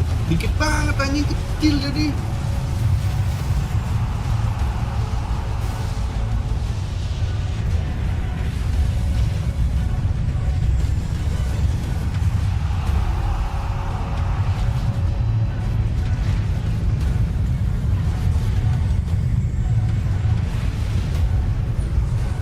Noan juga kacau banget lagi. Kayak no target spell anjir dia. Gue udah senang banget di awal dia dikasih info.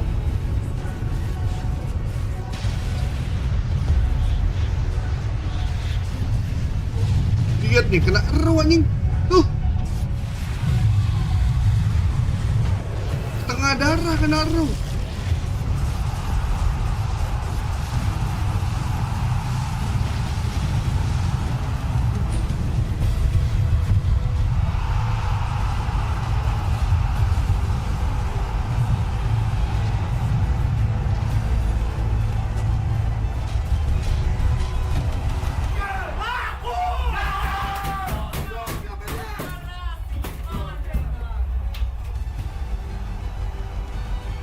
Gila itu.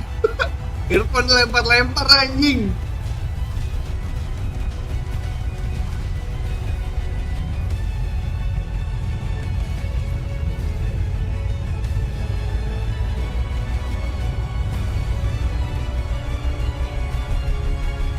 Noan juga kecewa itu sama diri sendiri.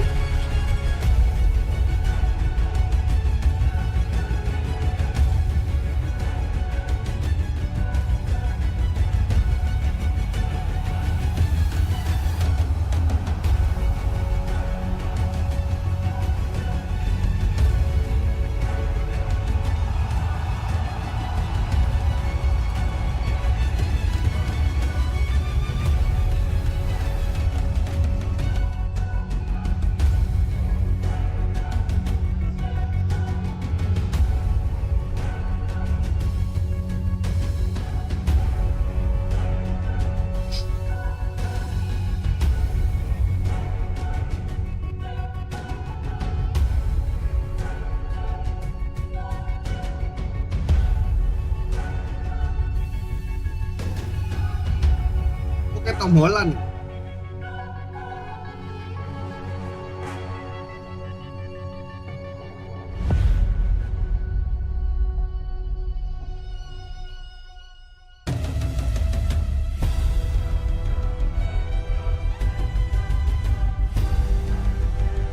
Bagus kok price lagi di Shanghai.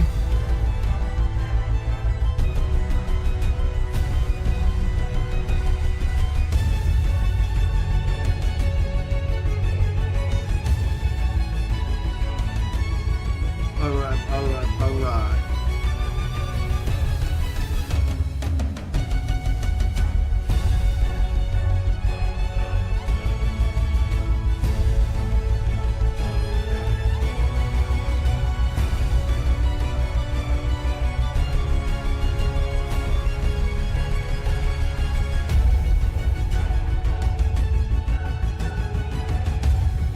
poin dah ini.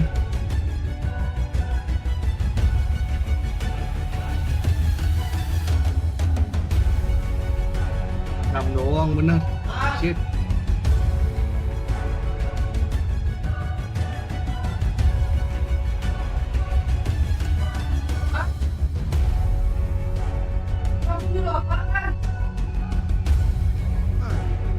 Tuh ganti nih tadi.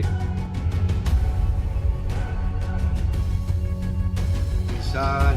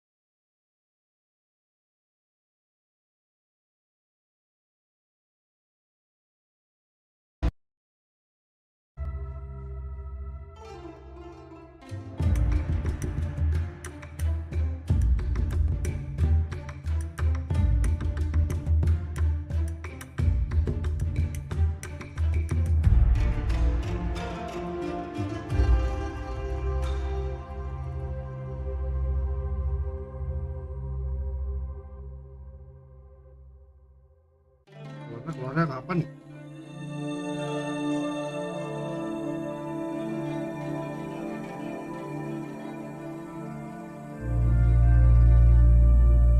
Sampai kan? Ya sampai sih ya.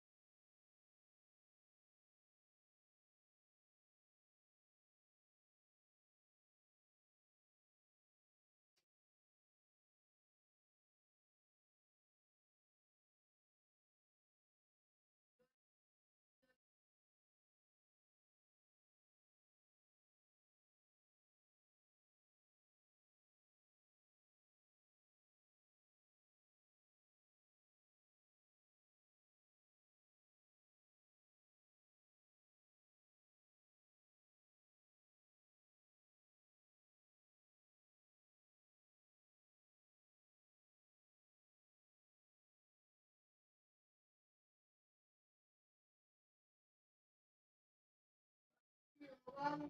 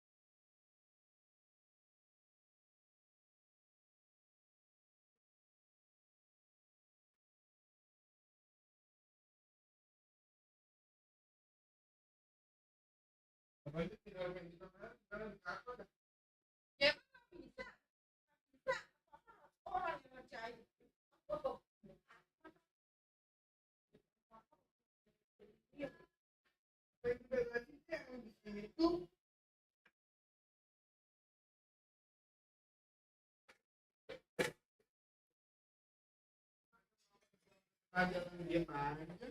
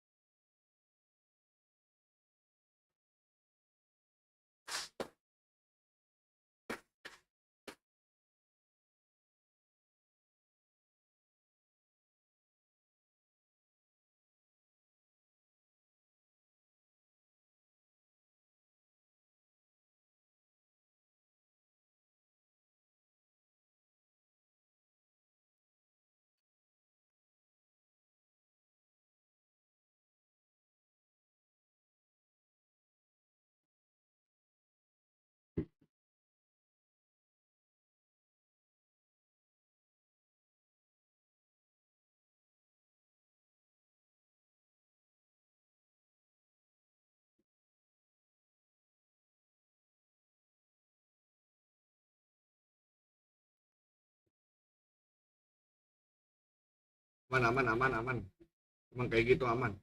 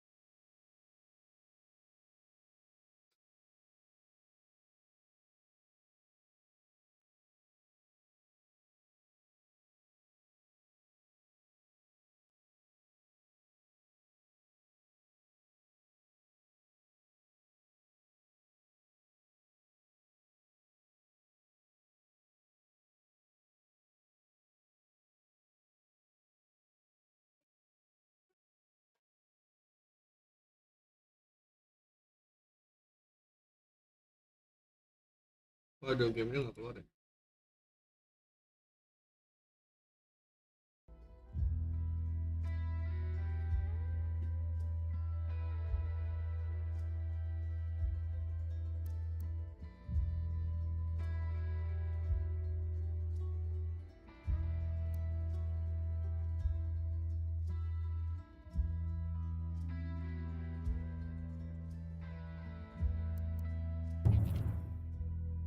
Aduh, salah pencet. Ini ghost mode apaan?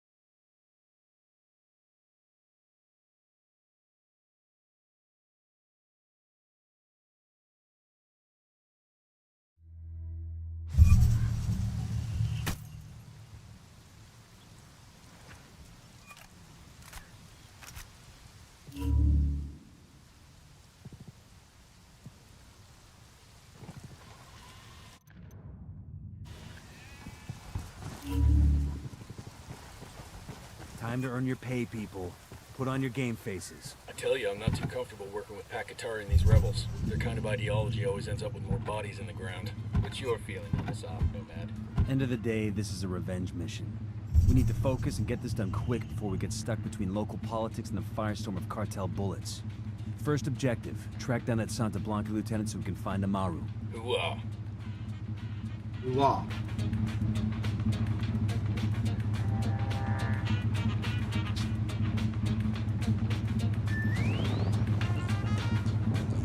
Go.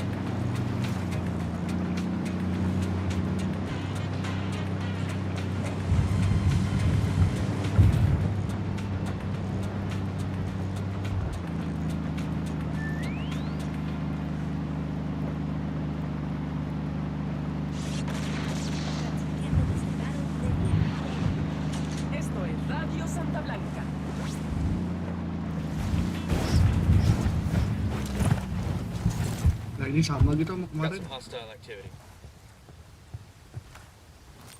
Drone is airborne.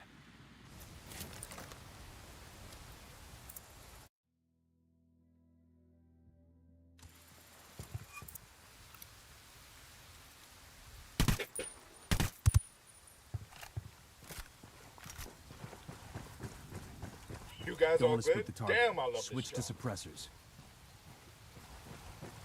Heads up, hostiles in the area. Got eyes on the target. Let's move.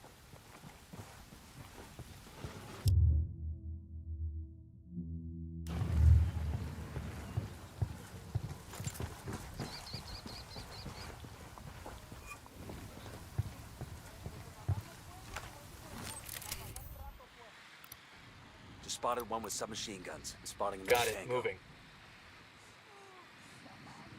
Roger, let me get in position.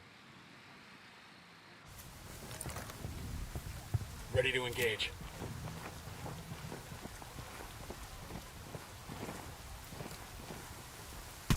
Going hot.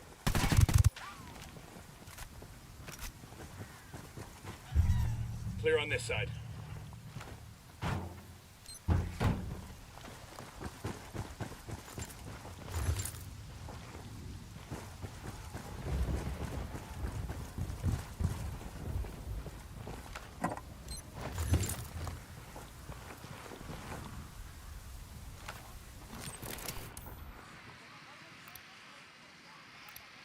Got another tango. ¿Y este pendejo?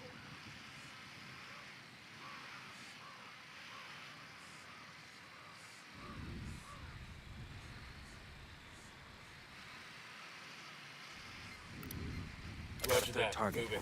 Say the word, boss.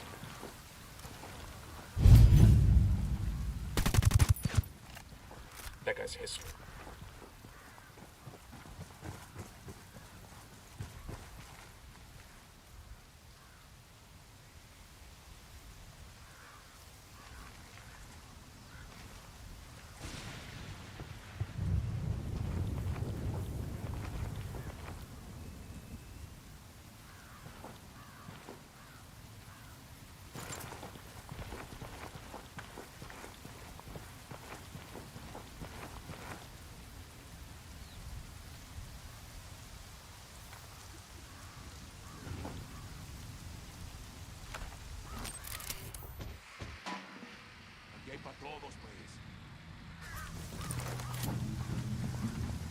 Yo, Sicario with a submachine gun, over by the crate of comm gear.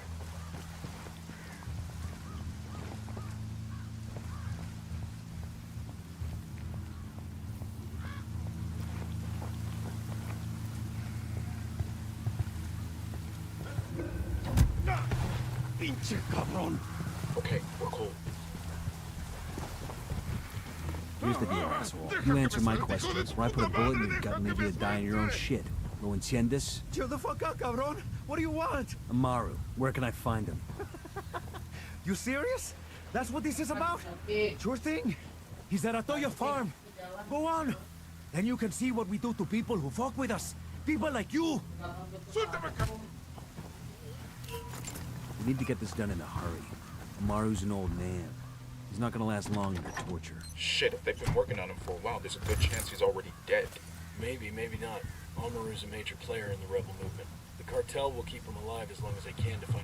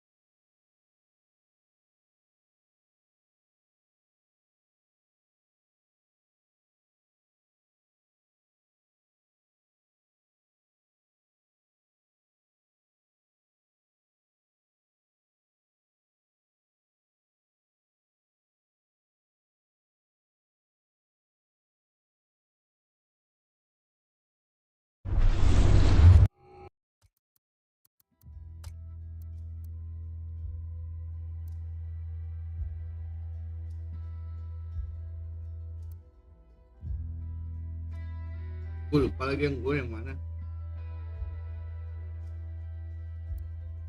Ini kayaknya deh.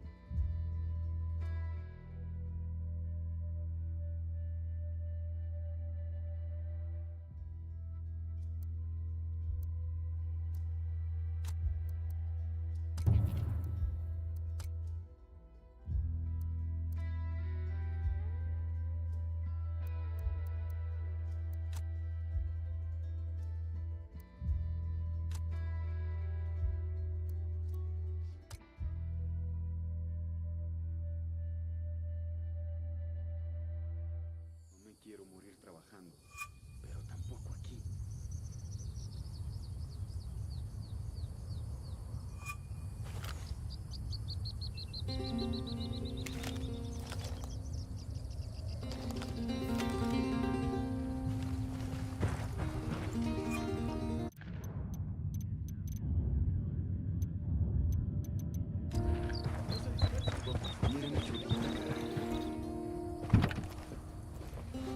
Buckle up, people.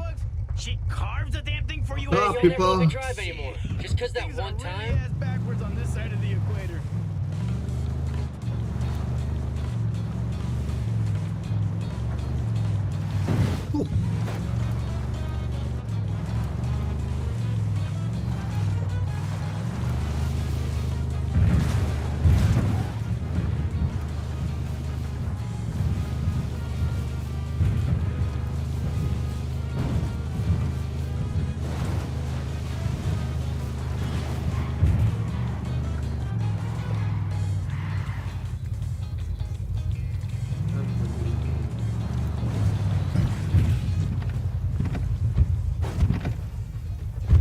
Sicario over here, by the stack of tires. Drone is airborne. Got eyes on a Tango. He's got a lot of background. Got it, moving. Let me get a good sight line. Target marked. I need a better. Let me get a good sight line. Got the target. He makes 5. Ready to engage. Moving to position.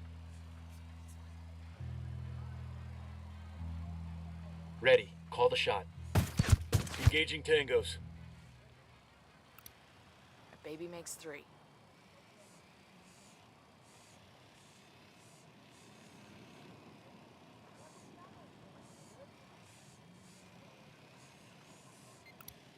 I got a target carrying submachine guns.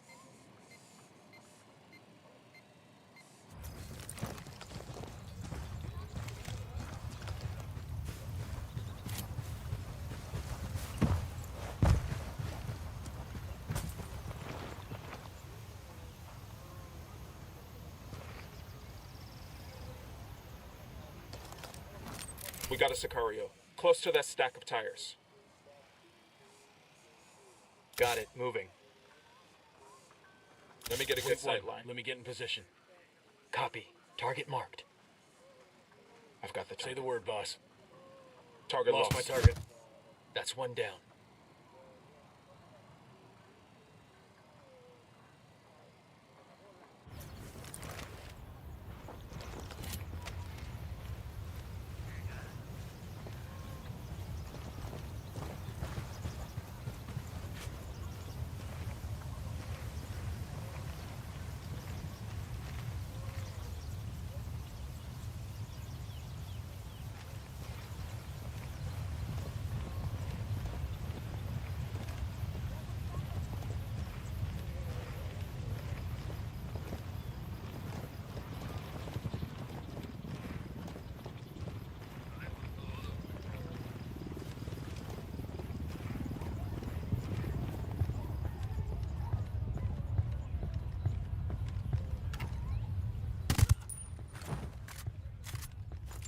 All right, breathe easy.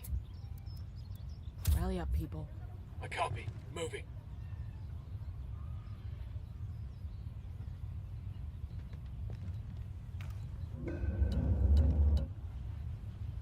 Hang back, they see you.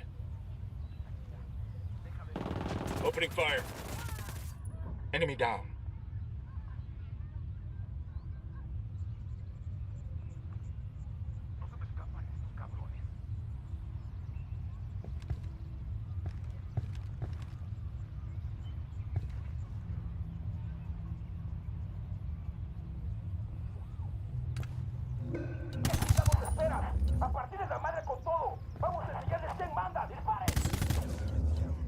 Fuck, that came right at us.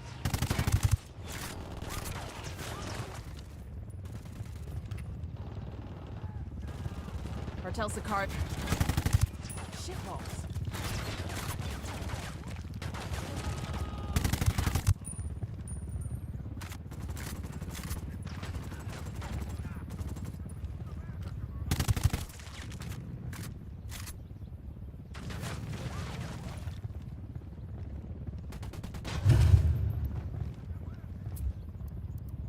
Rally on me. I copy. Hold you. Acabamos de ver tropas adicionales justo ahora. Ataquen y destruyan al enemigo. Only dead in the cartel are going at it.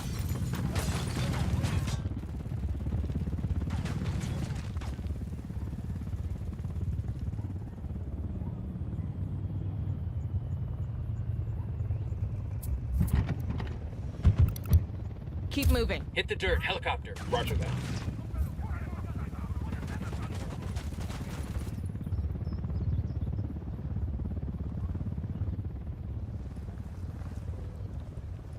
Tangles are marked. Standing by. Stay there. Roger.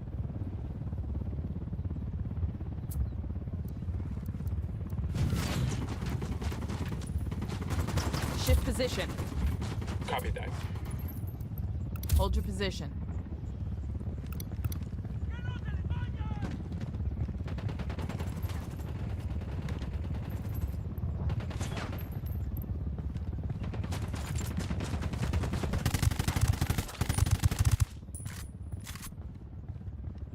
Hemos enviado refuerzos a su posición. Acaben con el enemigo.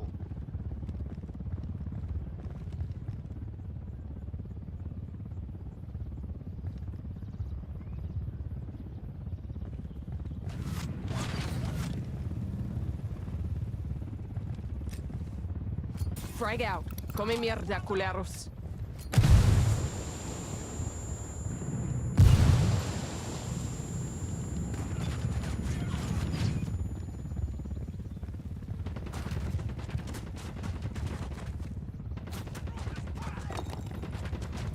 Shit. Man down. I called Pakatari for some mortar fire. Got it, amigo. Shot out.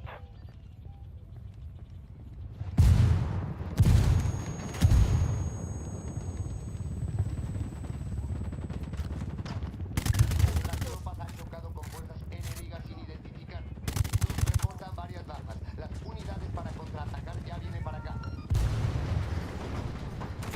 Hang tight, I'm heading your way.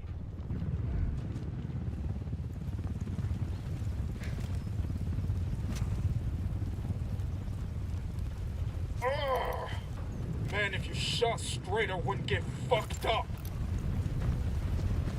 Down, get down, chopper. You fuckers trying to lose me? Closing ranks.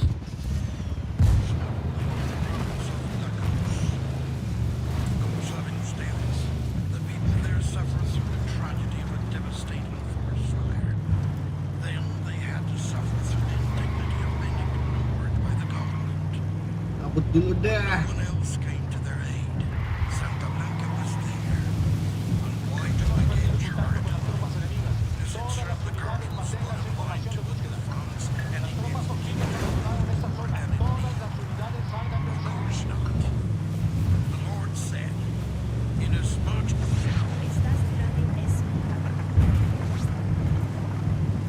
¿Cómo se llama? ¡El chido! ¿Quién es? El mejor espectáculo de baile del mundo. ¿Y cuándo estará contigo?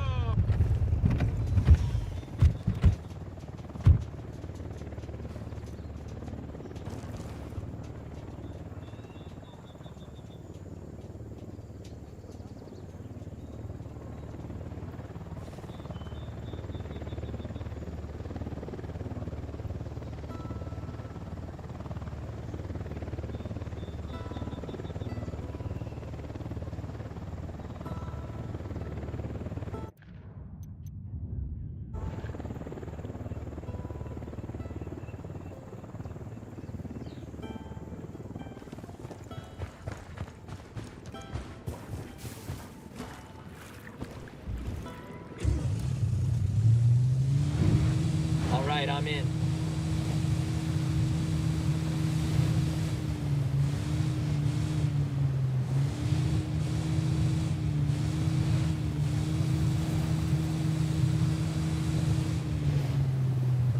Ready? Fire, Engage. fire, fire. We'll go. Looks like we've riled them up. ¡Hey! ¡Hay unos pinches soldados por aquí, merito! ¡Quiebren a todos esos putos! Ah, shit, we've been spotted.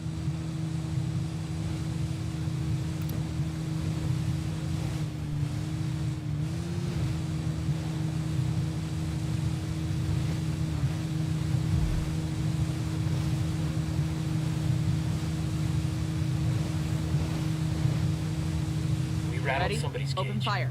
Copy that. Open fire.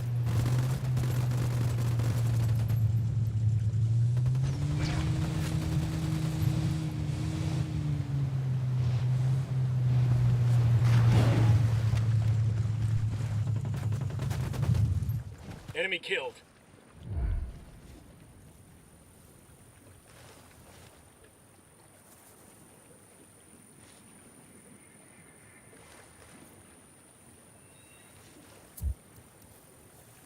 Move there.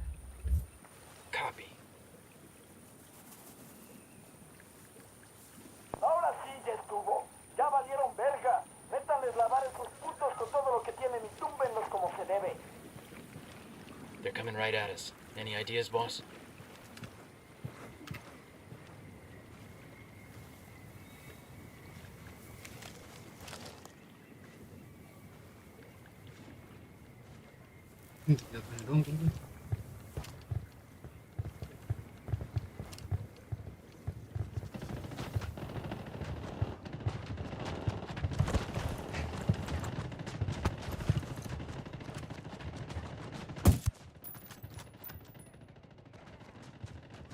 Man down, man down. Tangos are marked. What's the word?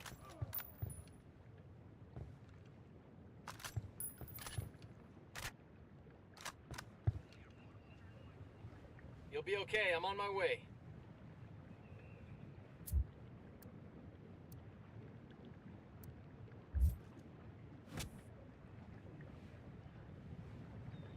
Oh, shit, this still hurts.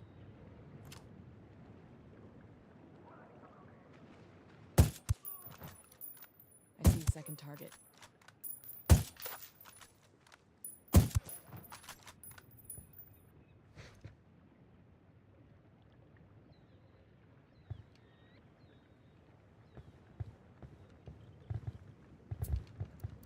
I need you there. Roger that.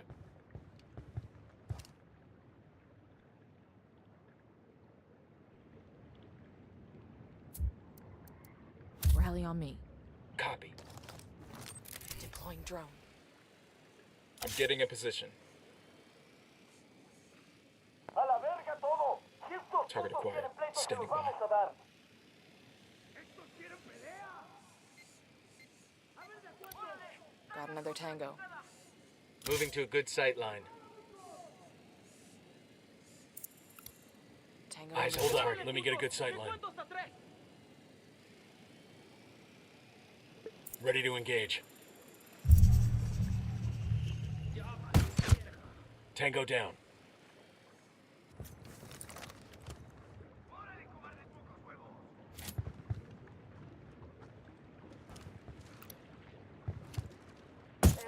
Man, they're gonna be pissed when they figure out they're looking in the wrong place.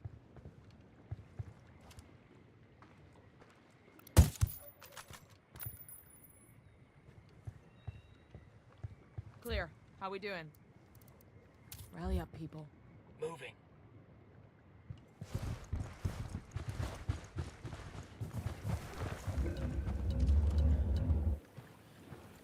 Clear. Ya, apa itu? Masih PC aja kayak gini. Looks like we've riled them up. Moving to position. Got the target. I'm shooting these fuckers. Kill confirmed. We're clear. You all good?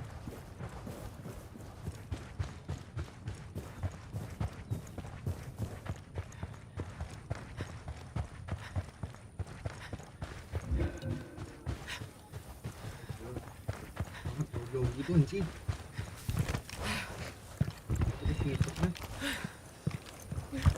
Poke the hornet's nest.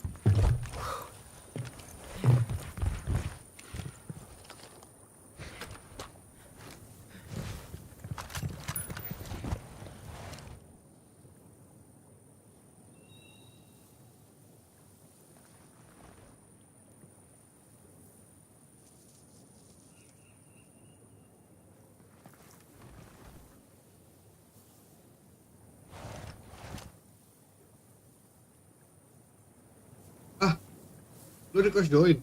Lalu Rel, bukan yang ini. Gua ini dulu. Ganti dulu. Save-nya bukan yang ini.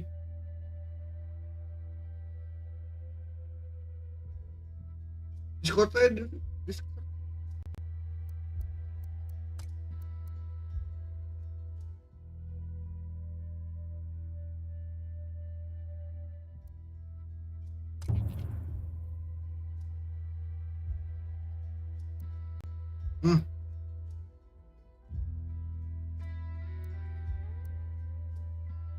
Yang ngereadiin lu ya?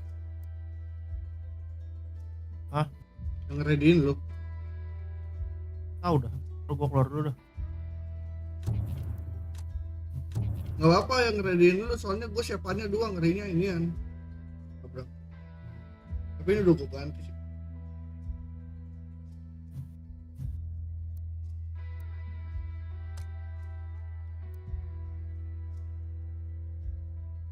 Ini gua masuk ke lu apa lu ke gua nih? Gue invite nih, gue invite.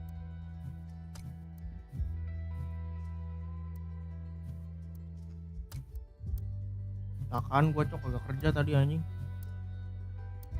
Takan, kenapa? Solar anjing tumpah di depan gedung pulau, iya hancur motor gua cok, kanannya patah semua. Serius? Terus anjing, ini masih nyeri banget, ini dagu gua sobek. Tapi lu dagu doang itu? Dengkul kiri kanan koreng, tangan kanan lecet. Set, parah juga. Rahang kagak bisa mama. Bahkan lu jatuh sendiri apa terus? I'll drive. Kesenggol orang? Flash solar di jalanan lagi belokan. Oh, tunggal berarti lu doang? Iya. Karena itu emang kalau yang tumpah-tumpahan gitu asli. Ya. Di gua lu ada karakternya nggak? Nggak ada. Nggak ada? Nggak ada. Dulu gua iya.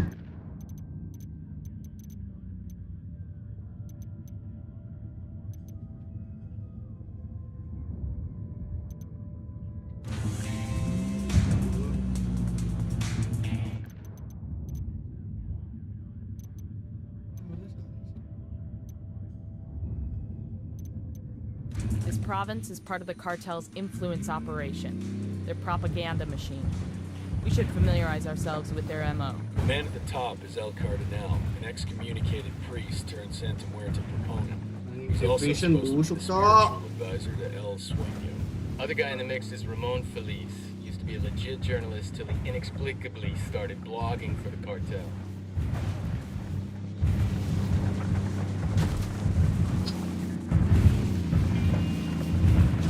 Bisa-bisanya dia ngambil attack speed anjing, gua kaget aja. Kira tadi tuh yang attack casternya anjing. Tiba-tiba ada orangnya itu. Turun dari mobil. Deploying the drone. Loh, kemarin kita udah di sini dah. The drone is up. I got a second target. Third target. We have light panels. I've just spotted one with submachine guns.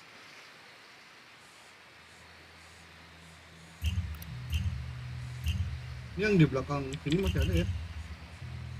There are light panels here.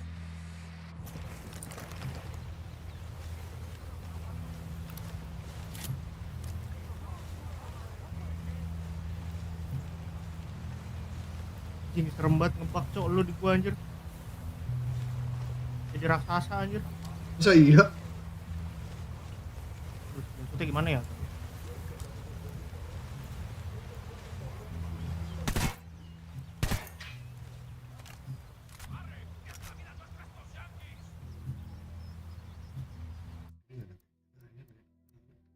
Kok gua nggak bisa masang launcher ya? Gua udah pakai launcher anjir.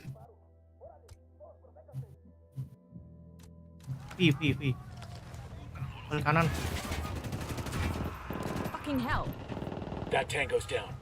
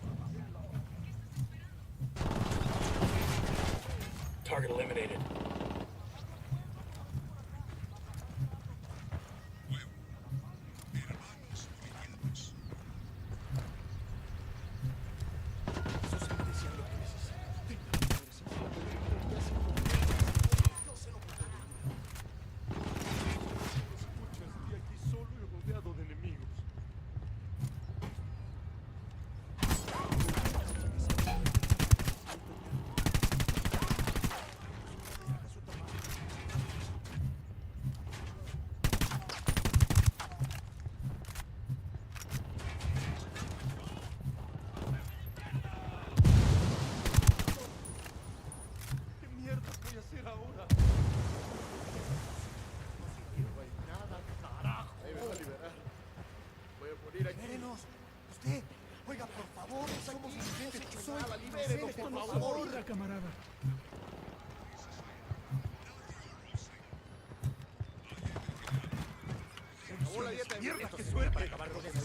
We got a 20 on Carzita's assistant. Bowman thinks taking him out will help draw Carzita back. Let's move. Lu mau lihat gak karakter lu? Gede yung. Ahora sí ya estuvo. Ya valieron verga. Métanles lavar esos putos con todo lo que tienen y túmbenlos como...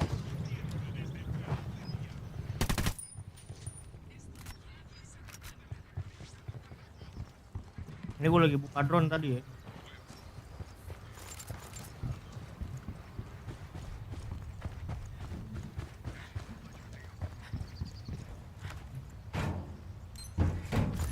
We'll let the rebels know where to find these supplies. They can pay us back later.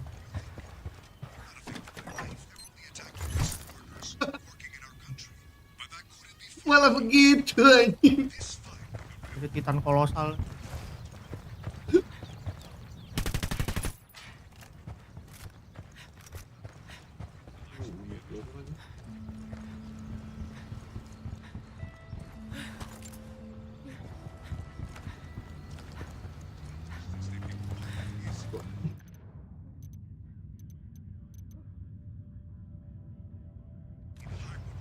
Gue berhentiin tukang makanan di depan nih. Berhentiin konvoi makanan. Ini nih.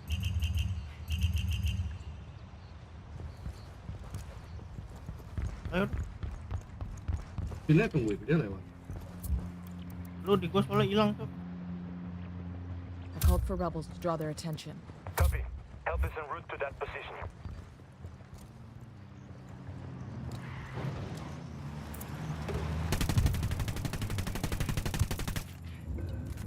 I've got eyes on a Santa Blanca convoy. Looks like a food truck. Look! Let's hit him. Oi. The rebels could use that food a hell of a lot more than the cartel. Ya, Kalah trail.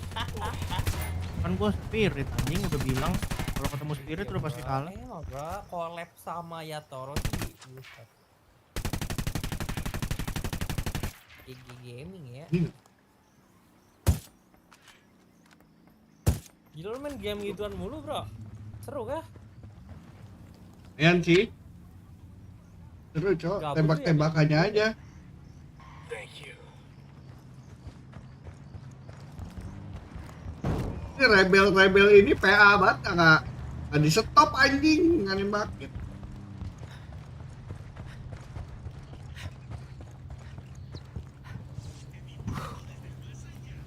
Para que se enteren quiénes son los más acá. ¡Ajúa, putos! Esto es Santa Blanca Radio. Kok di atas kan? Gimana ya? Gak ada orang. Siapanya? Lu nggak ada orang? Nggak ada. Guanya.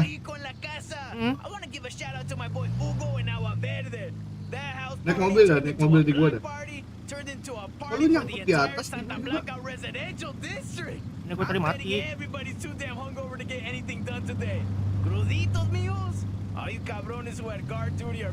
Tadi lu juga hilang habis turun dari mobil, lu muncul lagi.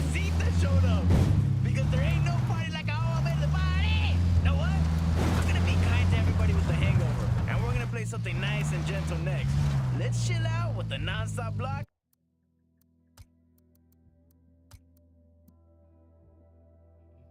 Kan di mobil biru itu kan? Yang mobil off-road.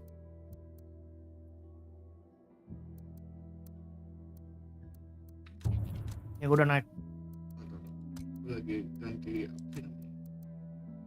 Apik. Turunin lagi tuh.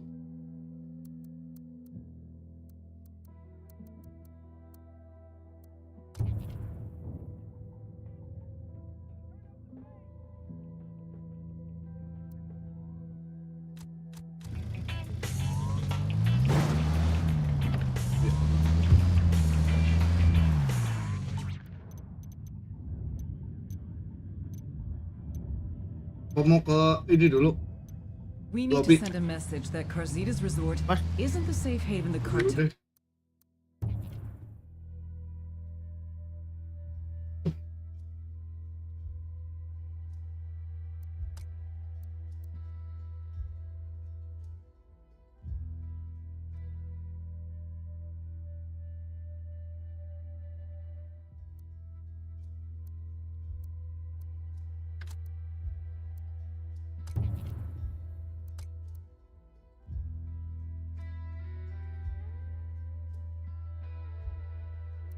Steam gua offline tapi ya.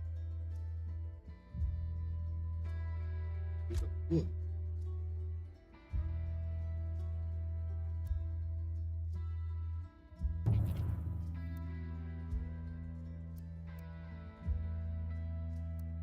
Nggak bisa sih. Perlu gue lagi relock. Soalnya join lu tadi muncul aja. Gua accept nggak bisa.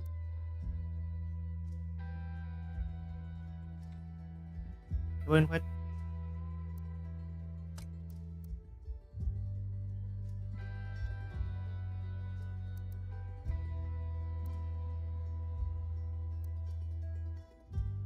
Aneh. Bener juga sih, bego banget sih.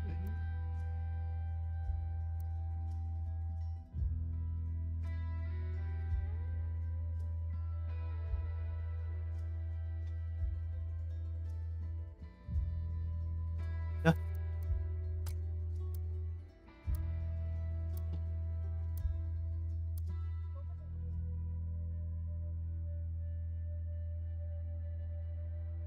Apa ya? Kadang kayak kesannya dilepas anjing, accept dilepas, kadang banyak anjir, LS dilepas, anjing, kok nggak mau dipakai kan? Yang dilepas, di ban kayak gitu. Itu berarti dia pede bisa ngelawan LS-nya Spirit, makanya dikasih. Biasanya begitu. Iya tapi yang udah begitu mulu anjing. Jadi Ini bilang game 5 tuh udah mental cowok yang main. iya emang. Paripisan ini nih ngeremehin, dia mikirnya dia di game 4 bisa menang pakai LS, game 5-nya dikasih LS ya karena mereka pikir mereka bisa ngalahin LS-nya Toro. Jujur yang knowing tuh pangonya tuh sama collab anjing itu berdua. Lu nggak ada lagi di gua, kenapa ya? Lu juga nggak ada lagi. Terus gua ini dah Ubisoft-nya coba lu relock. Kayaknya Ubisoft ini tuh. Gua aja buka Ubisoft tuh F2 nya nggak mau cok. F2 nya. Ya Ubisoft itu.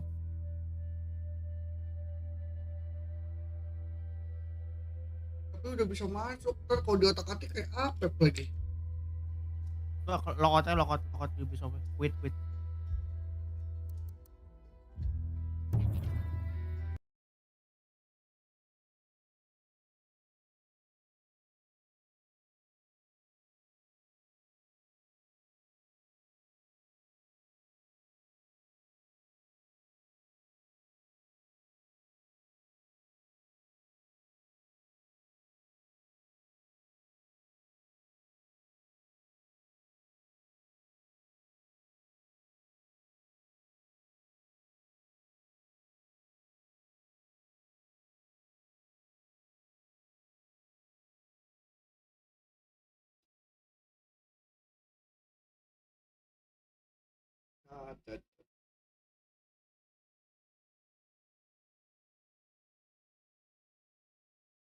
Sama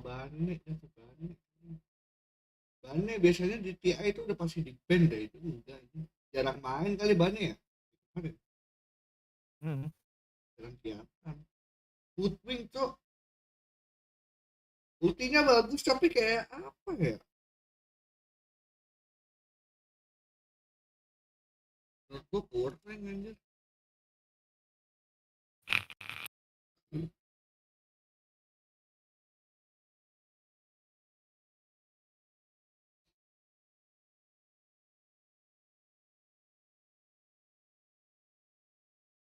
Karena tadi pas pick ke Hoodwing itu mau LS dulu anjir, LS-nya nggak di pick. Keluar Hoodwing anjir.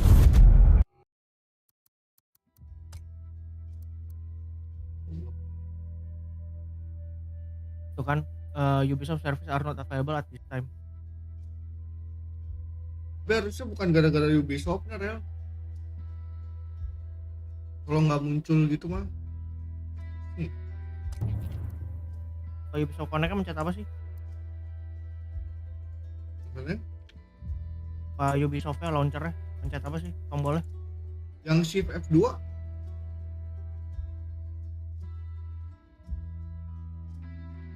Bisa. Bisa. Coba invite lagi. Belum ada. Get offline.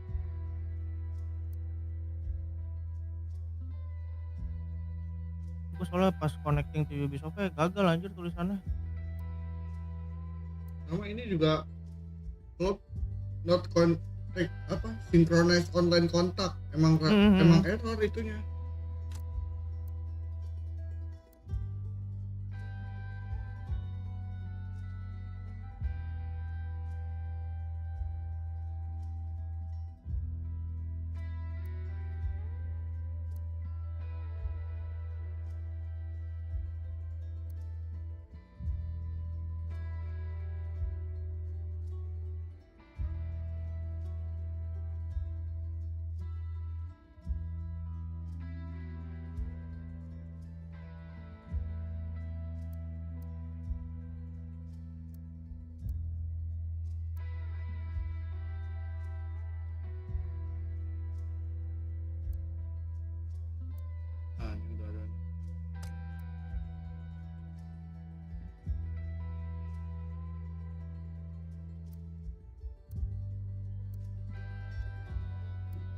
Apalah hilang juga. Lu pakai yang ada namanya kan di atas kepala?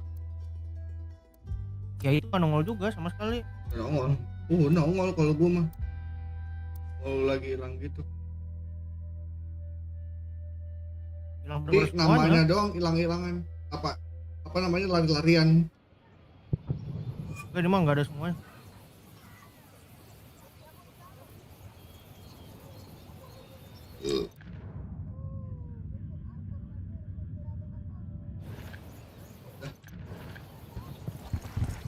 Baru ada. I'll drive.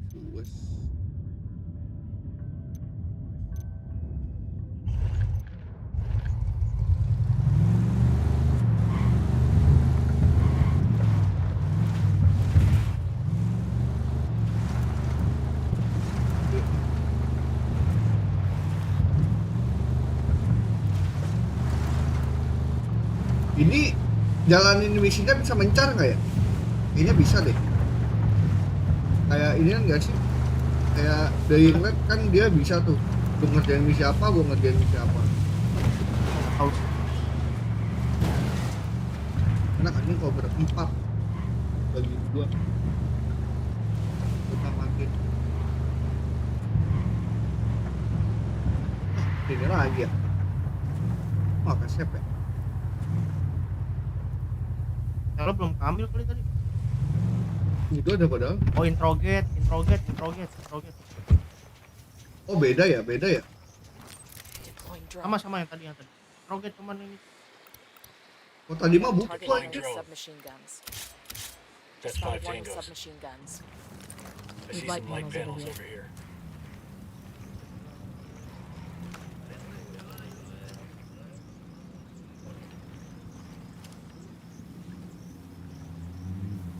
Mau tembak.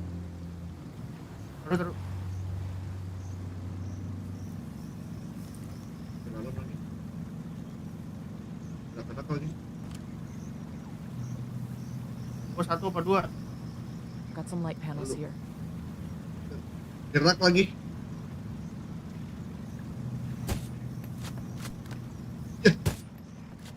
Target is down.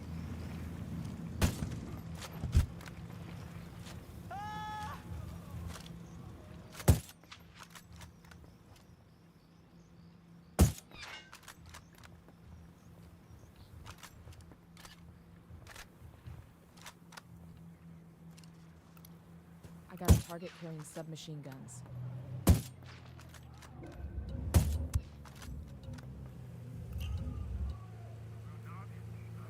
Lari dia Rel, naik mobil Rel. Jangan. Lewat sini nih, banyak tembakinnya nih. Terus tabrak mati lu.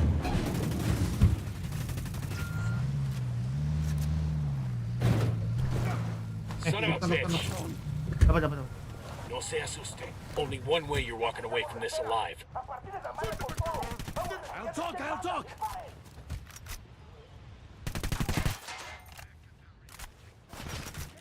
Mati. Mati kayaknya itu nggak Udah dapat. gue introget. Udah gue introget tadi. Tembak tadi. Terusnya digeser dulu, Cok. Bisa ditembak sama temennya ini nih. Itu di belakang truk tadi, di samping truk. Sampai itu. Gua nggak tahu udah berarti.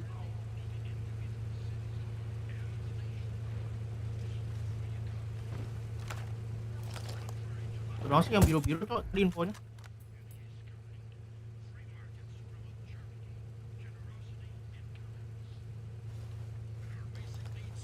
Alah, geser lagi.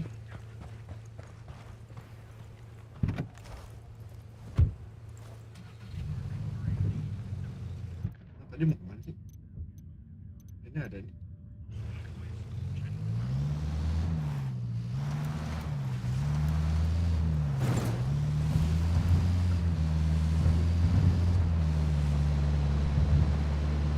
Las miserables. The small-minded will tell you that Soundtech is a dark religion, morbid and dangerous. I say that ordinary morality is for children and simpletons. An attraction to death has long been one of mankind's great taboos, and taboos are made to be broken. Why else do we cultures? Ada lo itu yang biru, yang ungu anjing.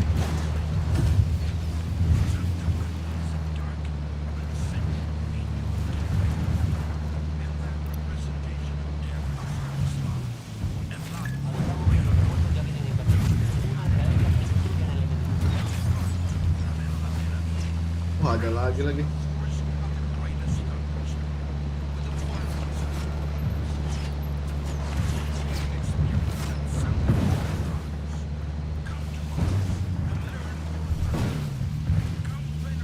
Lang lu sono. Nah, depan tuh.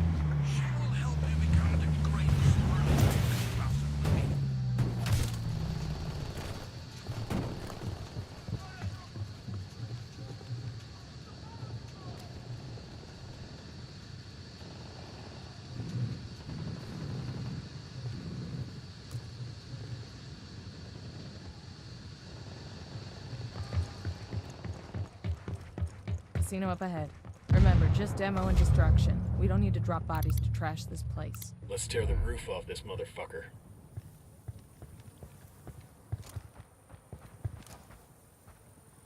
Gak bisa tuh, gua nggak usah dipasang senjata gua ini.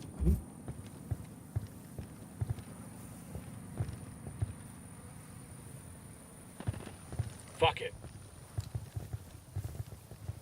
Las unidades están en posición. Estamos comenzando el ataque. Oh shit.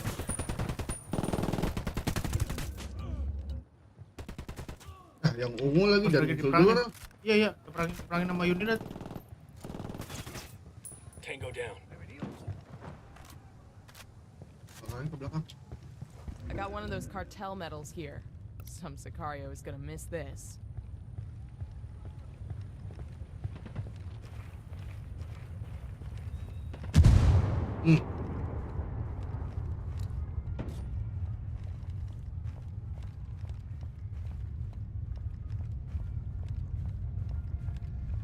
Hemos localizado la última posición conocida del enemigo, pero han desaparecido, comenzando una nueva búsqueda ahora mismo.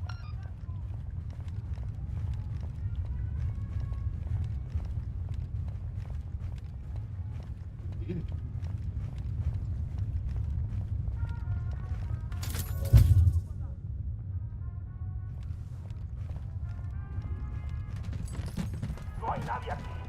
Esos cabrones estaban aquí, se largaron. Masih ada nggak sih yang ungunya? Atas, enggak, di atas ada sniper ini. Kan, bunuhnya gimana ya?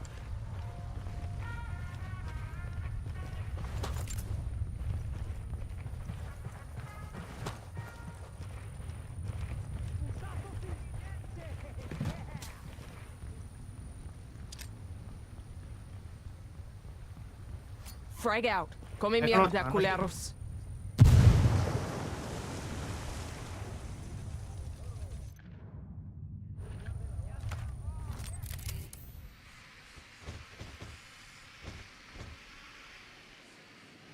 Belakang anjir. No hay nada aquí. Hancurin aja lah ininya, kasinonya. Frag out.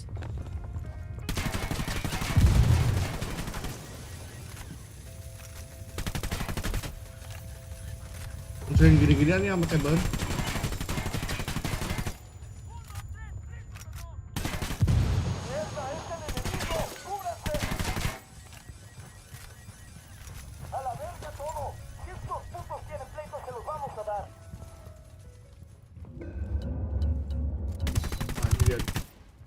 Itu normal. That tango's down. Lagi.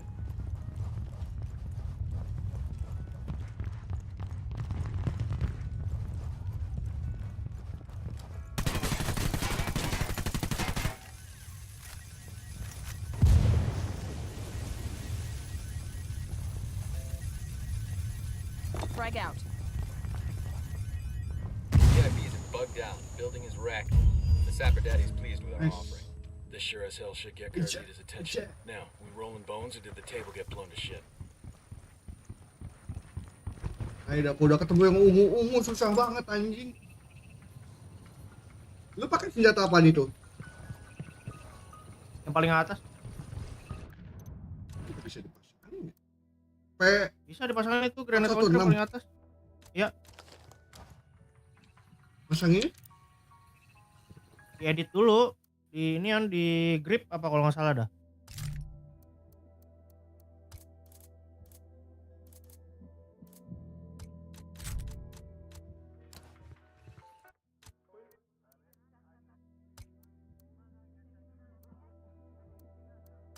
Ada granat launcher.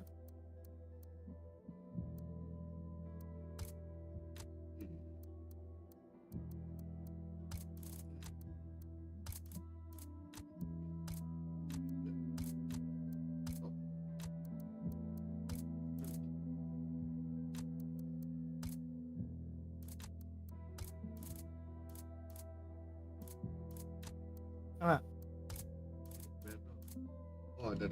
Oh, gua belum dibuka ya? Oh standar granat launcher ya? Ya.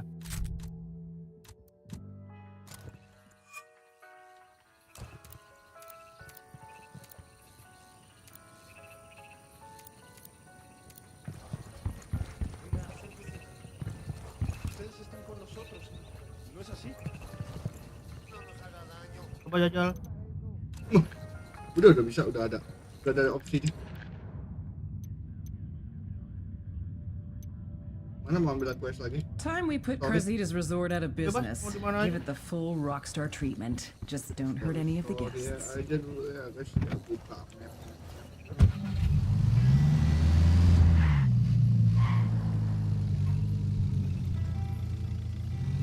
Jadi bang, tabrak. Dia minggir. Ada tutupan.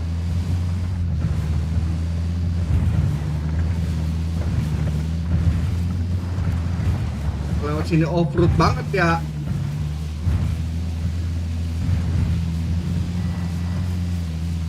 Kejar-kejaran lah, males lah.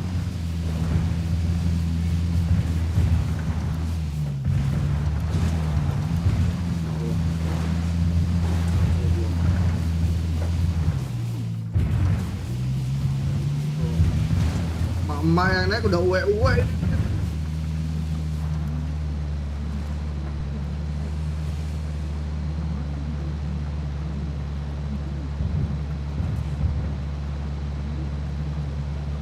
Lu nggak masuk dong besok.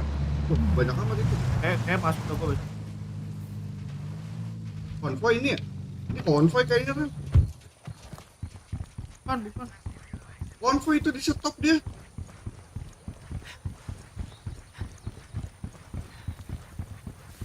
Oh ya ambulan ya? Ambil dah.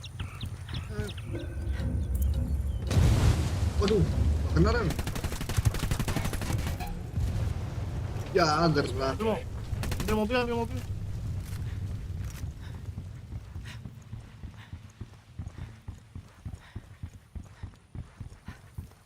You ain't gonna like this, but I ain't got time to argue. Out. Duluan ya. Oh di map gak ada ininya ya? Udah gagal kayaknya, udah hilang dah kayaknya. Di gua juga nggak ada. Ada. Ini gue.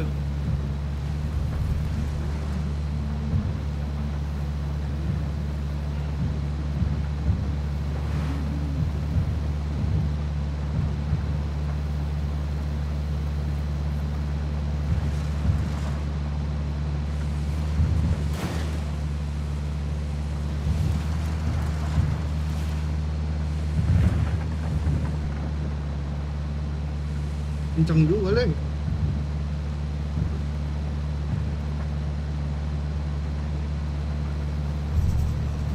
Kejar tuh.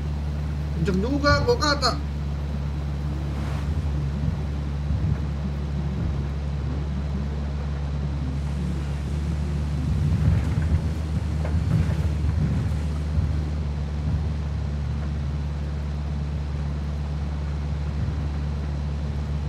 Goblok anjing, kenceng banget.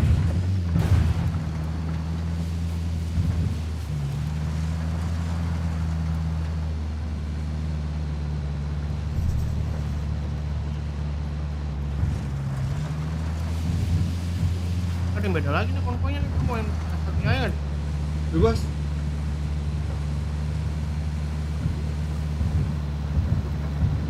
Udah ambulan lagi. This is Nomad. What have you got on San Mateo? San Mateo. Over the past few Tabrak sama dia years, jadi a lot of ngebut people have juga. been disappearing from that Gue ke province. mobil lu dah. Politicians, rebel sympathizers, Anyone who's making life hard for the cartel. anybody who ain't the cartel, period. Kalau guling-guling. Hundreds of individuals gone without a trace. Santa Blanca is definitely behind the disappearances, but no bodies have ever been found. Find out what happened. Kenceng banget The anjing. families need a place to start looking. Itu ditabrak sama yang Make sure ambulan that tadi shit kok. stops happening. Understood.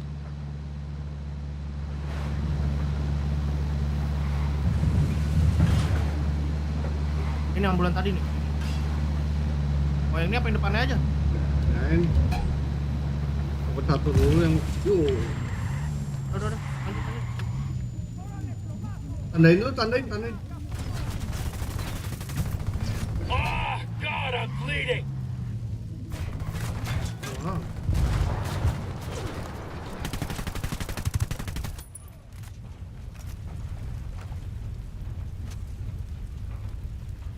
Oh, yang nomor udah jauh aja. Thank you. Ini jatuhnya ngebug kayak. The rebels will make great use. Masa udah hancur masih bisa sih anjing misinya?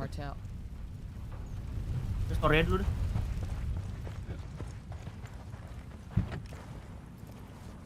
Hang on, I'll drive. Heli kan?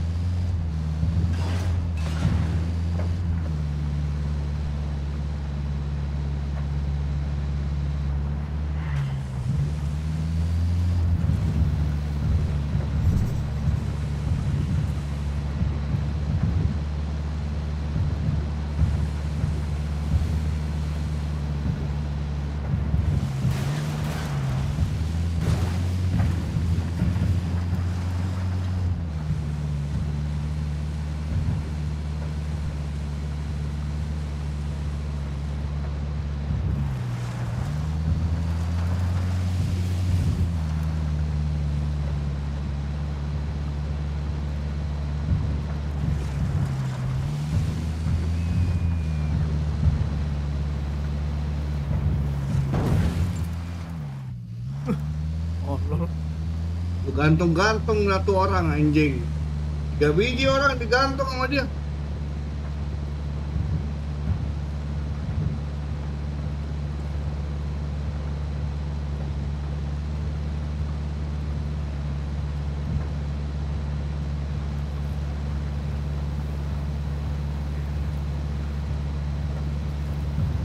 Waduh. Robos kali ya. Dan tembak. Oh enggak, aman.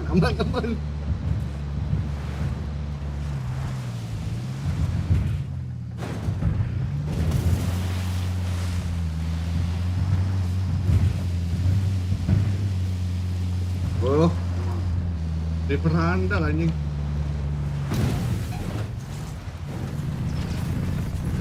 Kan masih. Got tangos down. Banyak banget sih.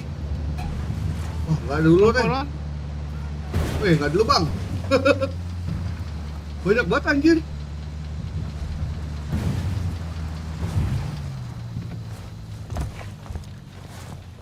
Kita ketemu lagi meledak kah anjir.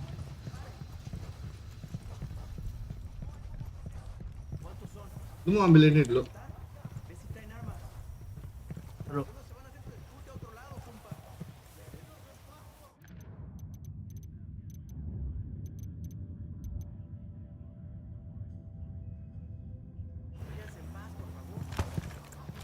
Langsung ambil aja spooknya di atas.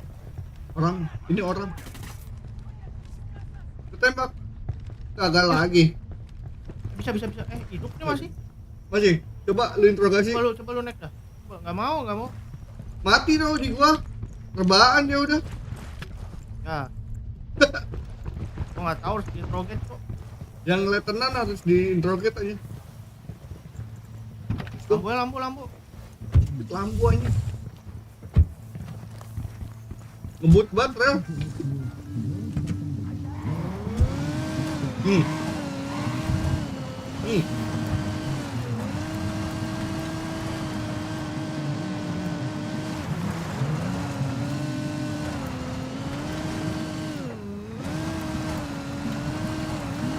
Ini aku udah ngerjain yang ini dah, yang satu ini. Gak bisa pakai drone kan? Coba lu keluarin drone. Drone is up. Drone is not working. We're being jammed. Drone is up. I can't see. Antenanya di atas Drone's ini. being jammed. Di atas ini. Iya tuh.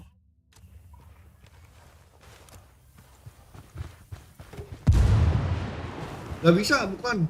Oh shit. Udah itu udah. Hancur. Coba lagi.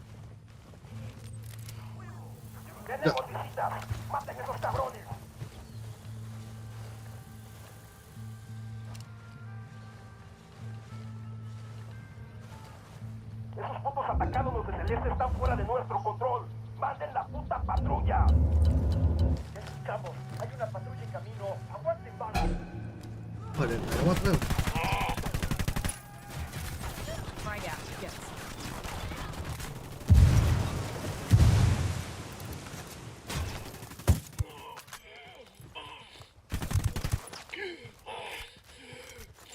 Bener-bener nih orang.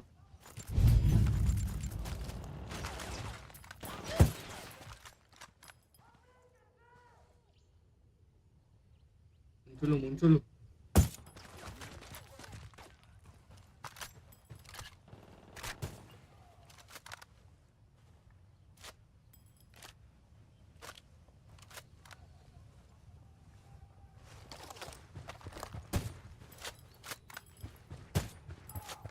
Enemy down.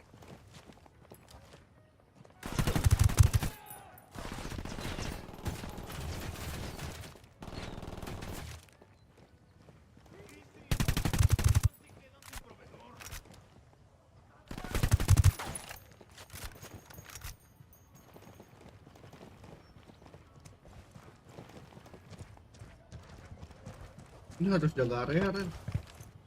Lu masuk kuning.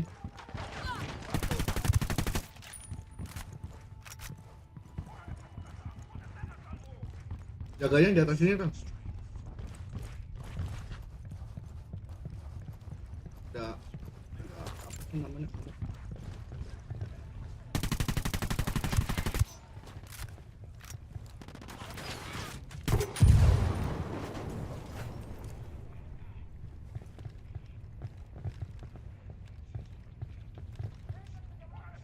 Oh masih ada musuh. Di bawah masih ada. Ini dia nggak deket nih. Liatin tangga ya.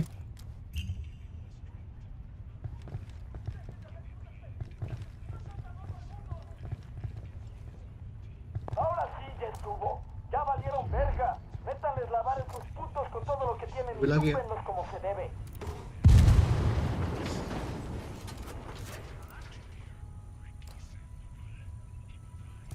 Lu ke bawah. Aduh. Ramai baci nih. Ini.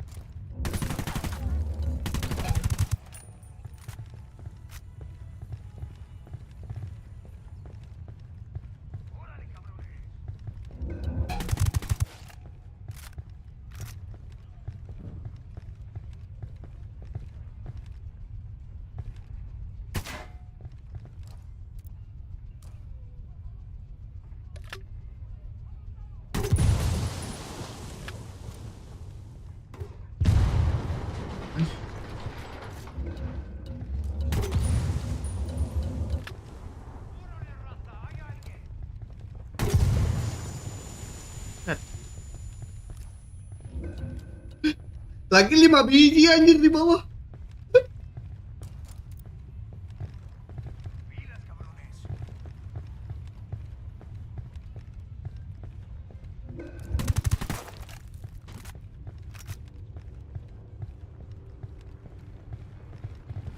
Helikopter lagi.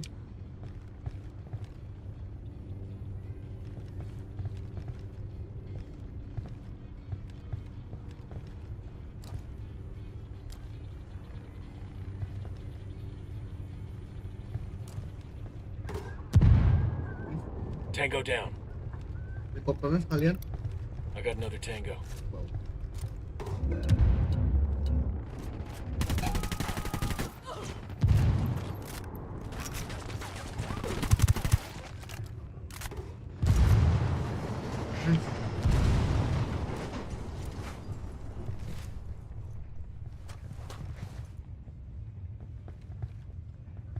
Detik.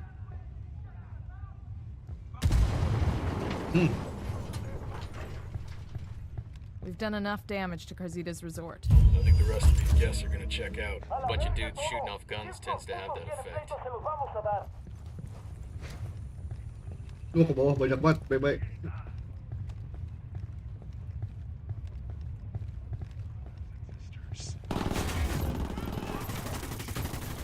Tango down. Belakang.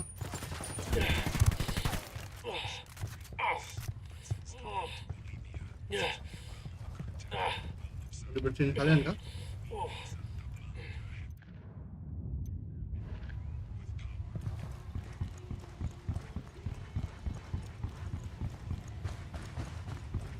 Sama orang. Empat.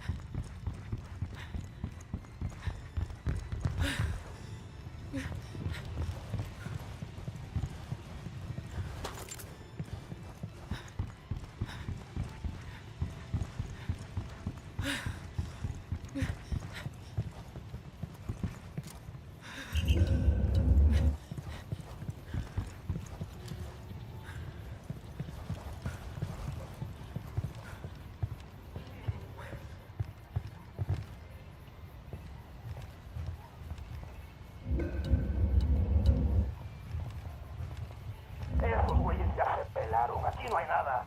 Seguimos busque y busque y nomás ni un pinche ruido, ni un pinche culero por aquí. A ver qué sale.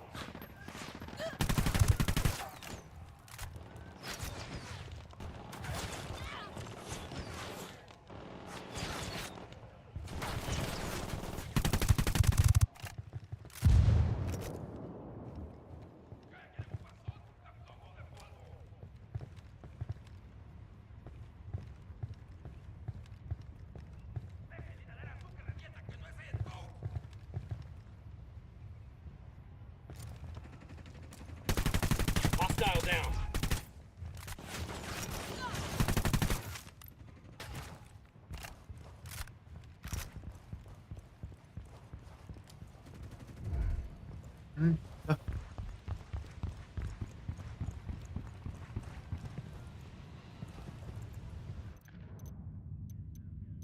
Di sini masih ada tanda ini. Bukan mana ya? Gedung sebelah. Kita ngambil lu tadi. Ini. Sudah ada? Produk nggak? Enggak, katanya. Mana enggak? Gosong iya. Ini.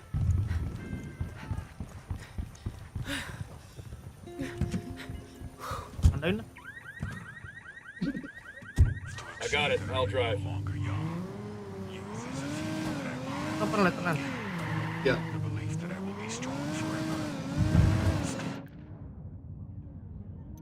Apa kita ngambil mortar lagi ya radio ini ya biar mortarnya makin mantap tuh. Yang sheet mission mortar, yang sheet mission mortar di bawah kan? Tinggal lu ambil dulu. For all that it is worth.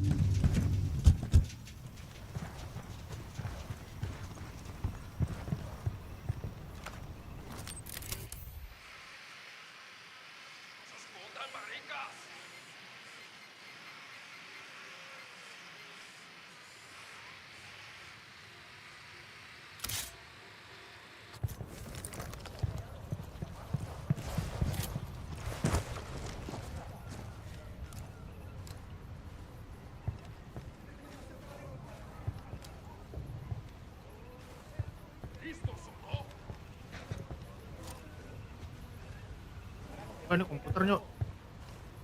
Komputer. Boleh.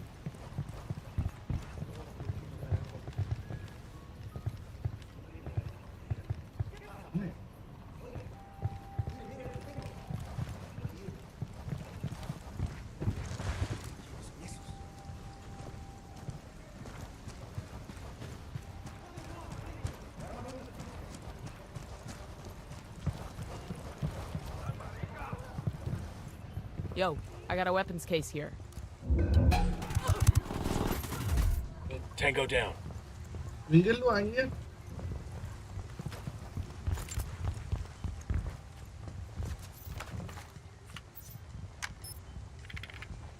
I got a 20 of a commendation that the cartel is awarding a Sicario who killed a bunch of rebels.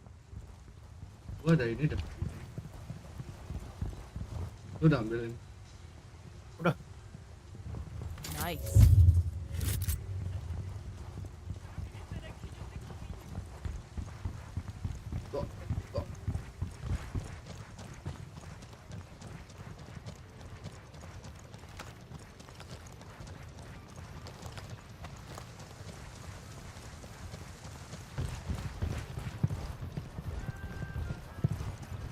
Dia ngelas ginian ada yang ngikut deh. Kemarin gue yang dying light ada yang ngikut aja. Orang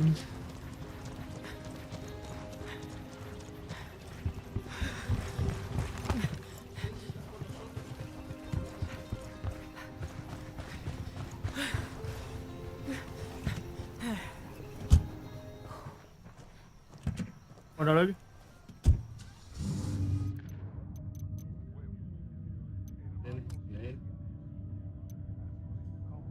misi yang panahnya itu mana lagi ya? Habis kayaknya dah.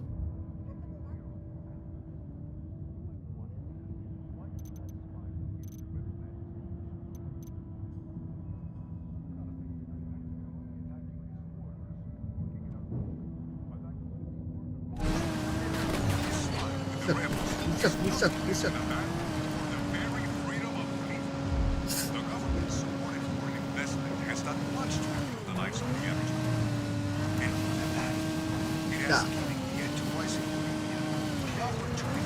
Bukan Lamborghini anjing, tulisannya ini apaan nih? Digantilah hak asal. Pimpin 4 api anjing, pimpin 4 api.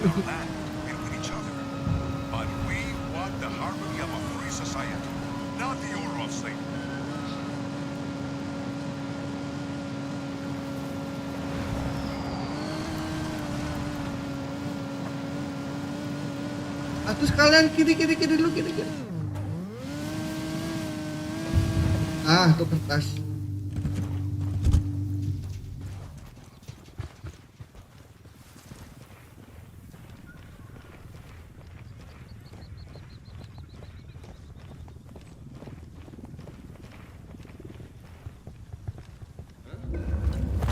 Sip. Baru mau gue ini.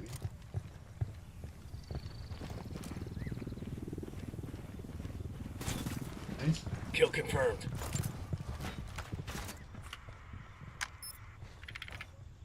There's a governor from Argentina in town visiting the resort for a piece of trim. We get a recording of those two bumping uglies and blackmailing. That might be... Oh, emang ngambil kertas gituan dulu, Rel. Baru panah kuningnya keluar anjir. Emang.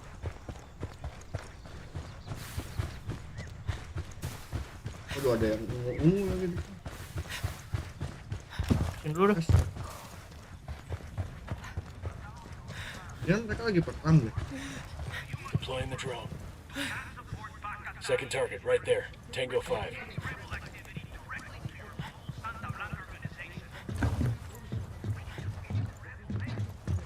Mana ya?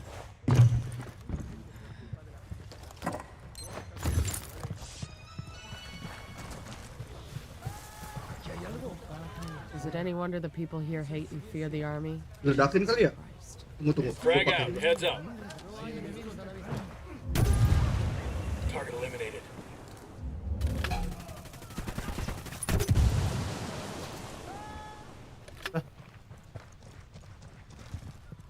Setan dengan si pilihan. Iya, shit. These supplies will buy us a lot of goodwill from the rebels.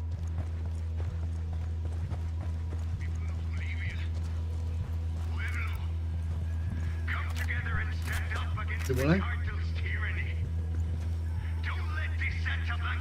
Ada mobil mau datang lagi.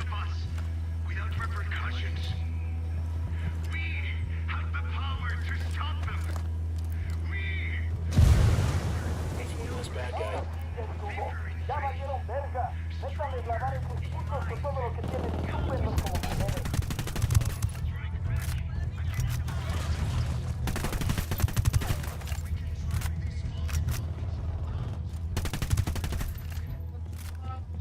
Udah dimulai ya? Pantas ini. I asked the rebels to recon the area for us. Transmitting intel on enemy positions. Target We'll eliminated. pack Qatari for some reinforcements.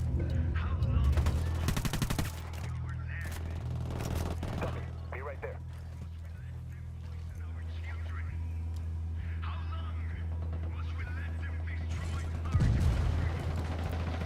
We copy, Kumpa.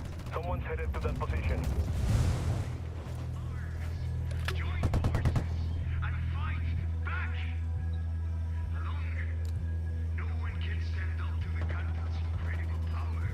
Target is down. Di tebing.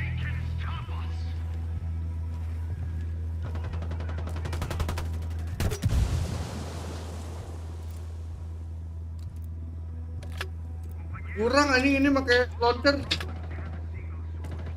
Bersih langsung.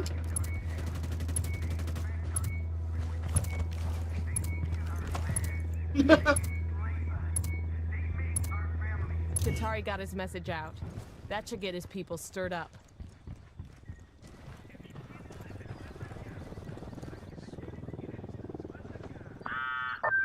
¿Qué onda, compas? I've heard news of more victories. I hope you're taking advantage of the resources that my people offer. Pack, we will take advantage of every resource we can. My forces are getting all the credit for what you do. It is good when they take part in these operations, no? Everyone who wants in on this game is going to get time on the field. Don't even worry about that. We'll be in touch. Nomad out. Kalau mau nyelesain yang si ada Agua Verde nih yang Supervision tuh yang gelap ada dua, Politician sama Karsita Assistant. There's a high-profile. Karzita's the cartel's front man, but it's his assistant that keeps the resort running. Take him out, and we'll force Karzita's hand. Pusing. Beli helikopter. Jauh banget.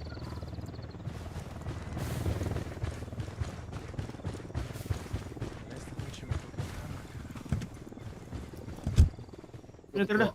Oh, terbang anjir.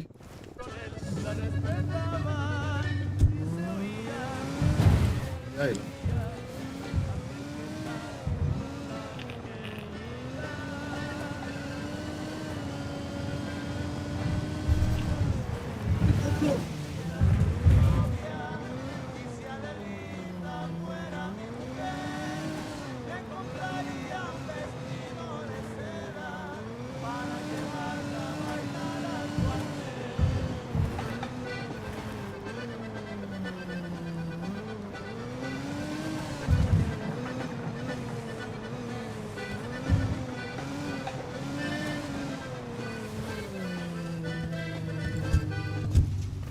Yang dekat Helio aja kan?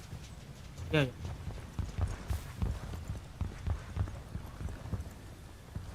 Oh, lebih bagus tadi.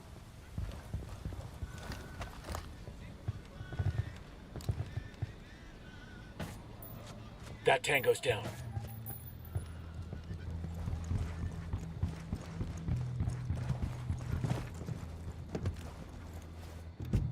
Sure are a lot of lights and switches up here.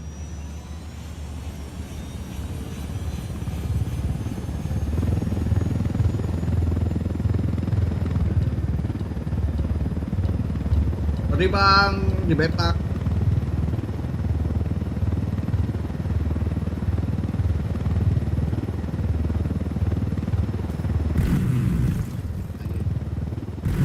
Tembak air kayak real cowok anjir.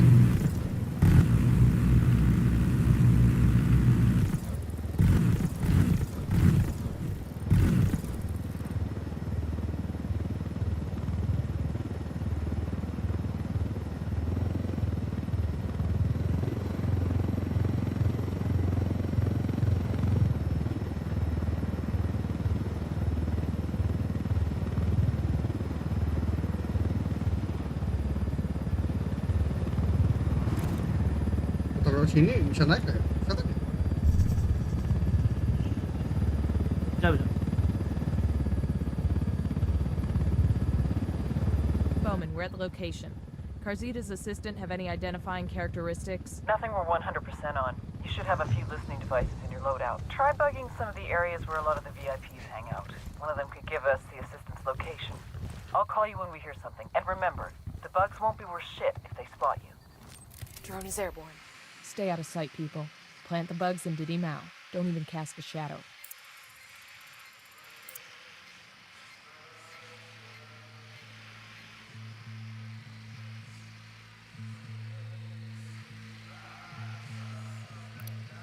Marking a captain.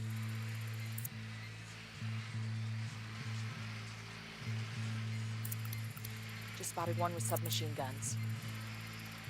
That whip's got an alarm.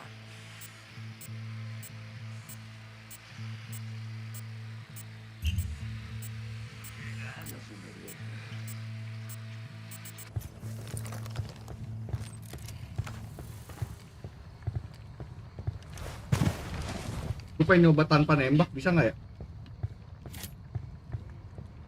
Lo deketin semua dong. Iya gitu. Tapi kayaknya gue belum ngambil skillnya yang jalannya nggak ketahuan dah.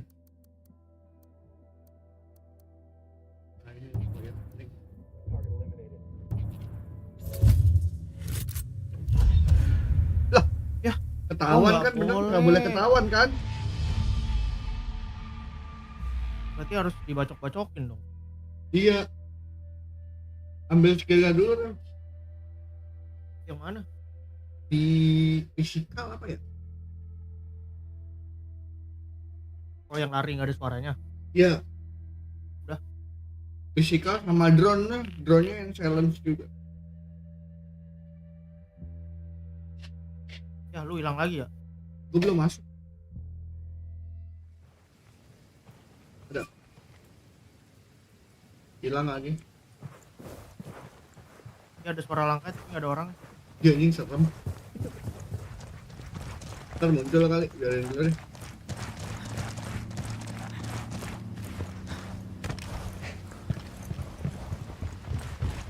Oh, kayaknya ngebunuh mah boleh dah, jangan ketahuan aja. Iya, jangan sampai chaos ya. Parkour anjir. Gue udah pakai suppressor loh. Dia bisa nemuin kayak dead body gitu, Rel.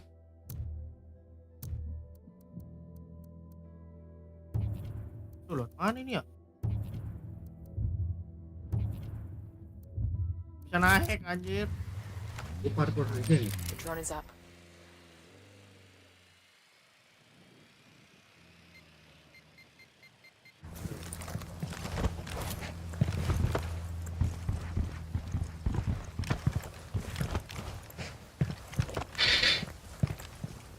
Bisa. Spasi terus aja.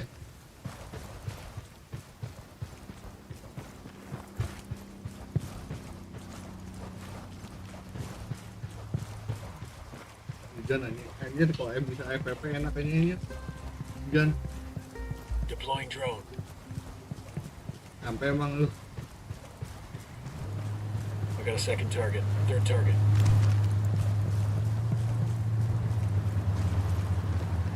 Target number 5.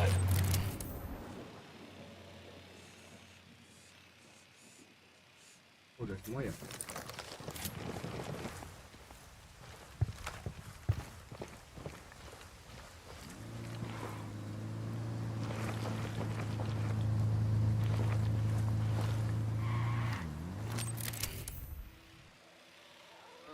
Mau lu yang maju, gue yang maju.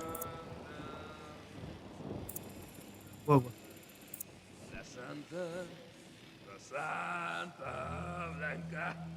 Kalau bisa ini dulu nih. Dia pada diem, Cok. Iya, dia pada diem. Ke sini.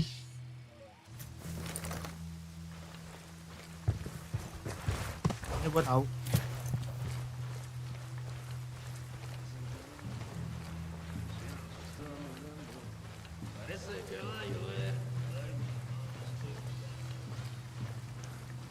Taktik gua berhasil. Di gua lu diem lagi. Lu udah di depan kan? Ntar gua masih di luar.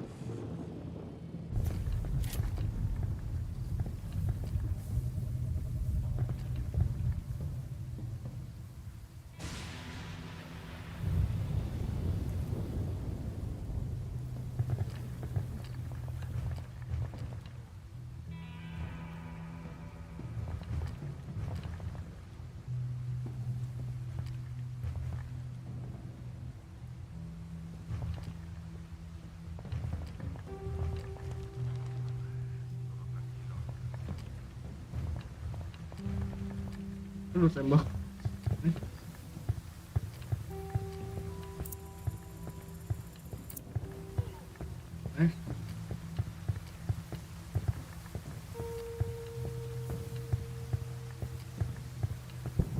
Lu pasang aja itunya.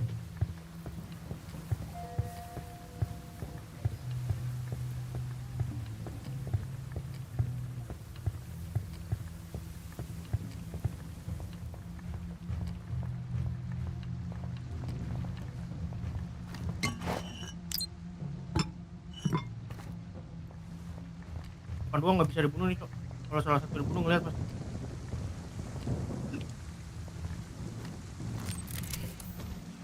Menembak yang mana? Lu yang satu, gua yang dua ya. Gue yang ini. Ayo udah. Tung. Sabar. Jatuh gua. Tuh. 2 3. Ego penco ah. Goblok banget. Aim anjing. Apa ya? Lu keluar dia langsung nunduk anjir. They should pick up enough dirt for Palanya. to get the location of Karzita's assistant. Ayo. Now let's make like a tree and get the fuck out. Gua ngambil ini dulu nih, kill point. Orang undetected mau dibunuh.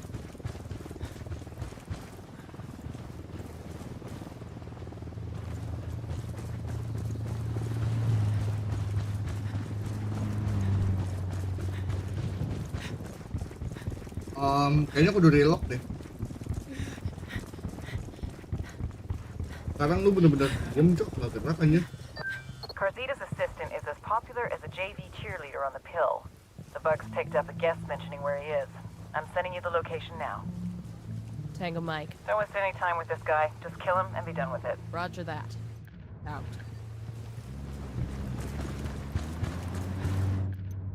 Helinya hilang ya? Tadi kagak. Gua ke heli.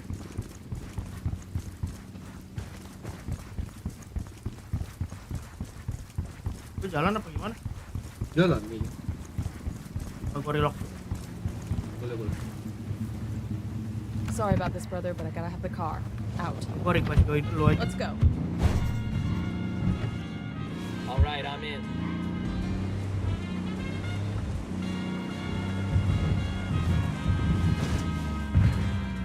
Dulu tuh gua offline tuh. Iya kan?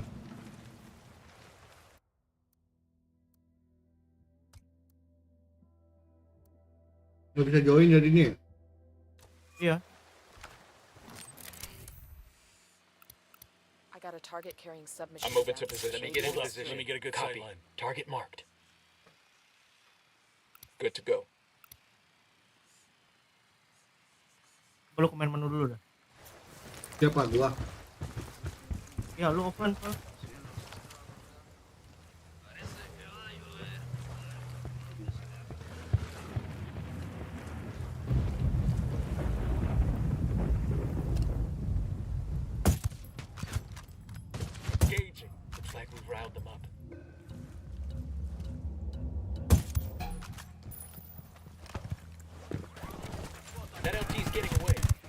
Hey, leave him alone already. Quieto. Pinche cabrón. Only one way you're walking away from this alive. I'll talk.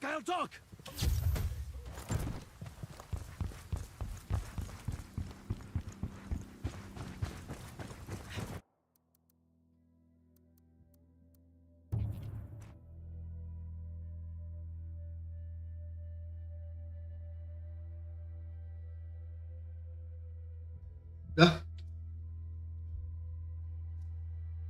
Offline. Ada yang nyangkut ini pasti, Cok. Nggak tahu gue juga apa.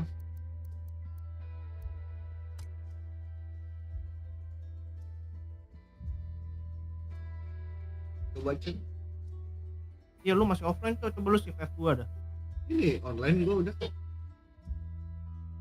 Online gua. Tuh, game session is no longer available.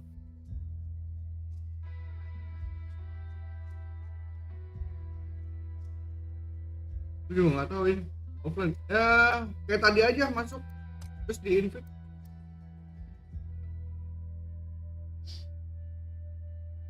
Gue invite ya.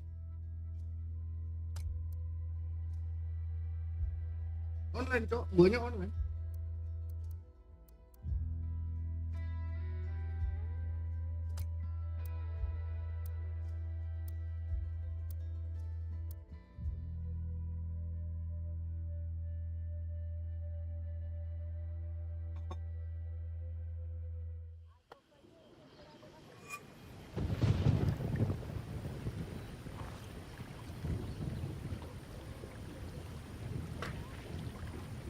Ada. Gak ada lagi. Di gua. Harus keluar game berarti. Tapi ini lu hilang gak? Gua hilang. Ini gitu mulu, Cok. Keluar game mulu.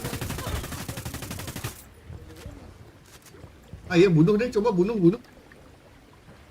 Awas diem lu, diem gua ngelempar bom. Frag out. Eat it, motherfucker.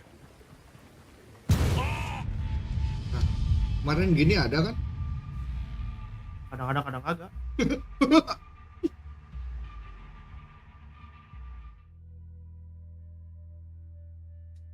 Kebak mulu, Cok, anjir. Gamenya ngapa ya?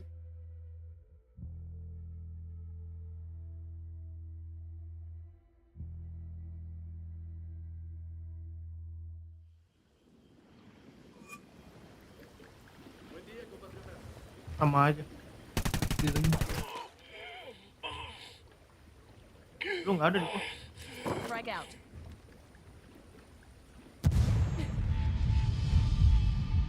Lu bisa nembak gua ya? Bisa. Lu bisa nembak gua sih? Soalnya lu tetap gerak, Rel. Di gua tuh lu tetap gerak. Jadi gua gerak nih, awalnya juga nggak ada orangnya, tapi ntar lama-lama berhenti. Enggak, kalau gua enggak tetap gerak.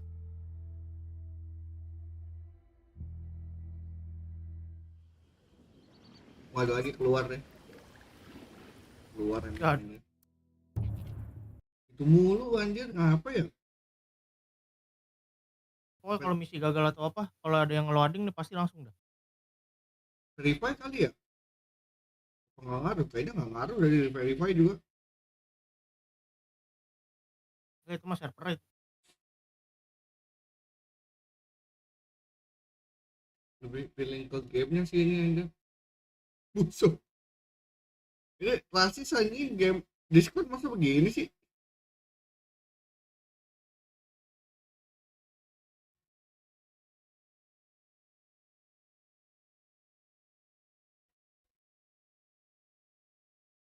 Masa kalah sama what sih?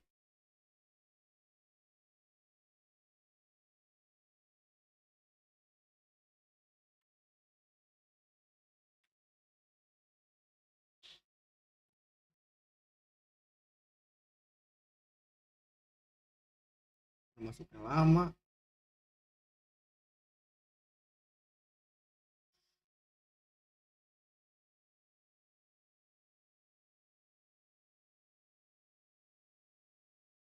Ganti ini.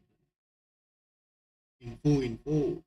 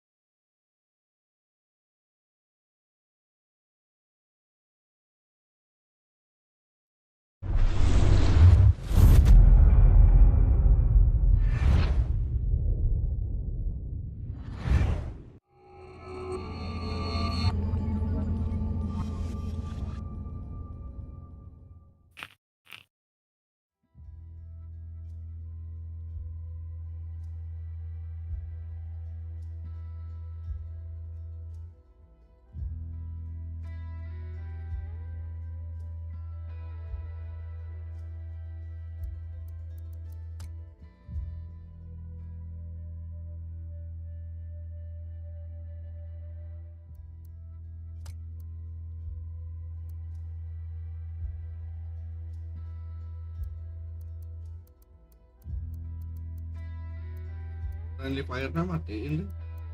Badan tertembak aja.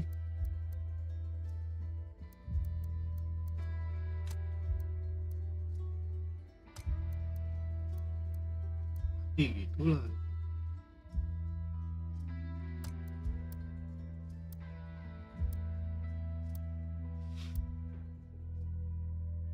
Dulu gitu nggak call synchronize online kontak 10 euro 0.1000. Enggak. Begitu nggak? Enggak. Tadi ya, apa ya? Yang di awal. Yang lu bilang pas lu bilang ininya error. Tadinya iya, tapi udah enggak.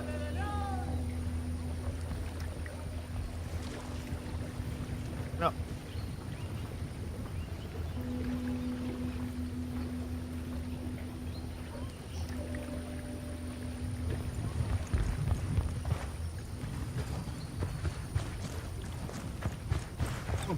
Hola, amigo. You hear anything about the cartel around here? Where they are? Jauh lagi aja. Ini dulu nih yang deket.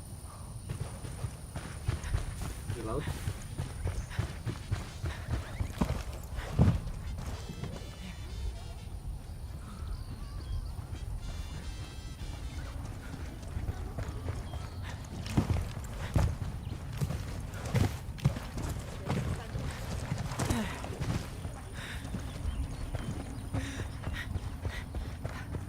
Perahu di sebelah sono. Iya.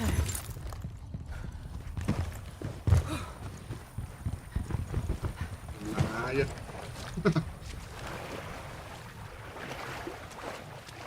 Terus lu ini cuti berarti apa gimana? Enggak. Masuk kok besok.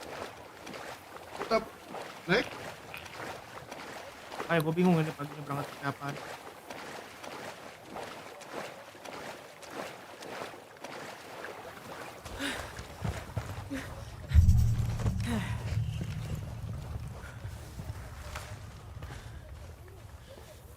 Gue naik ke atas.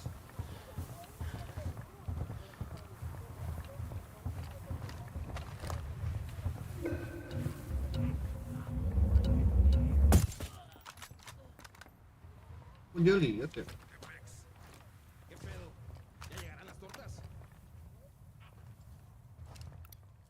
Marking a captain. Ada orang lagi satu dah. Ah ya tadi gue ketanda di mana? Drone is airborne. Ini yang kan dia di bawah. Second target. Di bawah pisan, di bawah. Tungguin di tangga. Dia belok kiri itu, dia mau naik.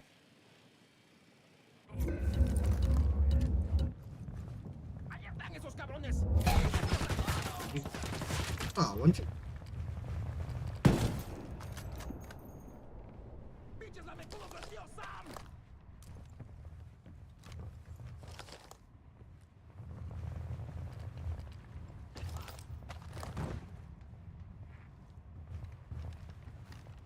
Goblok ketahuan aja.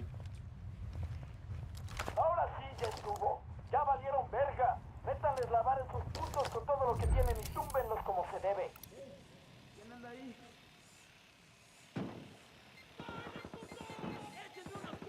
Hindar. Fucking hell. Target is down.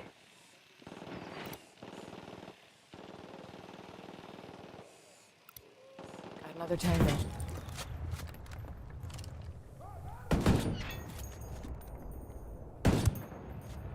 Gila keras banget ini sniper aja.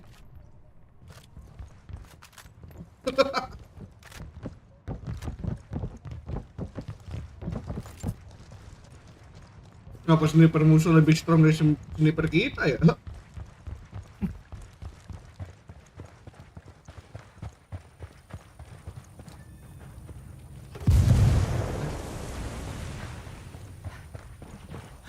There's a cartel medal over here. It's gonna break some poor thug's heart to lose this.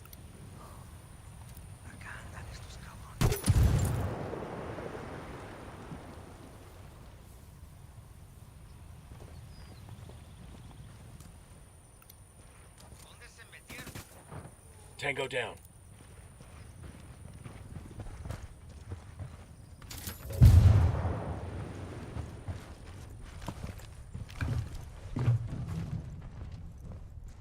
In local news, a construction vehicle has run over Aymara protesters in Agua Verde, resulting in 25 dead and dozens more injured. Since April, the Aymara have been staging marches of resistance, blocking roads in an attempt to prevent construction crews from driving to the construction site of Paraíso Agua Verde, resort and casino. Early this morning, an earth-moving dump truck broke through the protesters, resulting in the deaths. The approved site has long been considered sacred land. Environmental groups have also expressed concern that pollution from the resort will damage the ecosystem of the lake. No charges have been filed for the deaths, and there is no word yet from Aymara representatives if the protests will continue. Military police from Unidad have moved into the area to ensure order. In international news, Queen Brita of Sweden has given birth to a baby girl.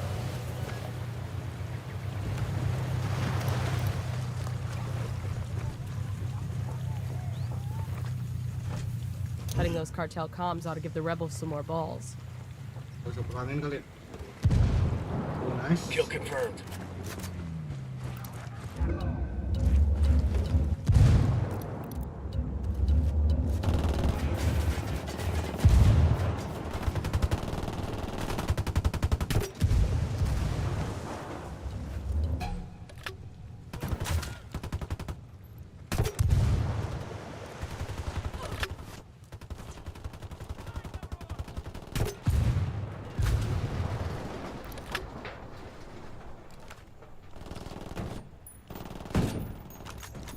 Hindar anjir.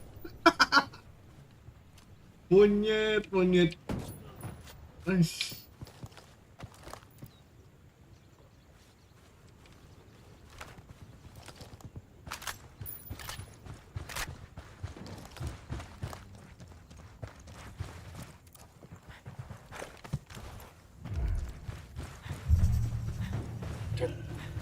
That's one less bad guy.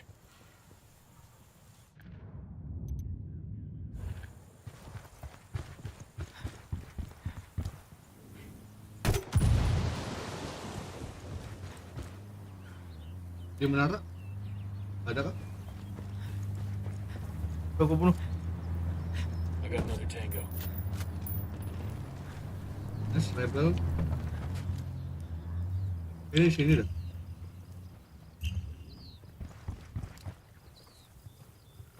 Gerak dia.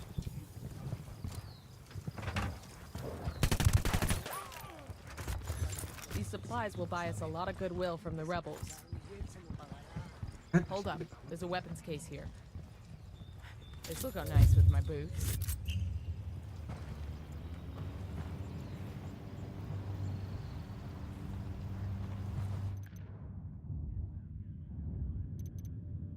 Mau medal. Nambah damage 5%. Nunca pensé que le diría esto a un hombre. Te lo quiero, hermano. Gracias por darme otra oportunidad. Se acabó la dieta de mi rifle. Espero que le dure. Órale, carnales. DJ Perico here. And I cannot deny that I like it here in Bolivia. The weather's great, the women are willing, and the blow is la neta. But I have to ask, where the Kalian tacos? politician. I like Bolivian food, I do.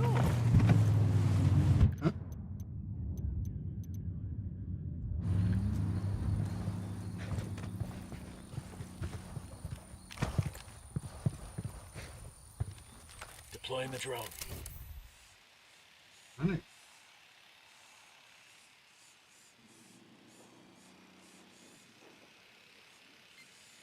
Dalam goa ini ya? Goa kayaknya deh. Iya. Bawah kali kita. Masuk kan? Oh, udah.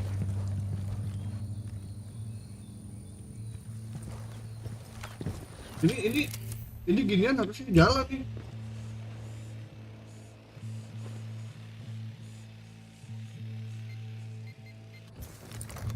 Gue curiga naiknya masukin dari pantai dah.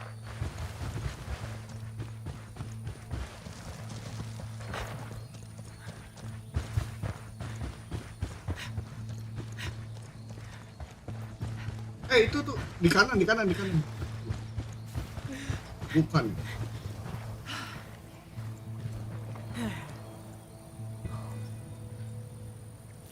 Lu di mana, Ran? Lu di bawah.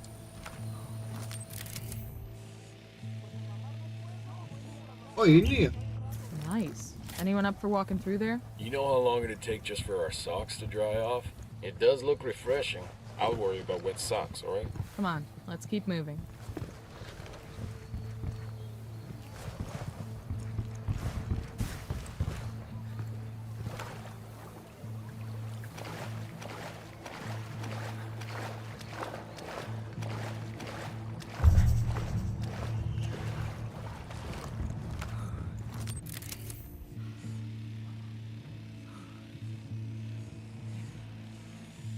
Eyes on a small group of tangos.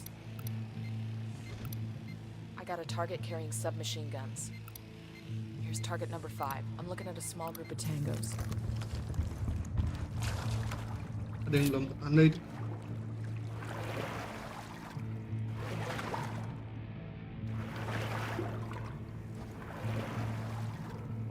Tango down.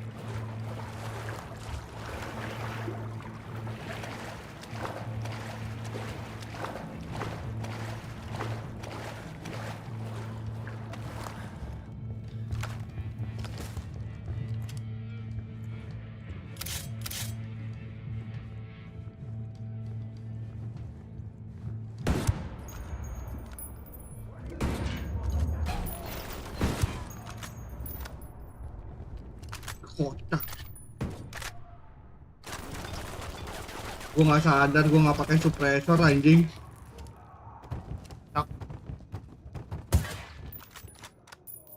Pantesan peluru gue jedor banget anjir.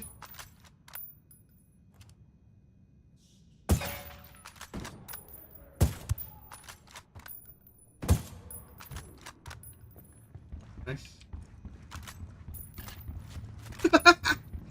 Jedar aja gitu aja suaranya.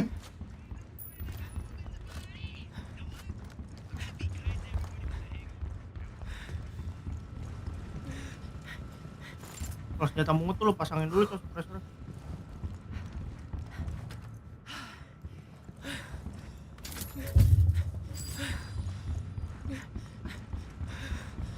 Goblok anjing. Ini apa gini-gini nih? Coba hancurin, Ran. Frag out. Hola, putas. Go. Ini diamuk. Diamuk bunda. Go.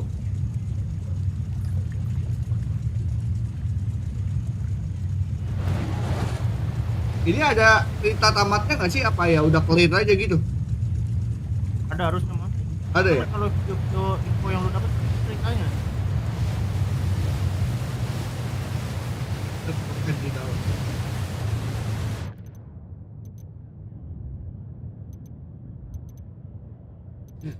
Ini ada benda lagi di sebelah kiri.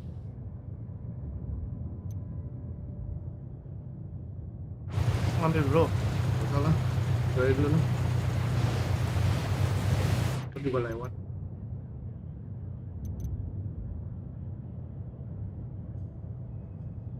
Oh, okro kemarin ya, udah kelar ya? Without being detected.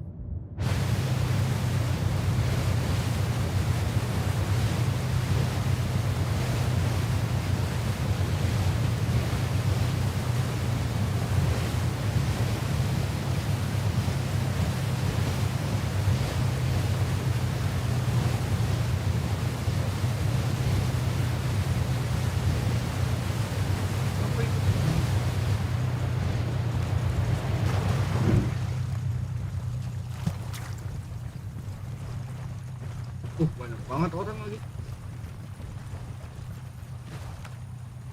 The drone is up.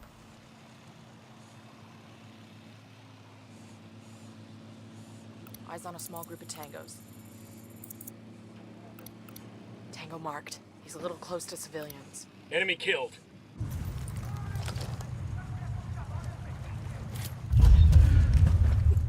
Ya.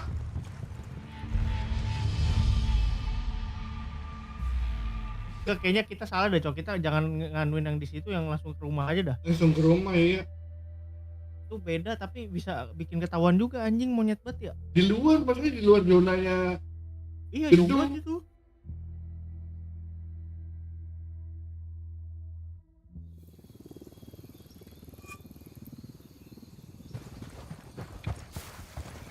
Hilang nggak? Hilang.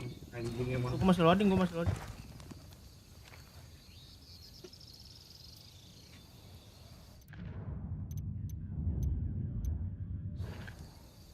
Iya hilang. Oh, apa? Dari dulu. Iya, ini dia mana kayaknya? Tapi sebenarnya kayaknya dari kemarin pas Ubisoft nggak masalah juga tetap hilang kan?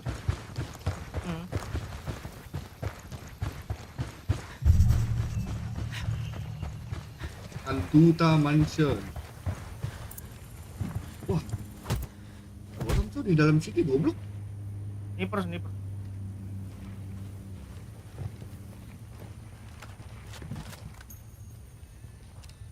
Ada lagi nih snipernya.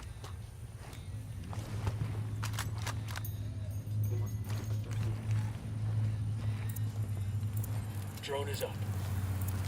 Deploying drone.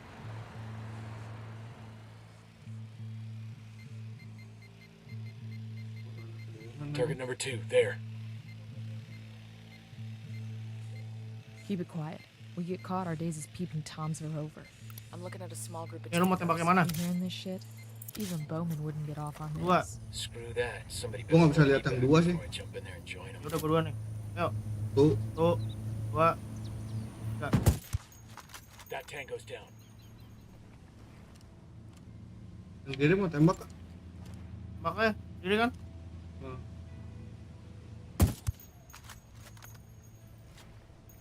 Gak ada panah nih. Nyampe drone-nya. Udah nggak ada lagi nih. Udah habis ya. Udah datang tuh si hijau juga tuh.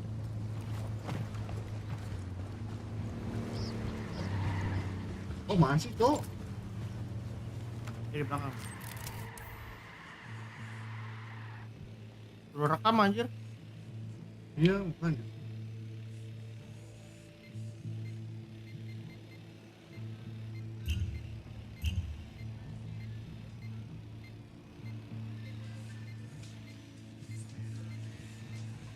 Mau dapat vision ya di lantai bawah kayaknya dah. Dalam. Di dalam nggak ada tuh. Ada di dalam. Rekamnya gimana ya? Pakai drone tuh.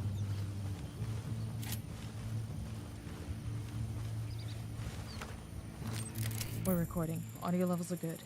Just make sure you get a good shot of his face. Tapi lu udah ketemu, tapi kok titiknya belum ganti?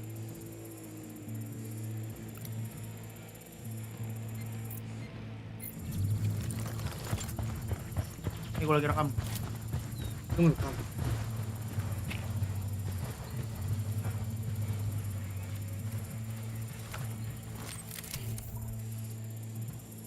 What the fuck was that? Whatever the fuck it was, we got it.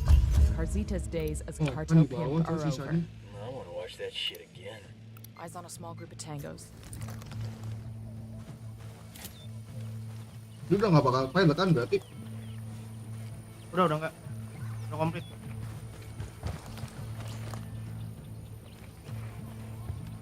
Gue mau seniki.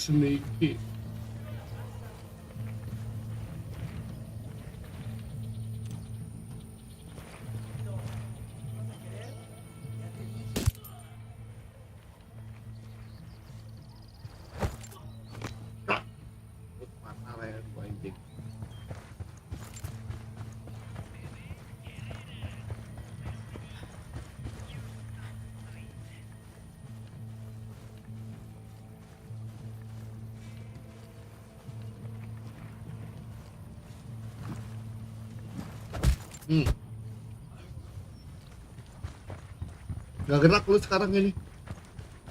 Iya lu juga. Gue berantara lama-lama lu nggak gerak.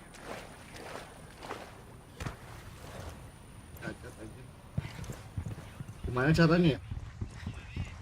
Kudu cari trik nih kita nih biar bisa nggak usah keluar.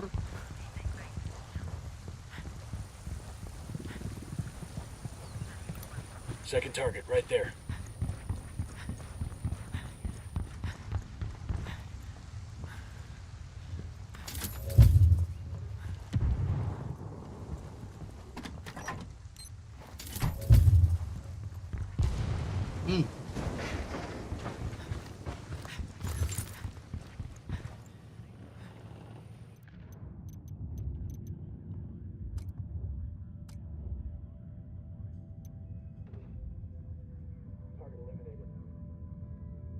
Lu mau misi yang mana lagi? Udah habis nih, tinggal ini. Ini boleh sih. Karzita's the cartel's front man, but it's his Coba assistant pakai that fast keeps the travel result di running. Agua Check him out Red ini and dah. enforce Karzita's hand. Mana? Yang tengah. Yang tengah ini nih. Coba dah. Oh, iya. Kali tiba-tiba muncul kok fast travel.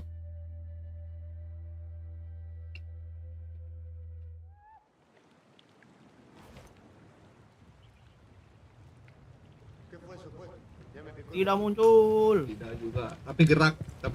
Apa-apa. Dia gerak awal doang, ntar lama-lama diem lagi. Ya, ini heli nih. Sure are a lot of lights and switches up here.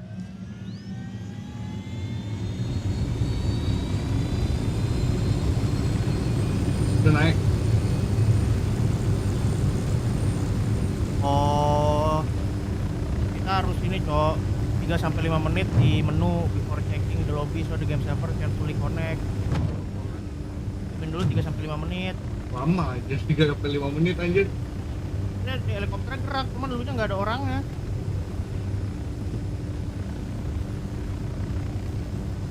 Ayo. Aduh anjing, kecoa terbang hentot.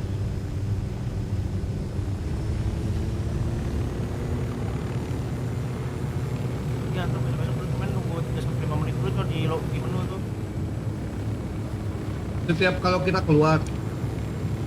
Kalau di lobby, kalau baru pokoknya di menu awal tuh. Ah itu tuh, lu udah ada orangnya. Oh gua ambil parasut juga kali ya. Gua ambil skill parasut deh. Buka parasutnya apa tuh? Ini yang tadi orangnya kabur ya? Spasi. Mana sih? Parasut tuh mana sih, Ren? Ada di apa ya? Lupa gua. Parasut.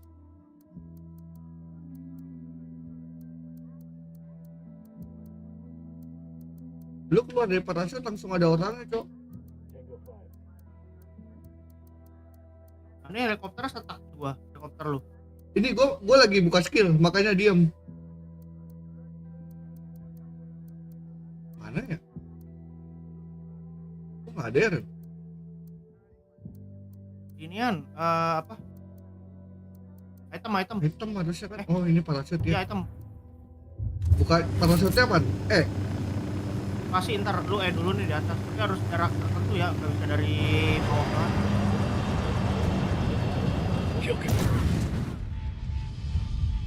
Kan helikopter lu jatuh kan di gua? Gua jatuh. Mati. Gua kan ini. Kalau di passenger, kalau di apa sih namanya? Yang drive-in nggak bisa langsung turun, Cok. Kabur tuh orang. Bunuh ini mah ya. Gua lari.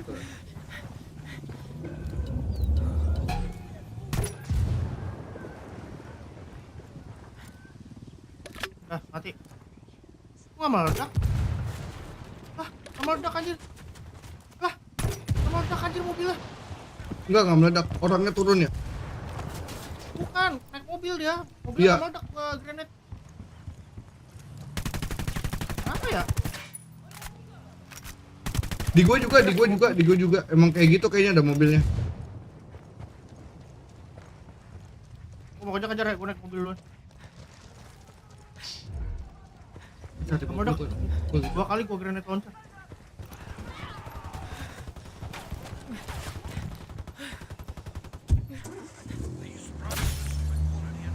Snipernya tajam banget anjir.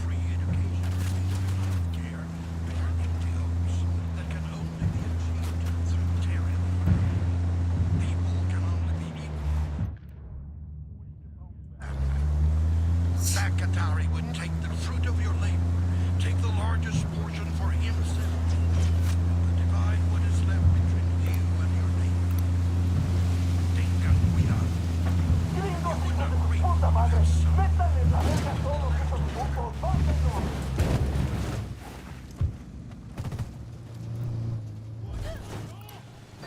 Nomad, the activity's just intercepted a call. You caused enough trouble that Carzito's back in Agua Verde. He's gonna throw a party every day of the week. He's hoping to convince people that things are all right. Apa emang mobil nggak bisa meledak ini ya? Nggak bisa meledak tadi. Make him give up that guest list. That's exactly what I had in mind. Habis lagi Nomad out. Cartel soldiers up ahead. You can try to get around them or deal with them head on. The assistant is down. I say again, the assistant is down. Itu baru nongol lagi nih orangnya. Kenapa? Baru nongol lagi. Di gua malah lu nggak ada. Lu di mana ini? Taruh di connect dulu. Lu naik mobil sama gua. Ya. Gua nyari. Gua ke heli deh. Biar kayak tadi. Kan bannya gua kempes. Ya lagi. Tuh bosnya di tengah laut tuh.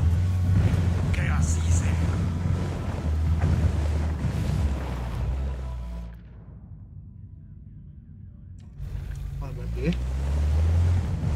Tapi lu masih belum muncul toh di gua. Mana tuh? Itu dulu terus. Pesawat dulu deh, pesawat dulu ya.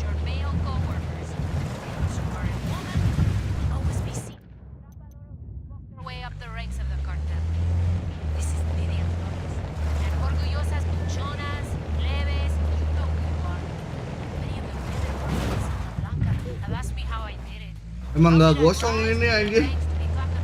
Kuat banget mobilnya. Bagus lagi pesawatnya. Kasih tau ya kalau udah naik pesawat. Pikir lu jalannya ngambang tuh.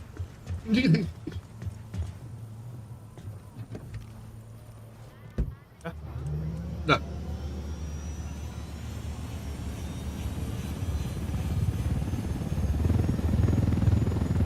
Oh, ada weapon 4 lagi tuh.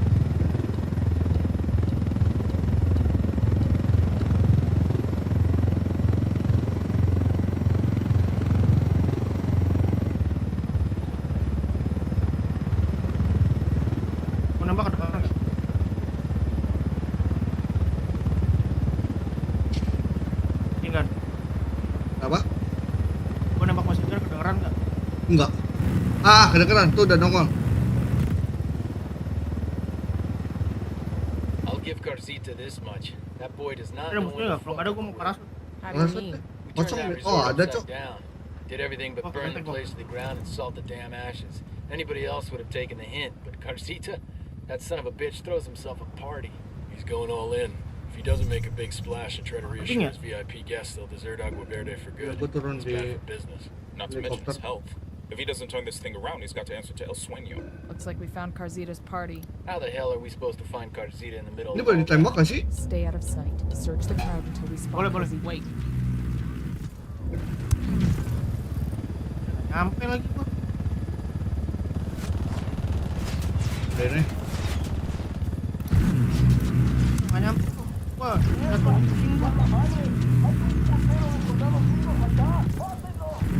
Nah. Nyampe tuh gua nggak nyampe.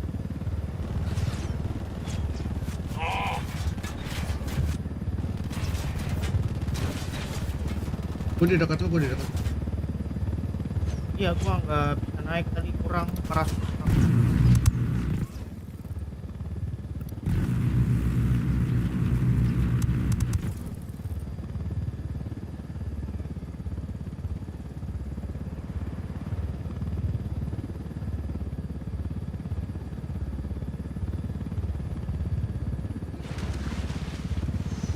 Ya, gua rendem nih Stay out helikopter. of sight. Maaf Search dah, the crowd gua with kira your lantai spot itu. Rosita. Then we move in. Clear? Copy that, boss.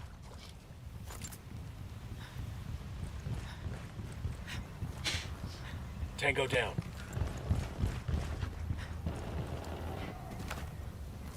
Drone is airborne.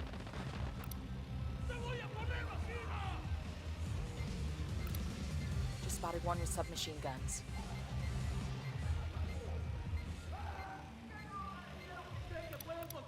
I got a target carrying submachine guns. I got a third target.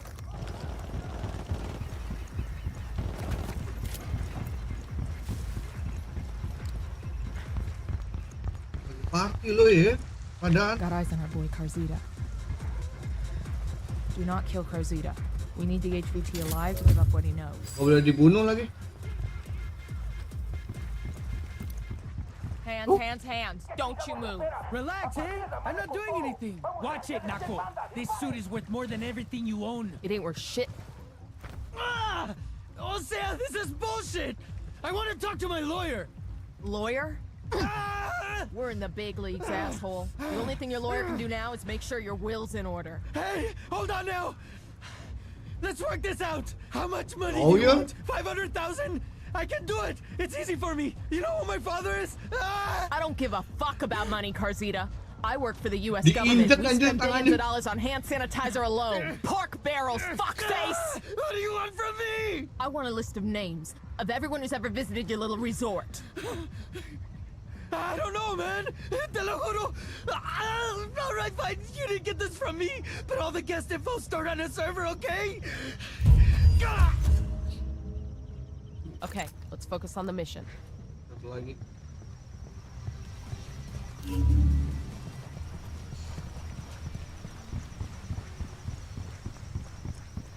Ini senjata gini nggak bisa dihancurin apa ya? Ini harusnya yang tandain gini bisa dihancurin. Gak bisa.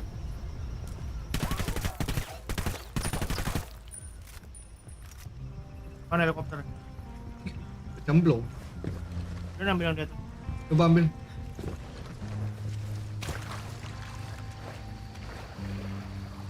Nggak bisa dipakai ini.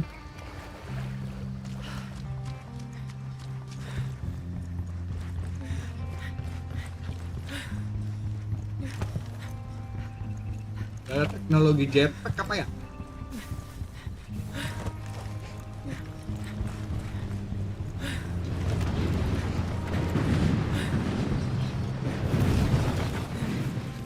Ngapa dah? Ngapa dah? Langsung sepi itu. Well.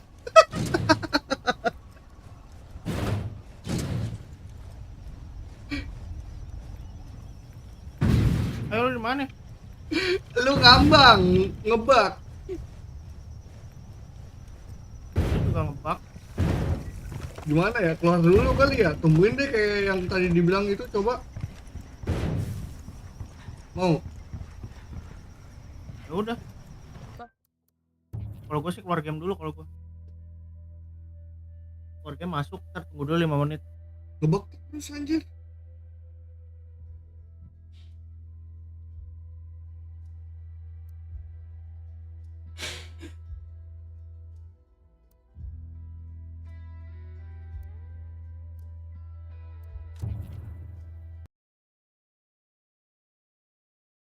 Waduh, gue juga keluar deh.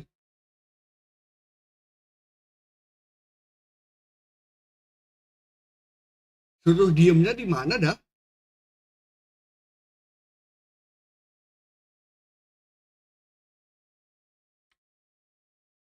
Gue cari lagi deh, bentar.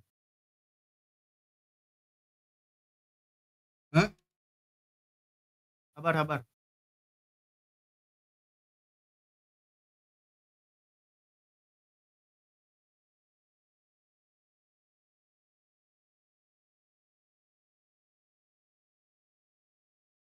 Wait in the main menu.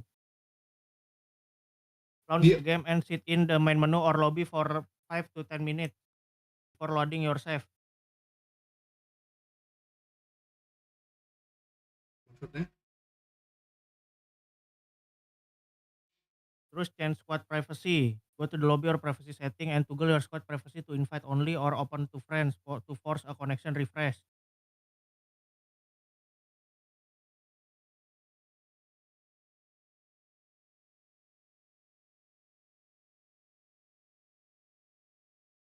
Tungguinnya 3-5 menit. Di mananya tuh? Di menu, buset dah. Diam dulu gitu. Iya. 5 menit ya? 3-5 menit aja.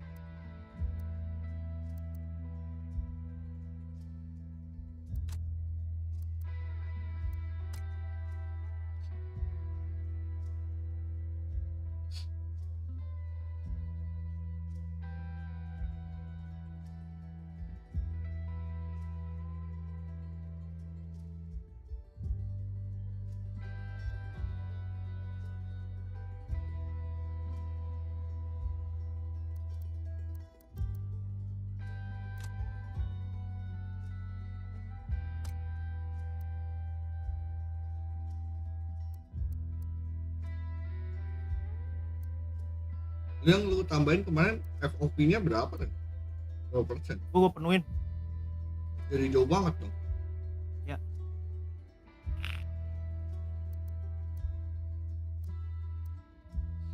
Ayo coba.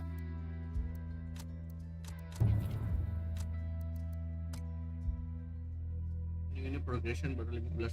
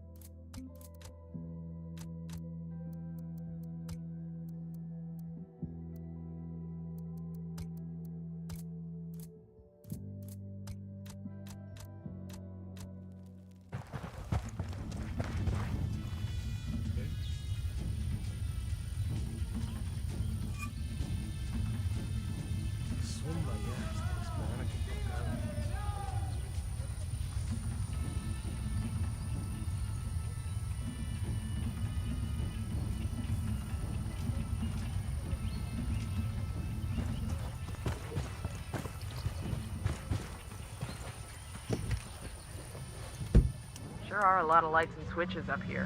Hilang lagi dong sniper kita yang bagus. Terapi lagi. Oh, udah non sniper.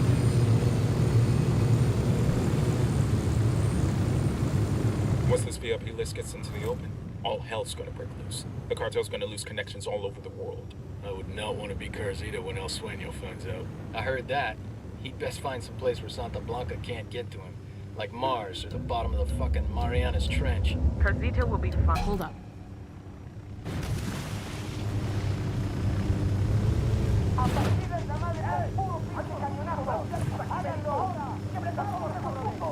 Tawan anjing gua.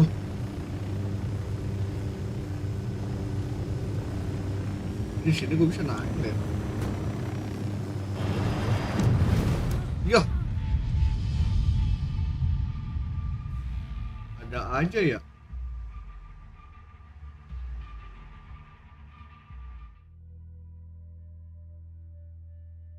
Lu lanjut misi Rel. Kenapa emang lu? Jatuh gua anjir.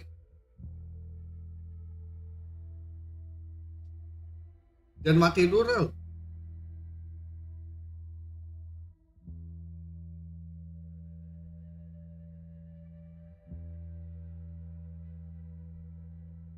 I would not want to be Carzita when El Sueño finds out. I heard that.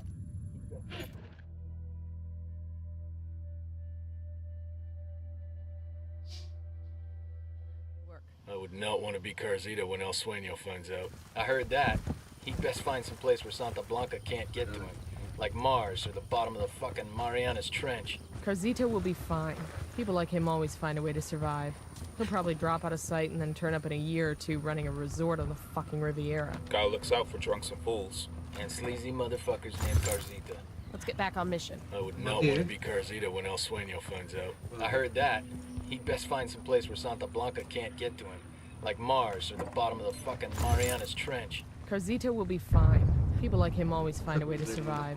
He'll probably drop out of sight and then turn up in a year or two running a resort on the fucking Riviera. Guy looks out for drunks and fools. And sleazy motherfuckers named Carzita.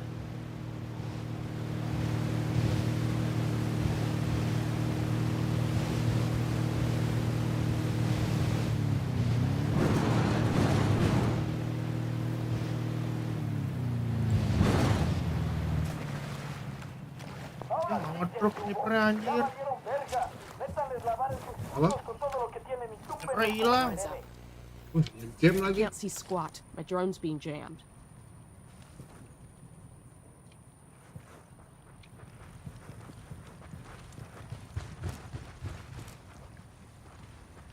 Ya, sniper nggak ngedrop toh.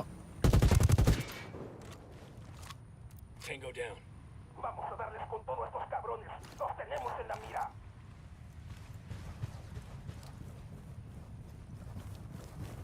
Boleh, gue nyari ini aja buat bro.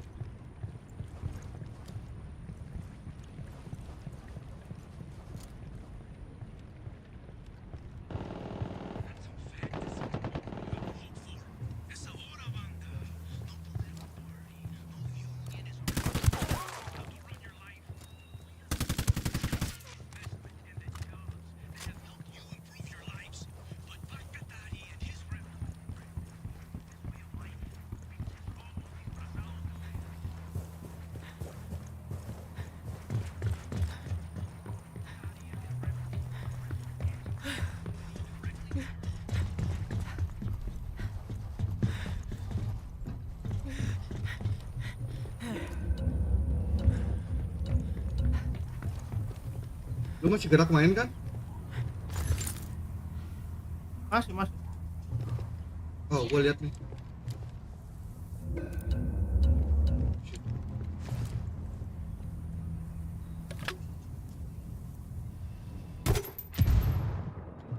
Coba ngedrone.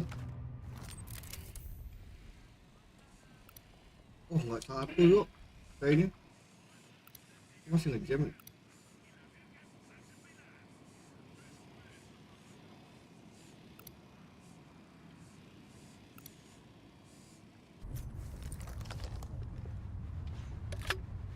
Target eliminated.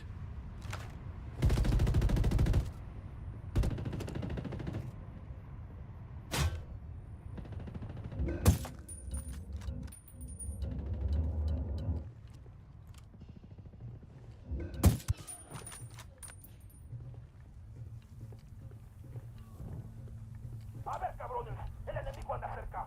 A partirles toda su pinche madre con unos buenos cañonazos. Shitballs. That's one less bad guy.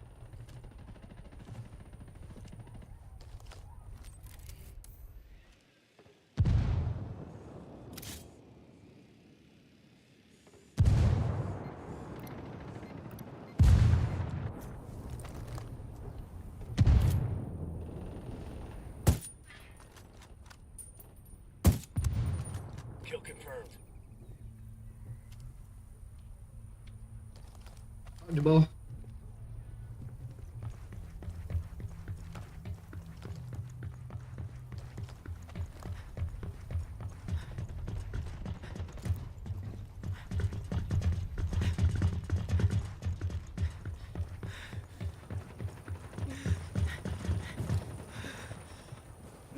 Tango down.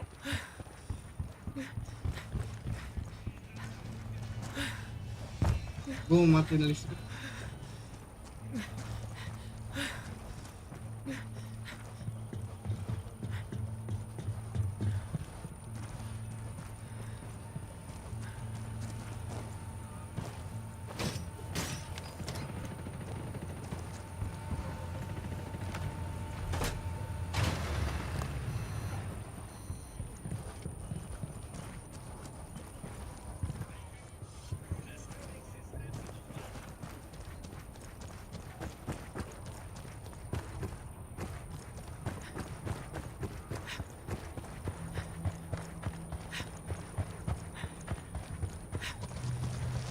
Check it out. Weapons case.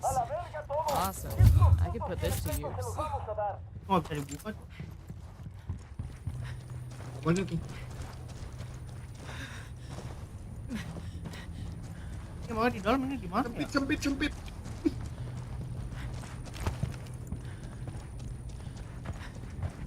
There's the server with the guest list.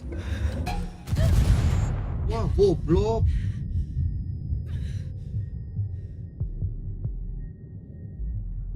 Meledak anjing, ada heli lagi. Set up a perimeter while we wait for Udah the kelihatan lagi tuh heli. Fuck, took you so long.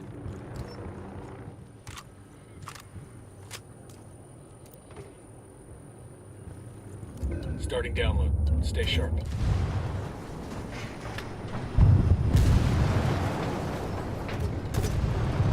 Target eliminated. Alright, this is it. Let's get that list of names and go.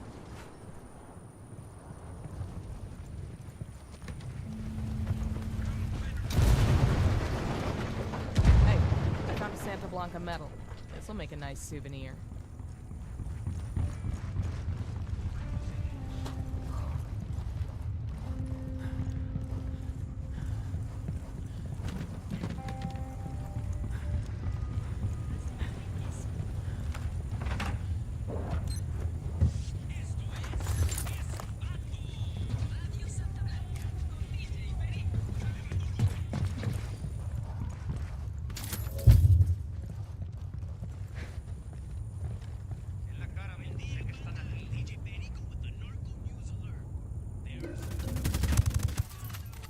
That's one less bad guy.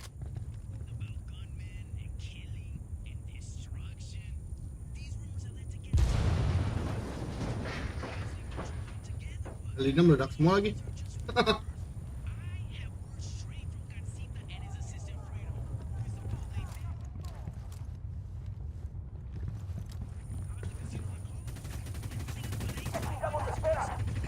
Target eliminated.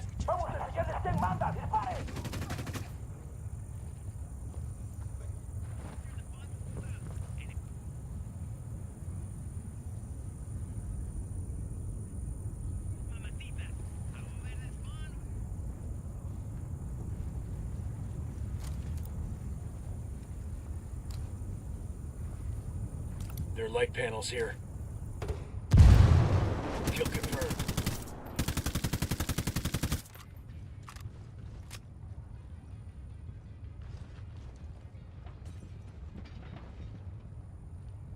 No están aquí esos putos, ya se largaron.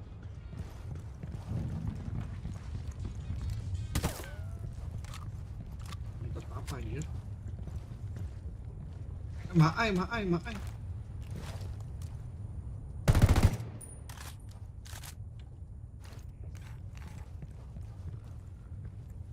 ini.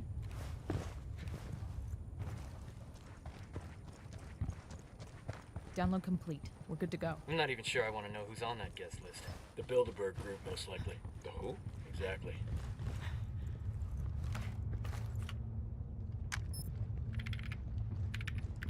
Bowman, Agua Verde is all clear.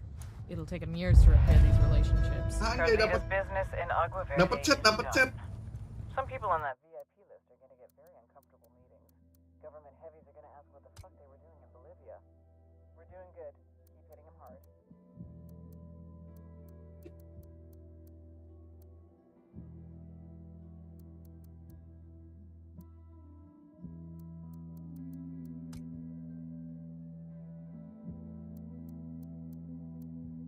Senjata baru tuh. Ini gue lagi ngecek.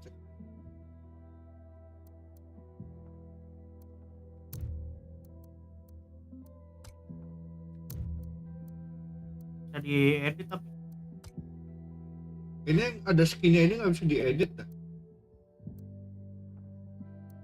Rata-rata. Iya nggak sih?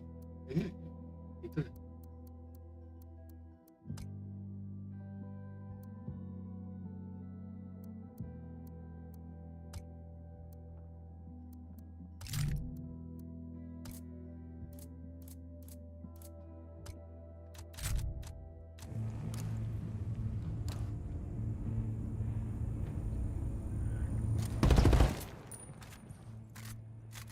Lu mau yang mana lagi? Ini senjata kalau dipakein loncat nggak bisa pakai suppressor tadi. Aneh. Ini apa nih? Udah keluar ya? Ini harusnya udah ganti kan? Ganti bos.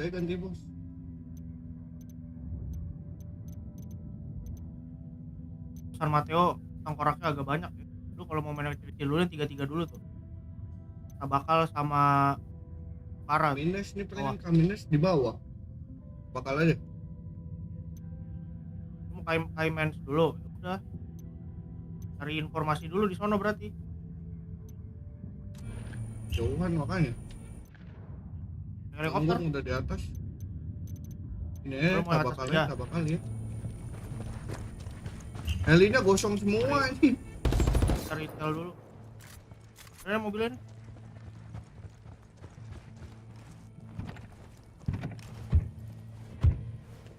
At first, I thought you were just going to have me a run for eye candy for the whole Recon. Ya, apa sih ini yang naruh mobil di sini? The Santa Blanca Texas Hold'em tournament is this week. You're a poker player? Ah, ini nih yang.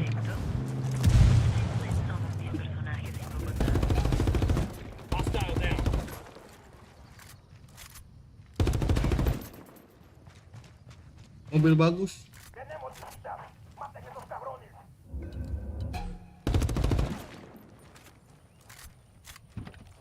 Go. Buckle up, people. Nah, gitu. Kan enak nembakinnya. Tembak.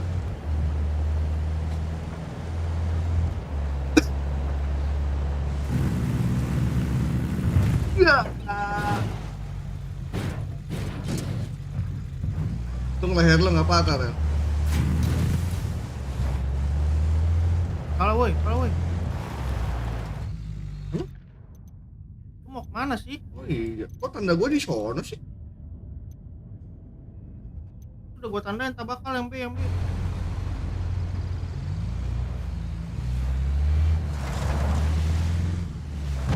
Ya.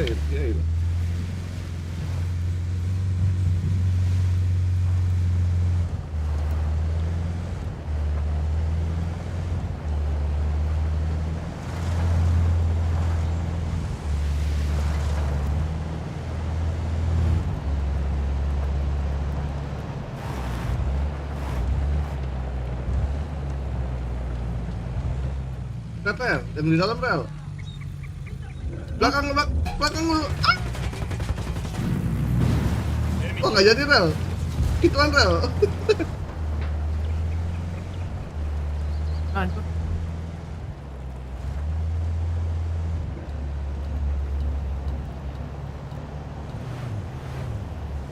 Dan kalau tiba-tiba ketemu konvoy lumayan nih mobil.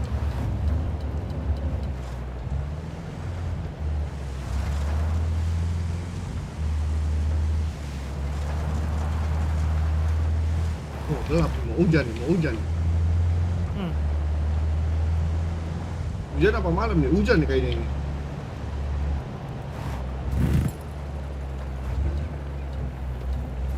Kebanyakan. Damn, that guy's dead. That guy's dead. Anjay, dapat skill point anjing newakin itu.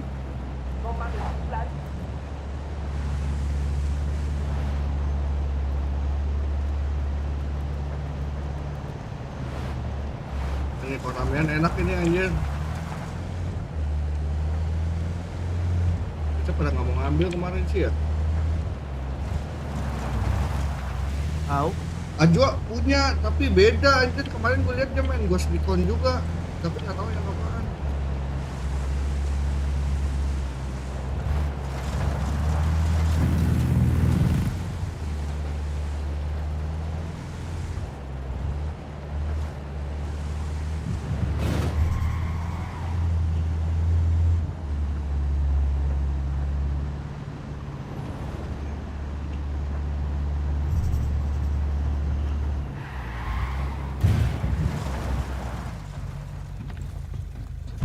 Yang punya tapi tembakin nggak? I got it. I'll fly.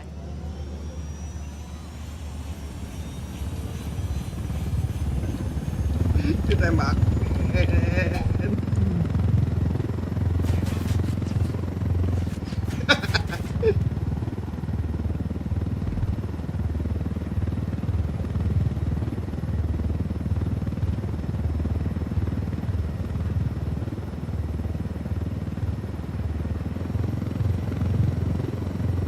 Wah ini di gunung nih enak nih kayaknya nih.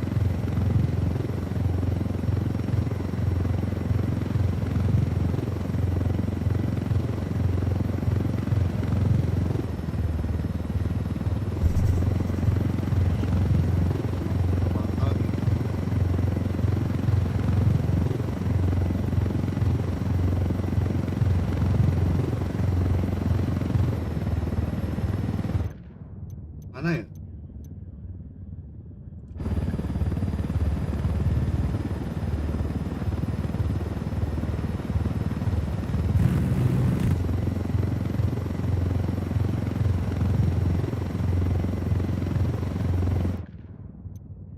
Dari kota ada yang ada intelnya.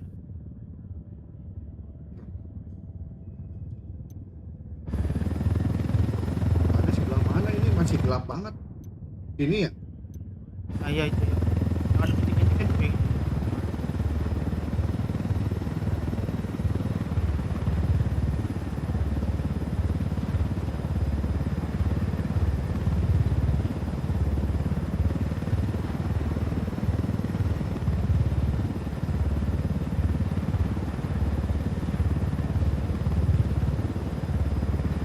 Ntar tanda tanya tuh. Terus ada yang kebuka tuh tanda tanya. Kenapa? Itu kan tanda tanya banyak tuh yang kebuka. Di situ ntar nyari. Depan dulu kan? Ini nih, letenan. Gerak udah gerak. Roket tapi itu ya.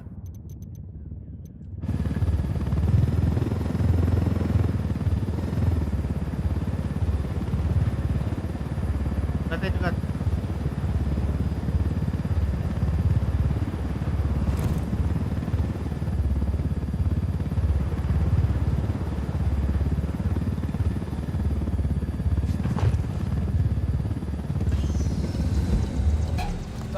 We're in Tabakal province. What can you tell us? Tabakal was once a major coffee producer, but over the last few years, Santa Blanca has forced the coffee growers to become cocoleros instead. Either I walk away from here with answers, or, your ears. The choice is yours.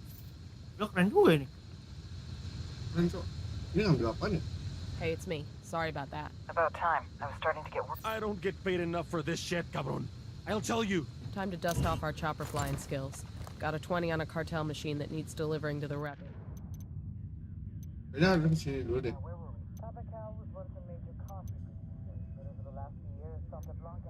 Mana? Yang ke tadi tempat yang foto tadi. Growing leaf exclusively for the cartel. Who's our target? A cartel boss named Madricoca. Iya. Ya. Tapi yang jalan cuman buat yang kayak set mission gini, Rel. Tadi gua juga buka yang ini nih, yang tanda helikopter ini. Set mission. Enough security to keep the Cocaleros in line. Udah nyari yang kertas kuning. All of it run with ruthless. Iya kan dapetnya dari yang intel kayak gini nih. Iya. They're willing to help us fight the cartel if we can prove our good intentions. You got any suggestions? Tinggal. Do to earn their trust. First, an old Cocalero named Chavez has been trying to get the farmers to stand up to the cartel. Word is he's giving a speech to the Cocaleros at the agricultural cooperative. Make contact with him there. What else? Supposedly, the cartel collects their coca in this province from a single farm. Ambush the cartel when they come for the coca. That should send a message to the Cocaleros and disrupt Madricoca's production. Ah, tuh dia. Nah, kan.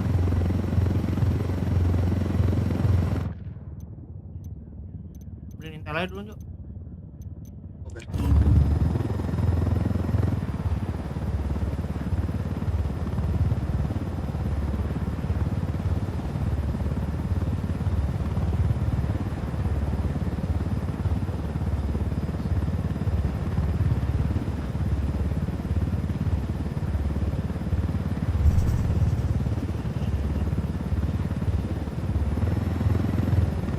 Kemajuan kita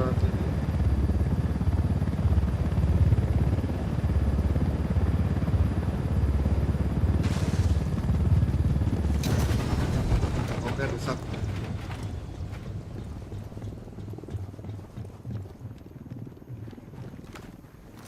Drone is airborne.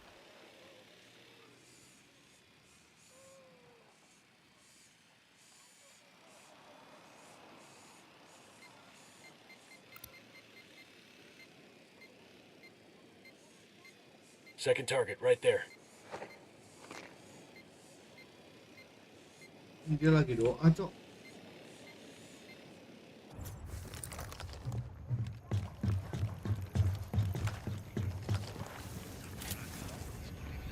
Target number 2, there. That's one less bad guy. Kabur dia.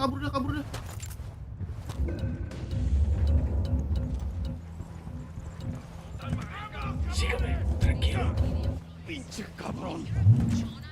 Either I walk away from here with answers, or your ears. The choice is yours. Anjing, dia minta kuping, serem banget anjir. I'll tell you. I have the lowdown on a Sicario leader's haunts. Let's make him part of our SB Hearts and Minds project.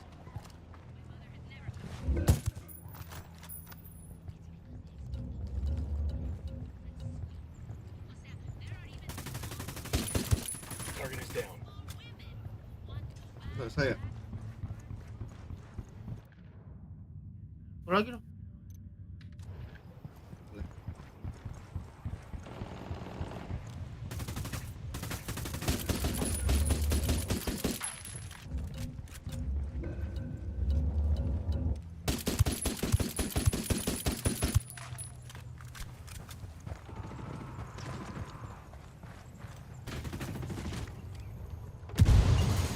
Kill confirmed.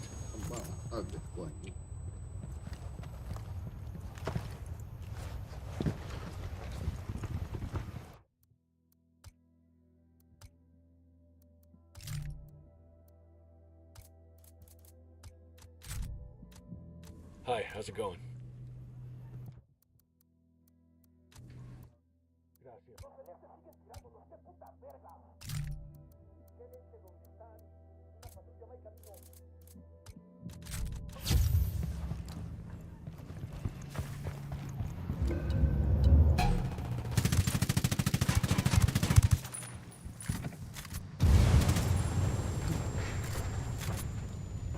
Frag out. Come mierda, culeros.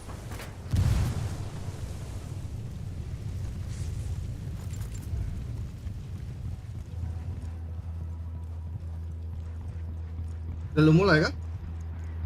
Udah. Called for rebels to draw their attention. Copy that, Janky. Sending someone to that position.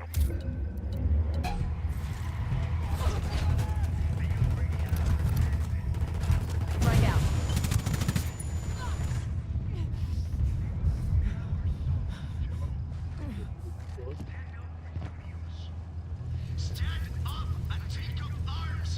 Called Pat Qatar for some reinforcements. Almost at your plenty. Gue panggilin rebelnya.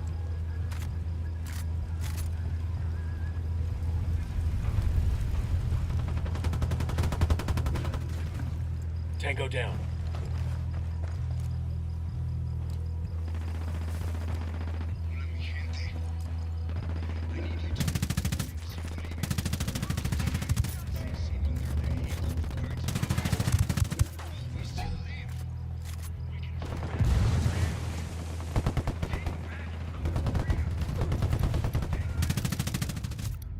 Anjir.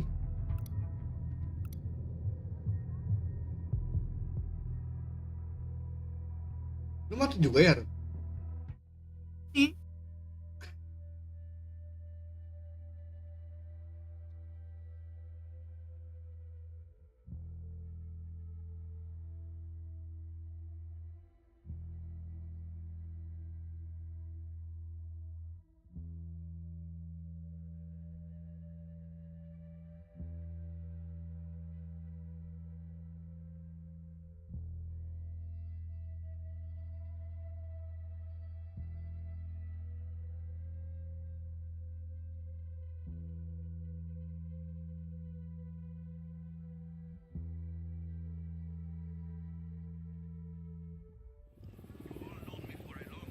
Nah kan baru nih nggak hilang nih. Nggak hilang ya? Mulai lagi yuk.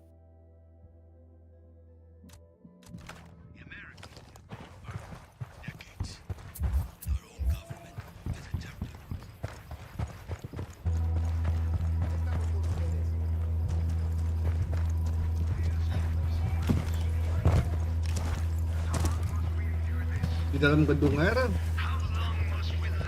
Mau dulu.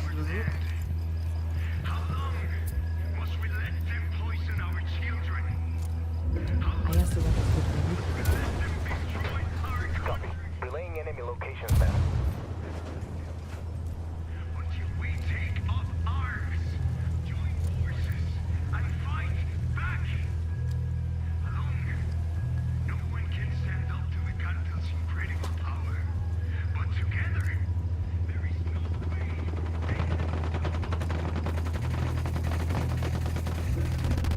Target eliminated.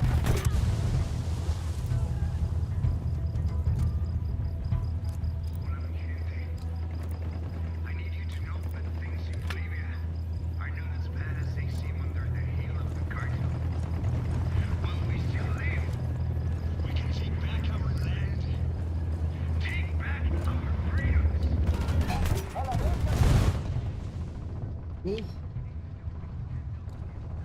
Frag out.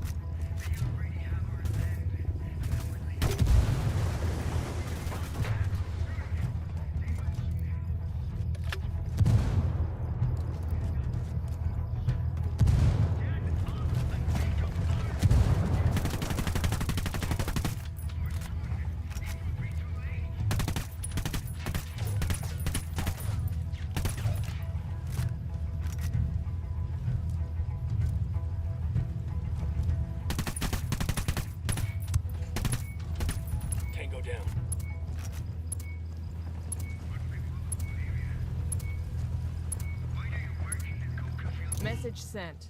The rebels are gonna give Santa Blanca hell after this.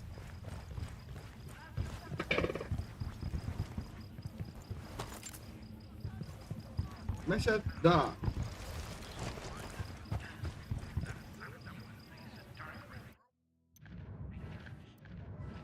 Tuh dekat tuh ada.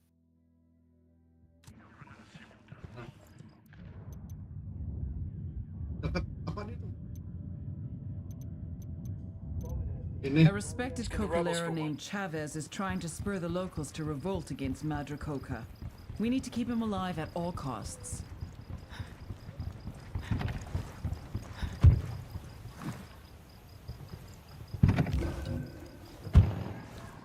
And life, real life, not that habit of modern living.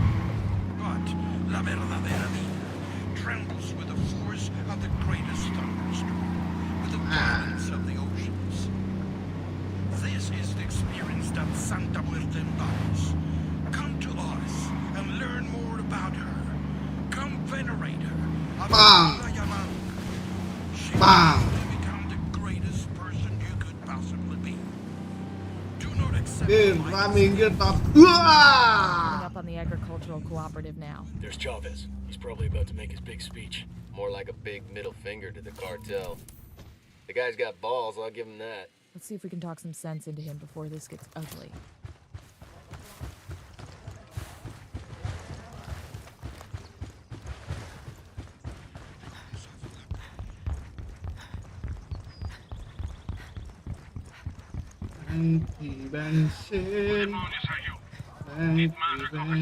Expecting trouble, senor?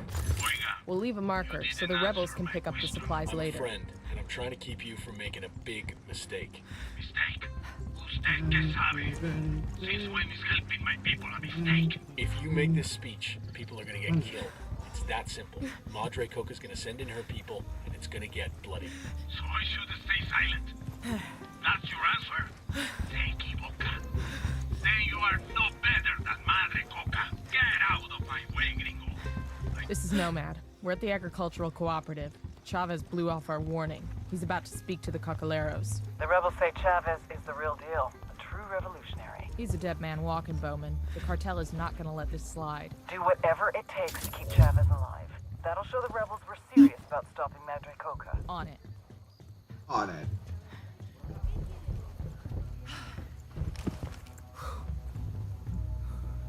Ah, elah. Begini mulu. I'll put a call to the rebels for some reinforcements. I asked the rebels to recon the area for us. Call the rebels for a diversion. Before the cartel came, we were our own men. Hombres libres. Sembrábamos café. Everyone on the ground, get down! Kill confirmed.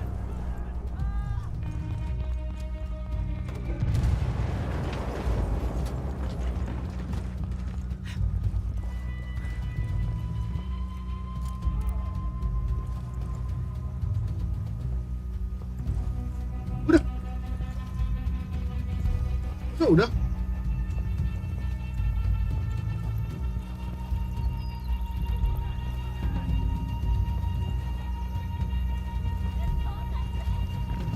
Udah 100%. Itu darahnya, itu darah dia.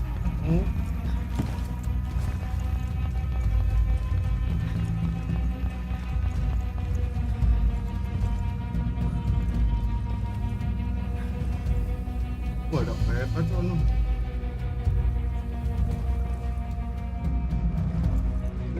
Dia keluar.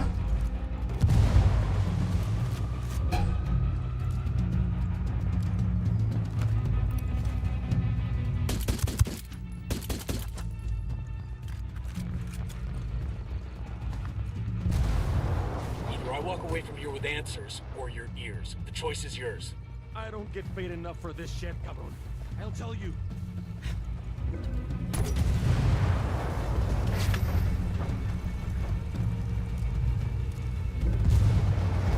Serem banget.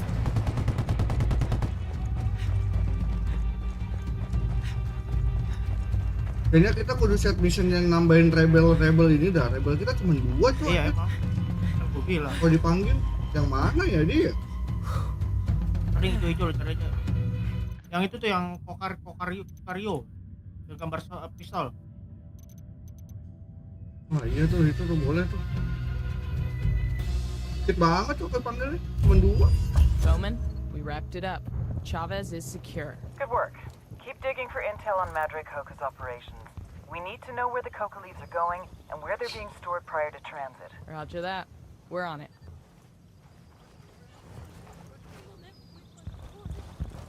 Ya kita ambilin. Tuh yang pistol tuh.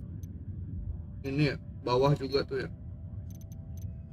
Oh tapi emang baru segitu coy, emang mapnya belum dapat banyak ya. Right.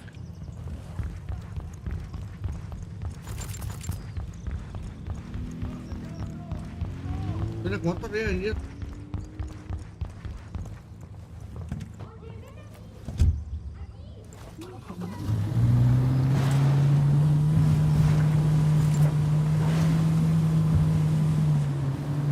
Cepet naik motor ya?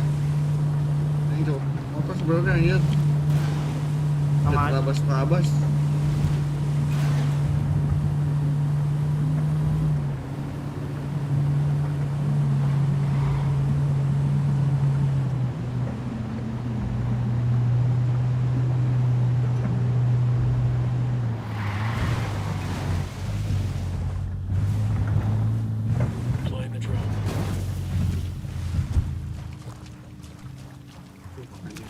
Keren ini coy, mapnya banyak rumput-rumput coy anjir. Deploying drone. Eyes on a small group of tangos. Satu lagi mana? I'm looking at a small group of tangos. Ahora van a ver lo que es que se los cargue, hijos de la chingada. That's one less bad guy.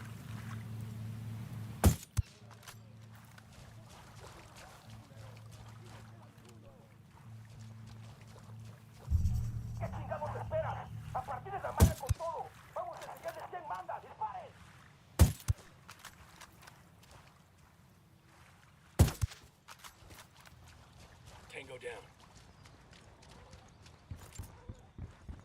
Hold up. There's a weapons case here. Ah, God, I'm bleeding. I've been wanting one of these. You gotta be fucking kidding me. No joke, fucker. Next time I see you around here, I'm gonna start breaking bones, or maybe removing body parts. And tell your buchon that goes for all the rest of his drivers too. Dios mío. I will. Bad day to be a punk-ass sicario. Good day for the rebels. They're gonna love this. They're gonna love it.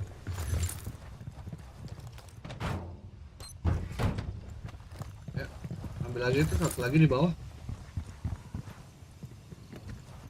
Mana ya? Tadi gue lihat.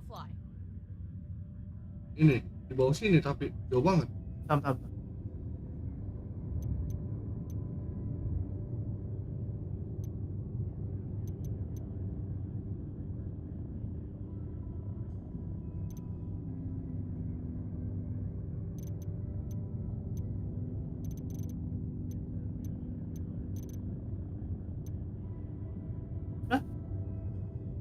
Kemana? Bawah. Ya udah ambil aja. Ambil pistol.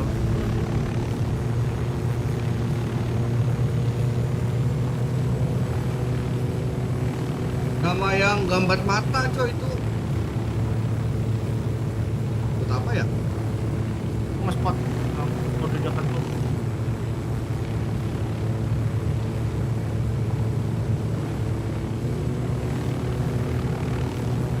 Keren banget tapi yang ini banyak gunungnya aja.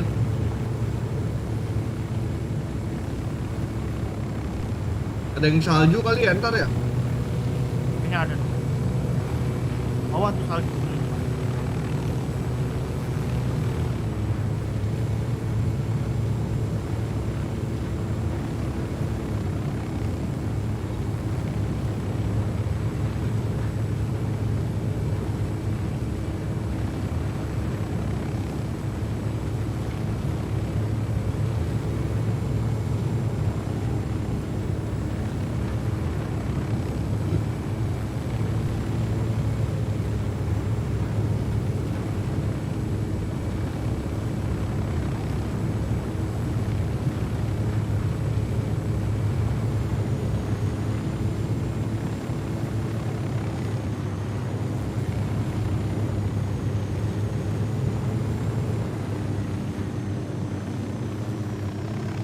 batu anjing nggak lihat.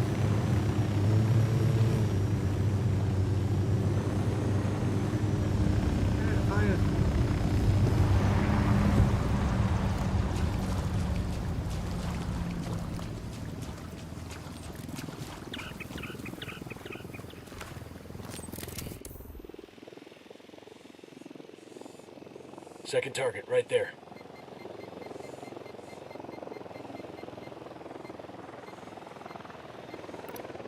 Marking a captain.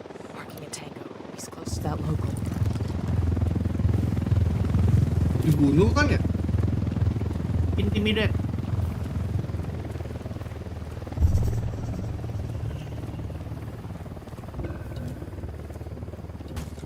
Yang ini yang luar aja.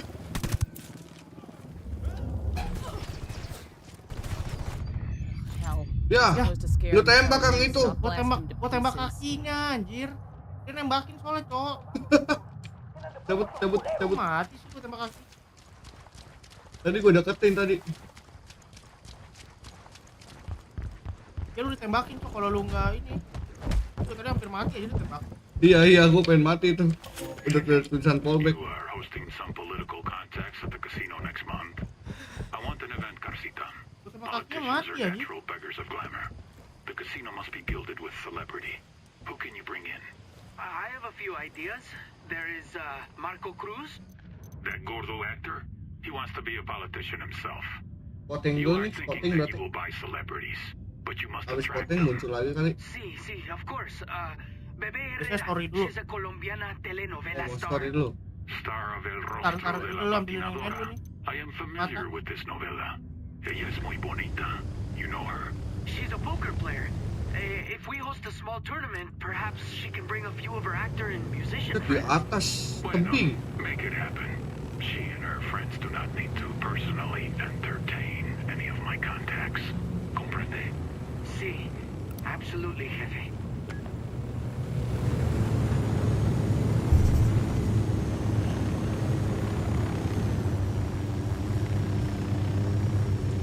Ini bisa dah. Saya bisa nelik bisa. Kanan.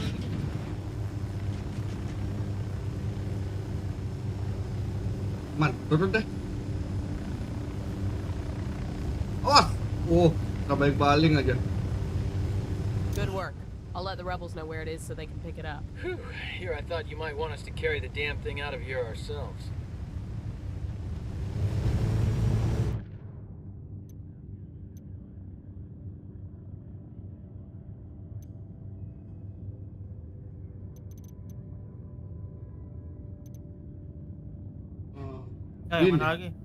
Madre Coca's enforcers arrive every night to collect the coca leaf harvest at a local farm.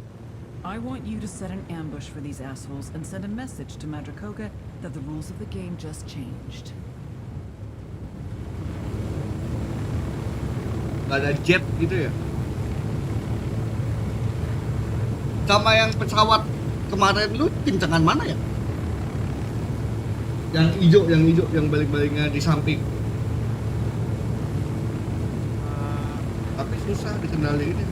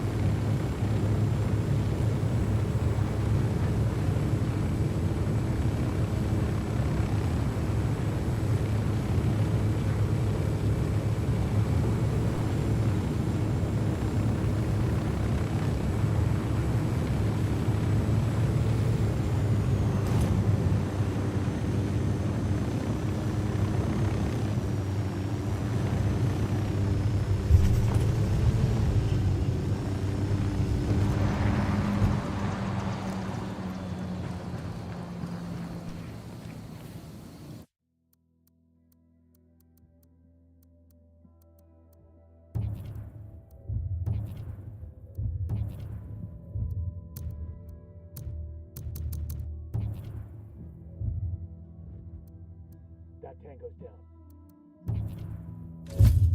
Looks like the Cocaleros are putting together a big shipment to hand over to the cartel. We've got an opportunity to take out Santa Blanca forces while they're around. Let's move. I see a second target.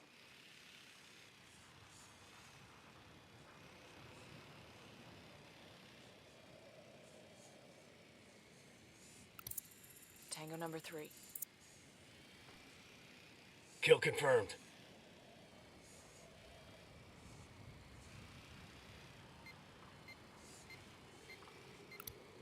A baby makes 3.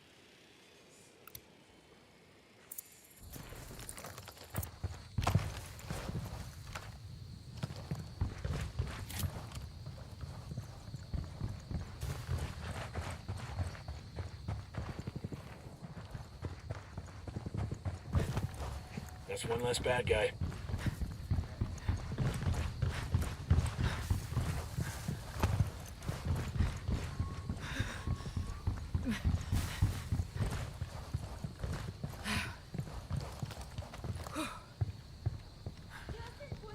Third target, there. Count is now 5.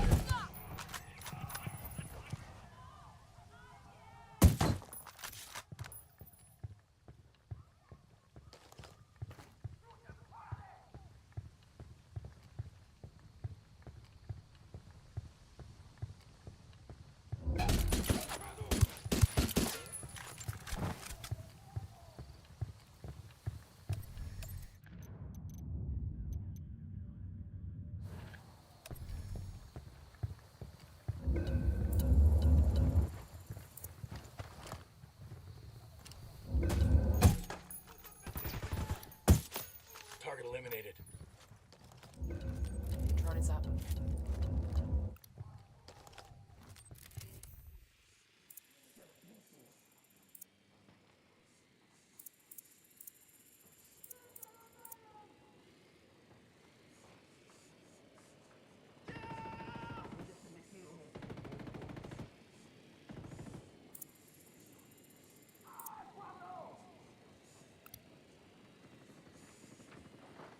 That's one less bad guy.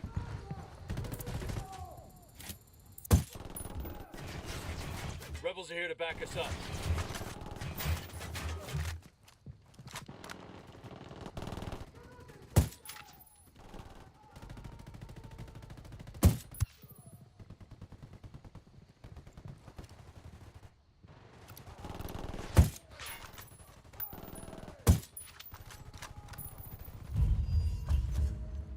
Ada si rebel datang aja nyampurin yang di mobil. Konvoy itu, gasoline. We're done here. The cartel won't get any coca from these guys anymore. Now we have Tapi udah ngejauh lagi. Ayo kalau mau kejar mah. Pakai motor, pakai motor.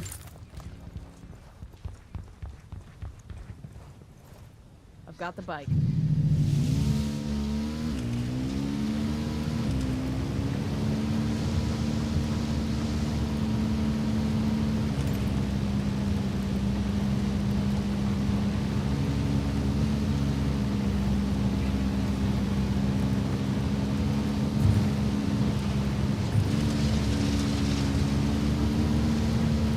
Target is dead.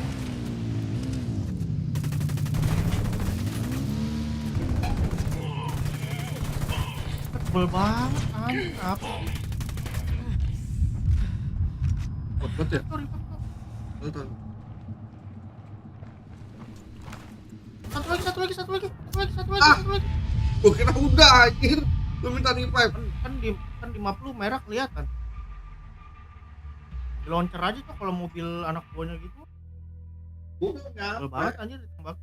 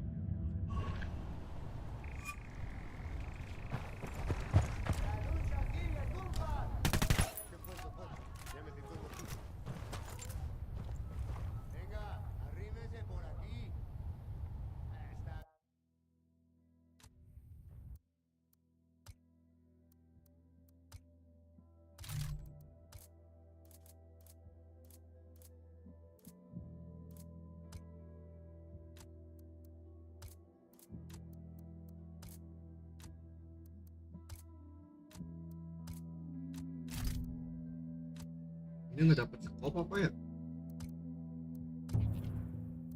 Perlu pakai PSG 1 dah. Gede itu scope panjang.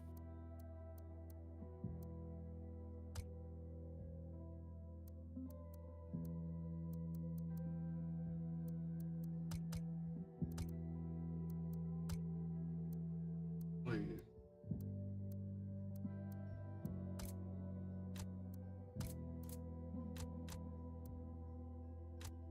Gue pakai sub saja lah.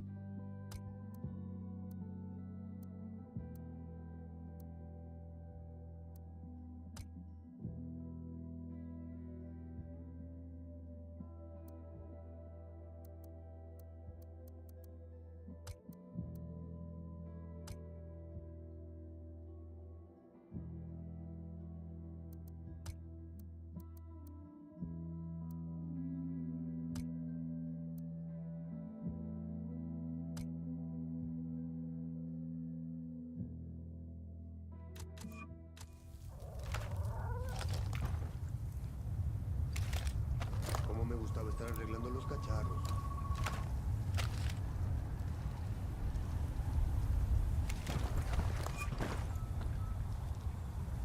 Gue suka muncul join co-op. Mobil tuh kan? Terus.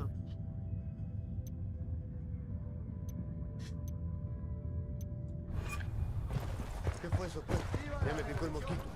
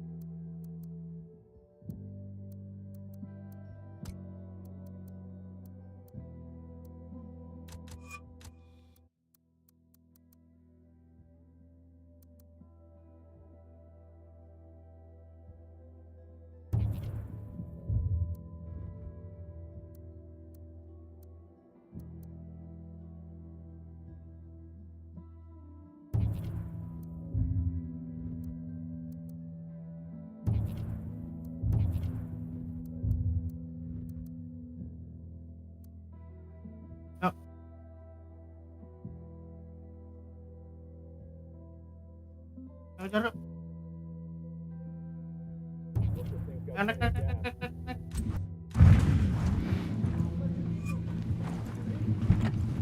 Tembakin ya.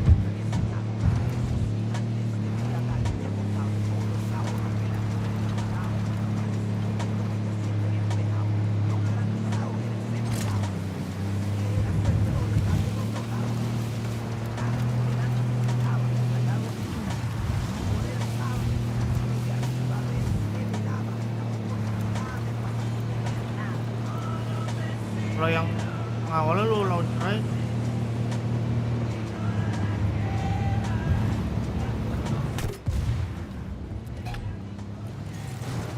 Salah mobil mas.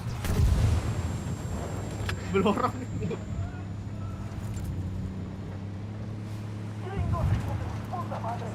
No. Ini. Udah itu tembak bannya.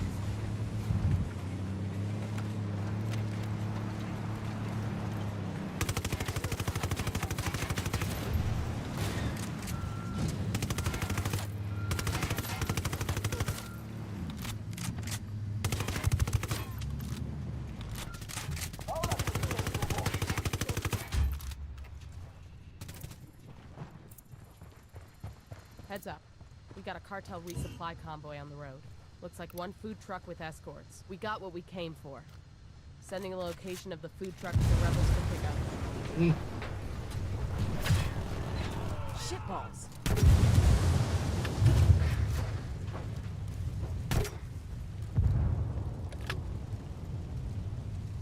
Oh, ini 4 bintang, Dok. Satu. Lihat itu totalnya.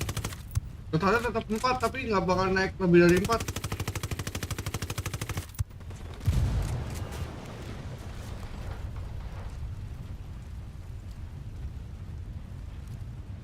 Mana lagi? Ini dekat nih. Buku di Unidad aja. Ini major kita.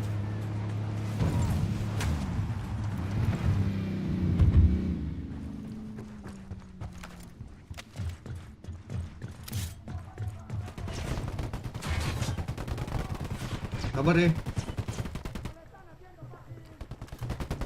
Karena ada PS1 juga, snipernya mantep. Di inventory lupa.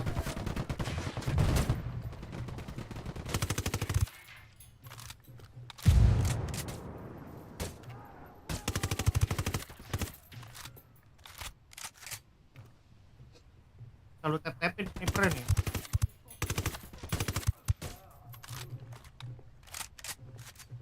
Dragonov. The drone is up. Beda dong Dragonov sama PSG. Ini nih nembaknya lu lihat.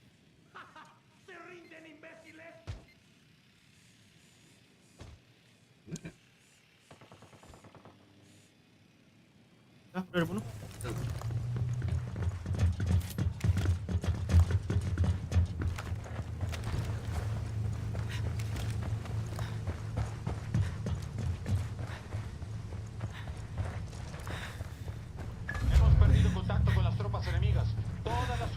Check it out. Weapons case.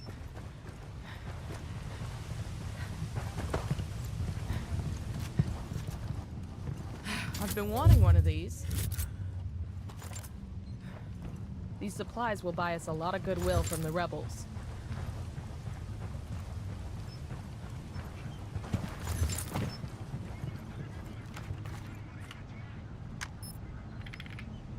Got a schedule on coca shipments going out of the freight yard here in Tabacal.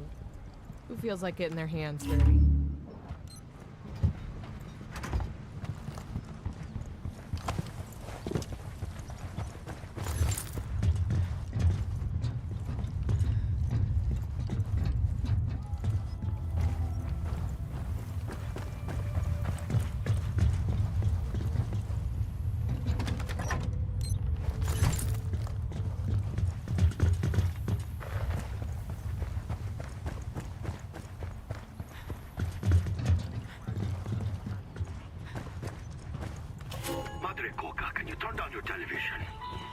Ya es hora de mi novela.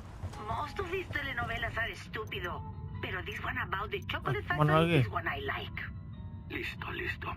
Madre Coca, Tabacal, the coffee at the Cocalero Union is guaranteeing a better price than other crops. The coffee is nearly 20 Bolivianos. Yang tadi ya? Santa Blanca will never buy coca for over 17. Don't sweat it, guys. My cousin's a night stalker. I said the farmers will make more guita. You know as well as I that you can only harvest coffee once a year. As cocaleros, these people will harvest 3 times a year. That is 3 times the harvest for a plant that is easier to grow, for a crop that the farmer knows will be sold. You are bending the truth, mamita. Pero you can depend on people to be lazy more than you can depend on them to be greedy. What if they don't buy the carrot? Well then, you know me. I have a pretty big stick.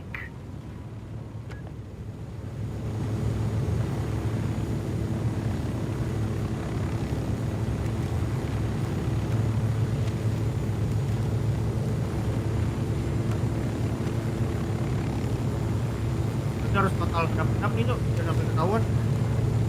Tadi berhenti tempat tadi cuman ada satu yang jaga sih. Yang sama dia tuh. Di Misalnya di dalam semua kan, dia di belakang rumah.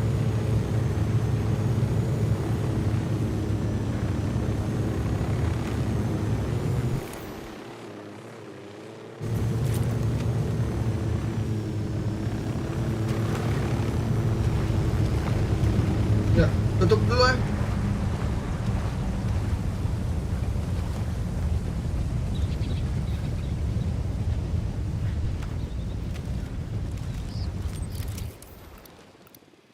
Oh enggak deh, sekarang dia pindah oi.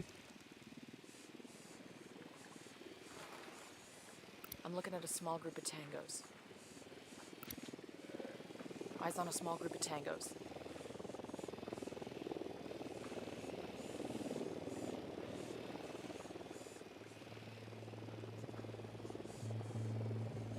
I got eyes on a captain.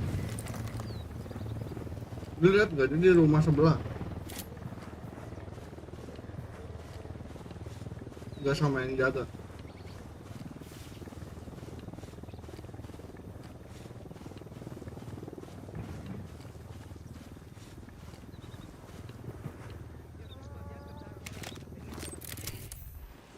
I'm looking at a small group of tangos.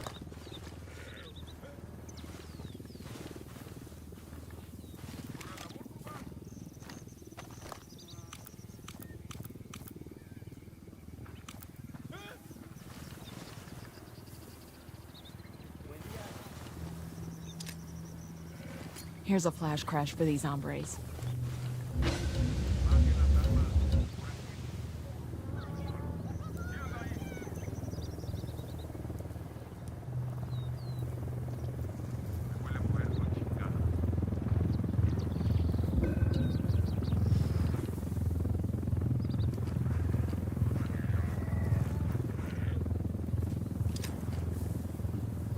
Throwing a simulator.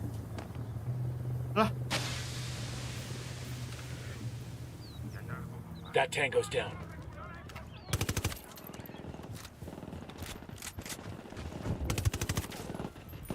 Udah gue pegang, bunuh, udah gue pegang. Mana? There's only one fucking reason I haven't beat every one of your teeth out of your mouth and fed them to you already. I need you to be able to speak to your boss when you see him and tell him he's in for much worse. Gua ambil bom asap buat nge-trigger musuh aja. Oh god, no. I talk so much better when I'm not in pain. So much better. Lu kan bisa ganti item tuh. Bom lu ada 2 sebenarnya, Ram. Pencet 4. Kalau lu ambil skillnya, lu bisa ngeluarin bom asap kecil gitu tuh. Amigos, because of you, we have acquired some resources that we desperately needed. Bolivia needs your forces to be strong, and frankly, Pac, so do we. Soon our guerrilla force will grow into a true standing army. The type of army that achieves total victory. Muchas gracias. Muchas gracias. Kita mau yang mana lagi?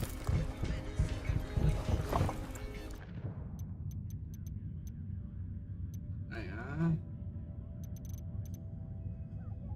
Ini ngambil buku nih. Kita lihat sama nyolong.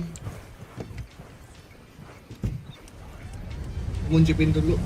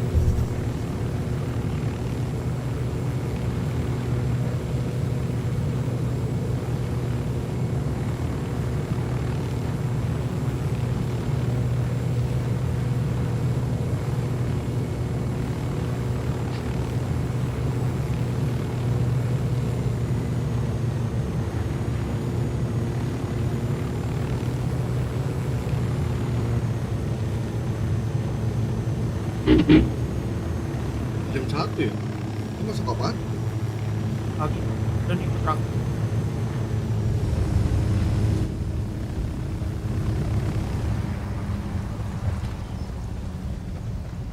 Ini bukannya kita sendiri deh?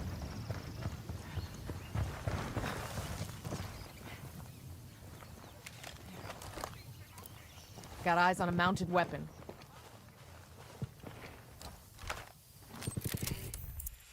Eyes on a small group of tangos. Sniper on that roof. I'm looking at a small group of tangos. Tango 5. Sniper in the tower. Eyes on a small group of tangos. Tango down. Just spotted one with submachine guns. I'm looking at a small group of tangos.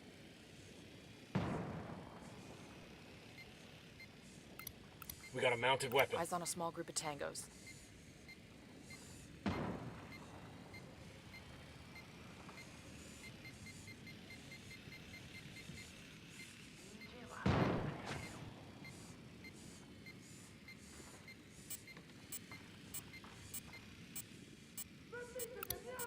Sniper on that roof.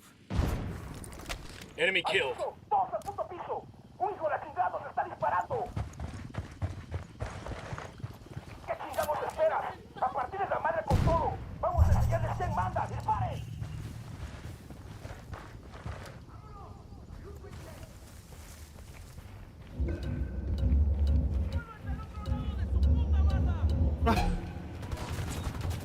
Lo kabur dia lo.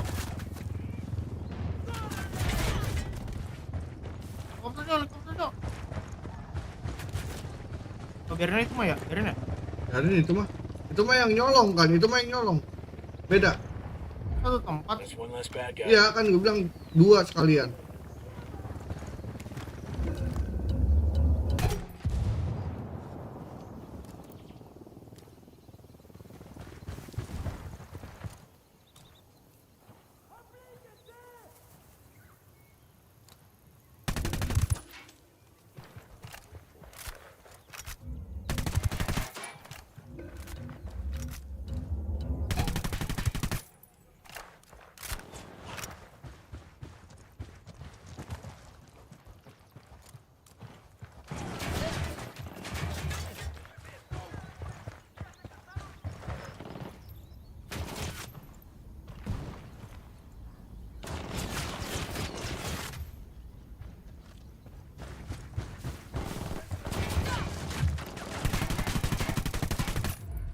Tango down.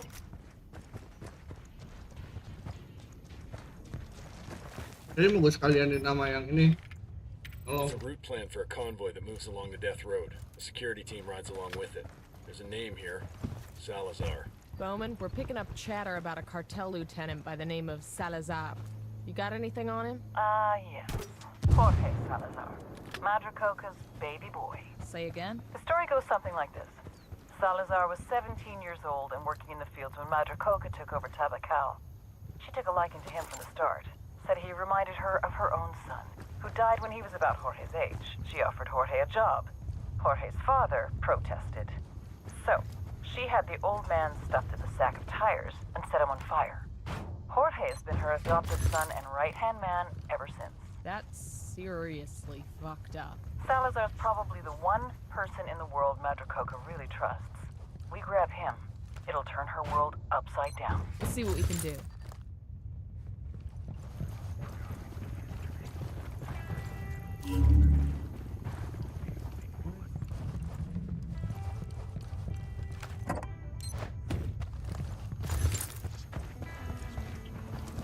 Mana?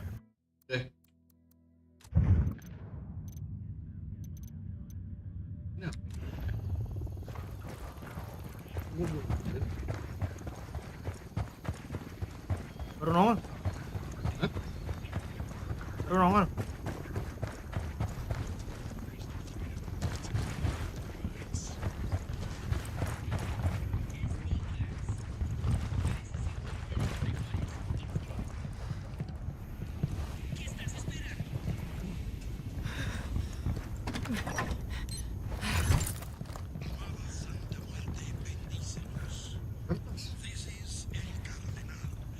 Udah gua ambil.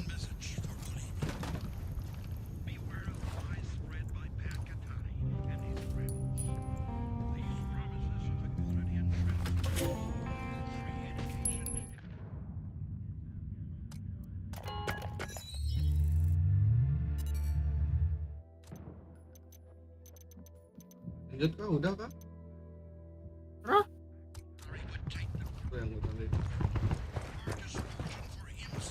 Ini lagi mana ya? Mana lagi ini? Kawah di kawah.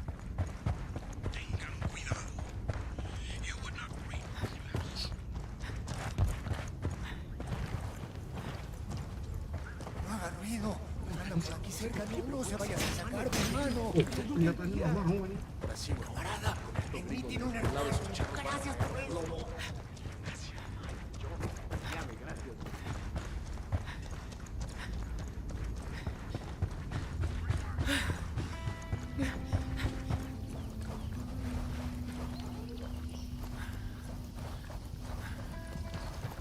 Sawah.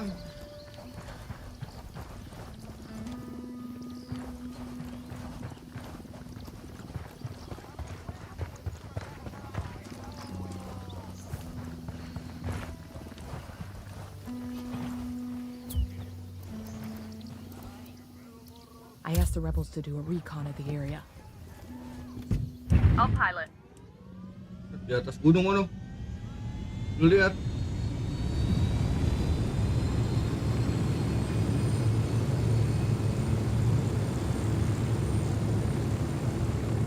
Anjir ini.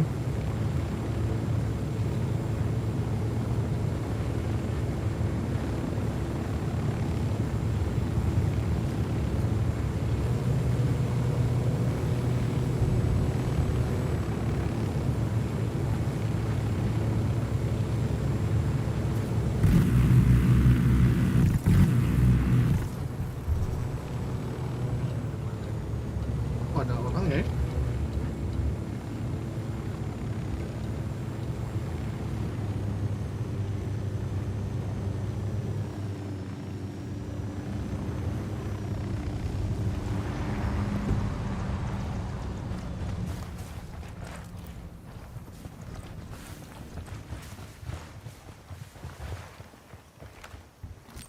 Deploying drone. Jangan di dalam. Got another tango. Sniper. Top of the tower. Habis yang keluar dulu. Target carrying submachine guns. Bisa dibuka nggak pintunya? Bisa di bawah. Ya ketahuan dong tetap. Kayak bunuhin yang di luar dulu. Dia bunuhin di luar kayaknya deh.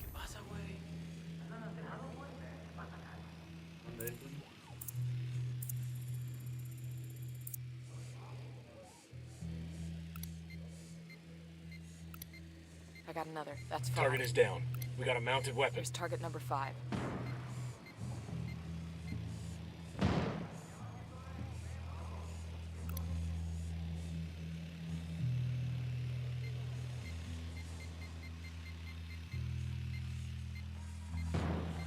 Déjenos ir, usted puede. Yo sé que usted puede. Ábranos la puerta. He makes 5. Tango down.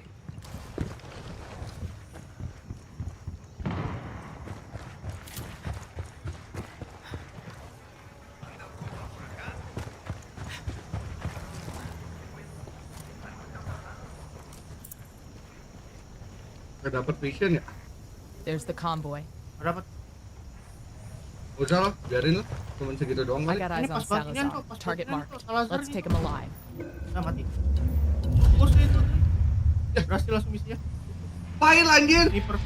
Lah, file. Gak boleh dibunuh kan? Kalau yang hijau. Bukannya gak boleh dibunuh ya? Tadi kuning itu. Gak tahu dah.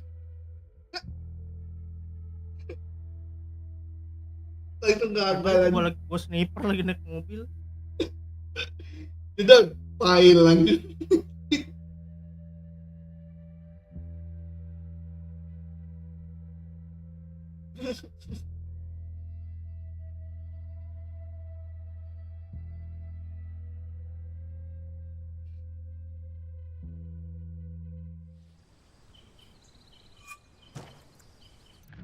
Jauh nggak? Jauh lagi. Banyak banget yang panah kuning. Skip kali udah dulu nanti. Oh, yang lu tembak yang bonus medal kayaknya ada. Nah, itu story mission yang gerak loh, kaptur Salazar. Salazar. Oh.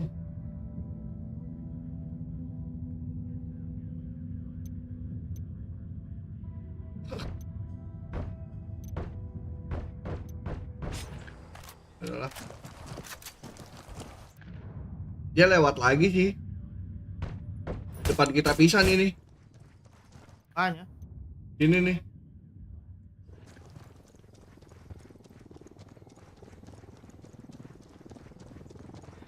Pakai mobil dong. Bowman has vehicles. Why are we asking the rebels for one? Mana keluar nggak? Udah di jalanan. Jauh lagi. Gue sambil lari deh.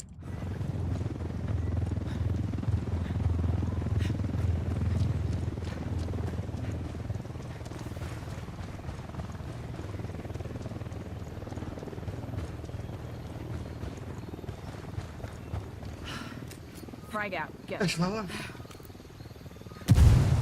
Udah mau lewat tuh. Gue dari belakangnya, gue dari belakang. There's the convoy. I got eyes on Salazar. Target marked. Let's take him alive.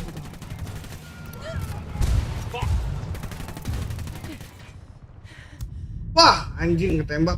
Kayaknya jatuh dah dia. Iya. Kena. Awas dia turun. Ya. Ketembak. Bukan meledak tuh. Oh. Ulang. Lu, gua udah bagus dari belakang tuh. Lu di depan malah mokat anjing. Gua masang main yang bom injak. Jangan. Buat ngetop. Launcher aja. Biasa coba konvoynya dulu, ntar baru Salazar. Lagi. Dia lewat lagi nih.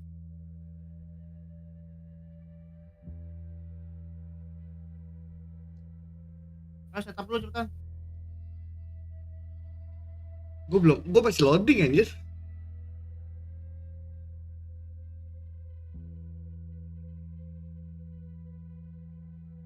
Obat loadingnya gue nggak tahu ngapa ini ginian.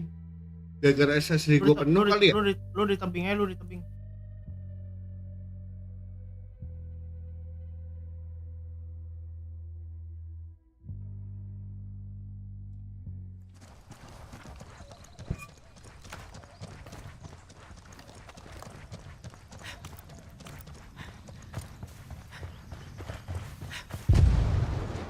Goblok banget ada orang lewat anjir. Pasang main ada orang lewat. Terus nggak stop dia. Bukan meledak. Oh, meledak duluan. Pilihan deh.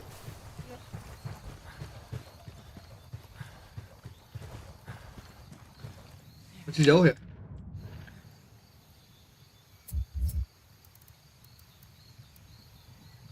I asked the rebels to recon the area for us. I called for rebels to draw their attention.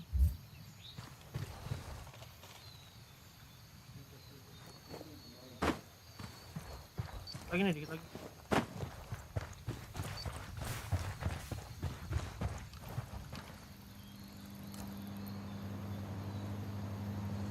Sini Jo, di sini nih Jo. Kok jauh sih? Ada mobil lewat lagi. Gue juga masang sih di depan.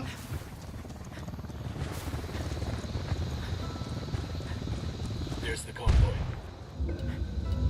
Asal anjing nggak meledak kok. I gotta wait.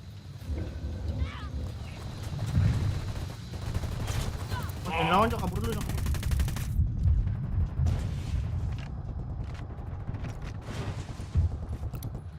Selajarnya yang mana lagi? Tahu gue juga. Ya, pas. Tembak kah? Pas ada satu lagi musuhnya. Azhar dia balik mobil kayaknya tuh. Nah itu ya. Wah ada lagi. Oh iya. Azhar itu.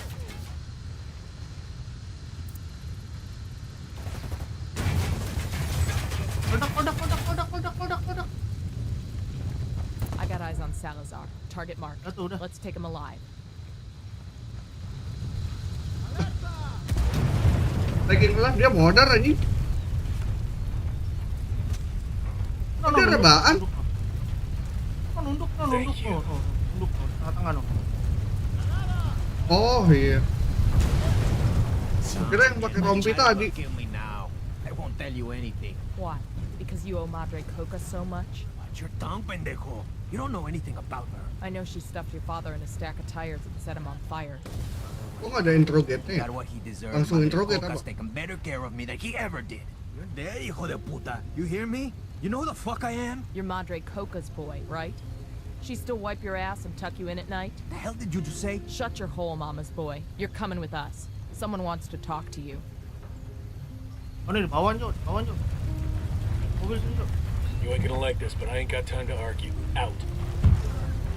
I got...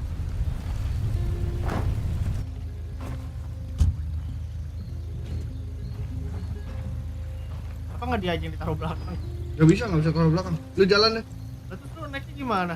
Gua manggil mobil. I asked Pacatar to send us Gak bisa.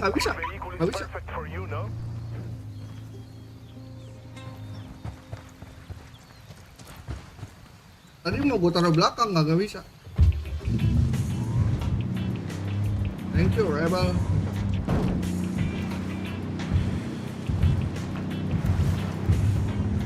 Sígame, tranquilo.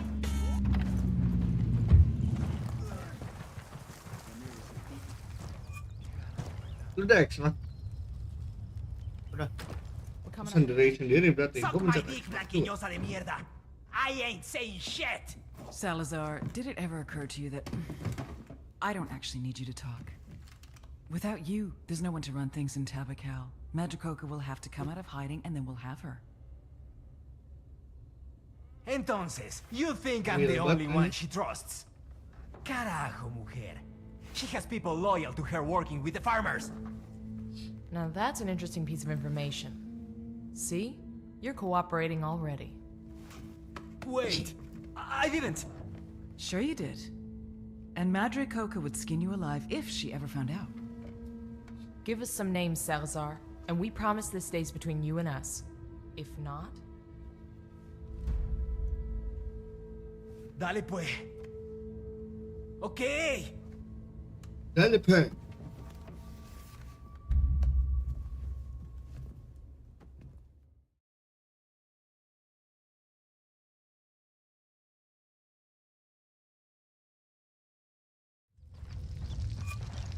Nice.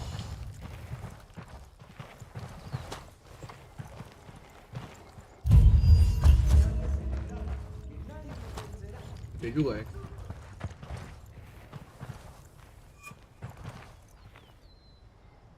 Kok gue sering keluar join public Roman talk just session uploaded some mulu ya? names for us. Looks like Salazar finally talked. It's a Gara-gara list kita of berdua Santa doang. Blanca snitches working inside the farmers' co-op. Ya jadi. You know what to do. We take them out.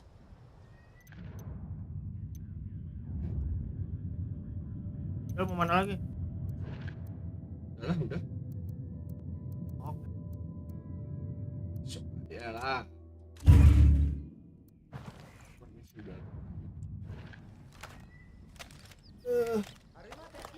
Gue di gua kerja deh kapan ya?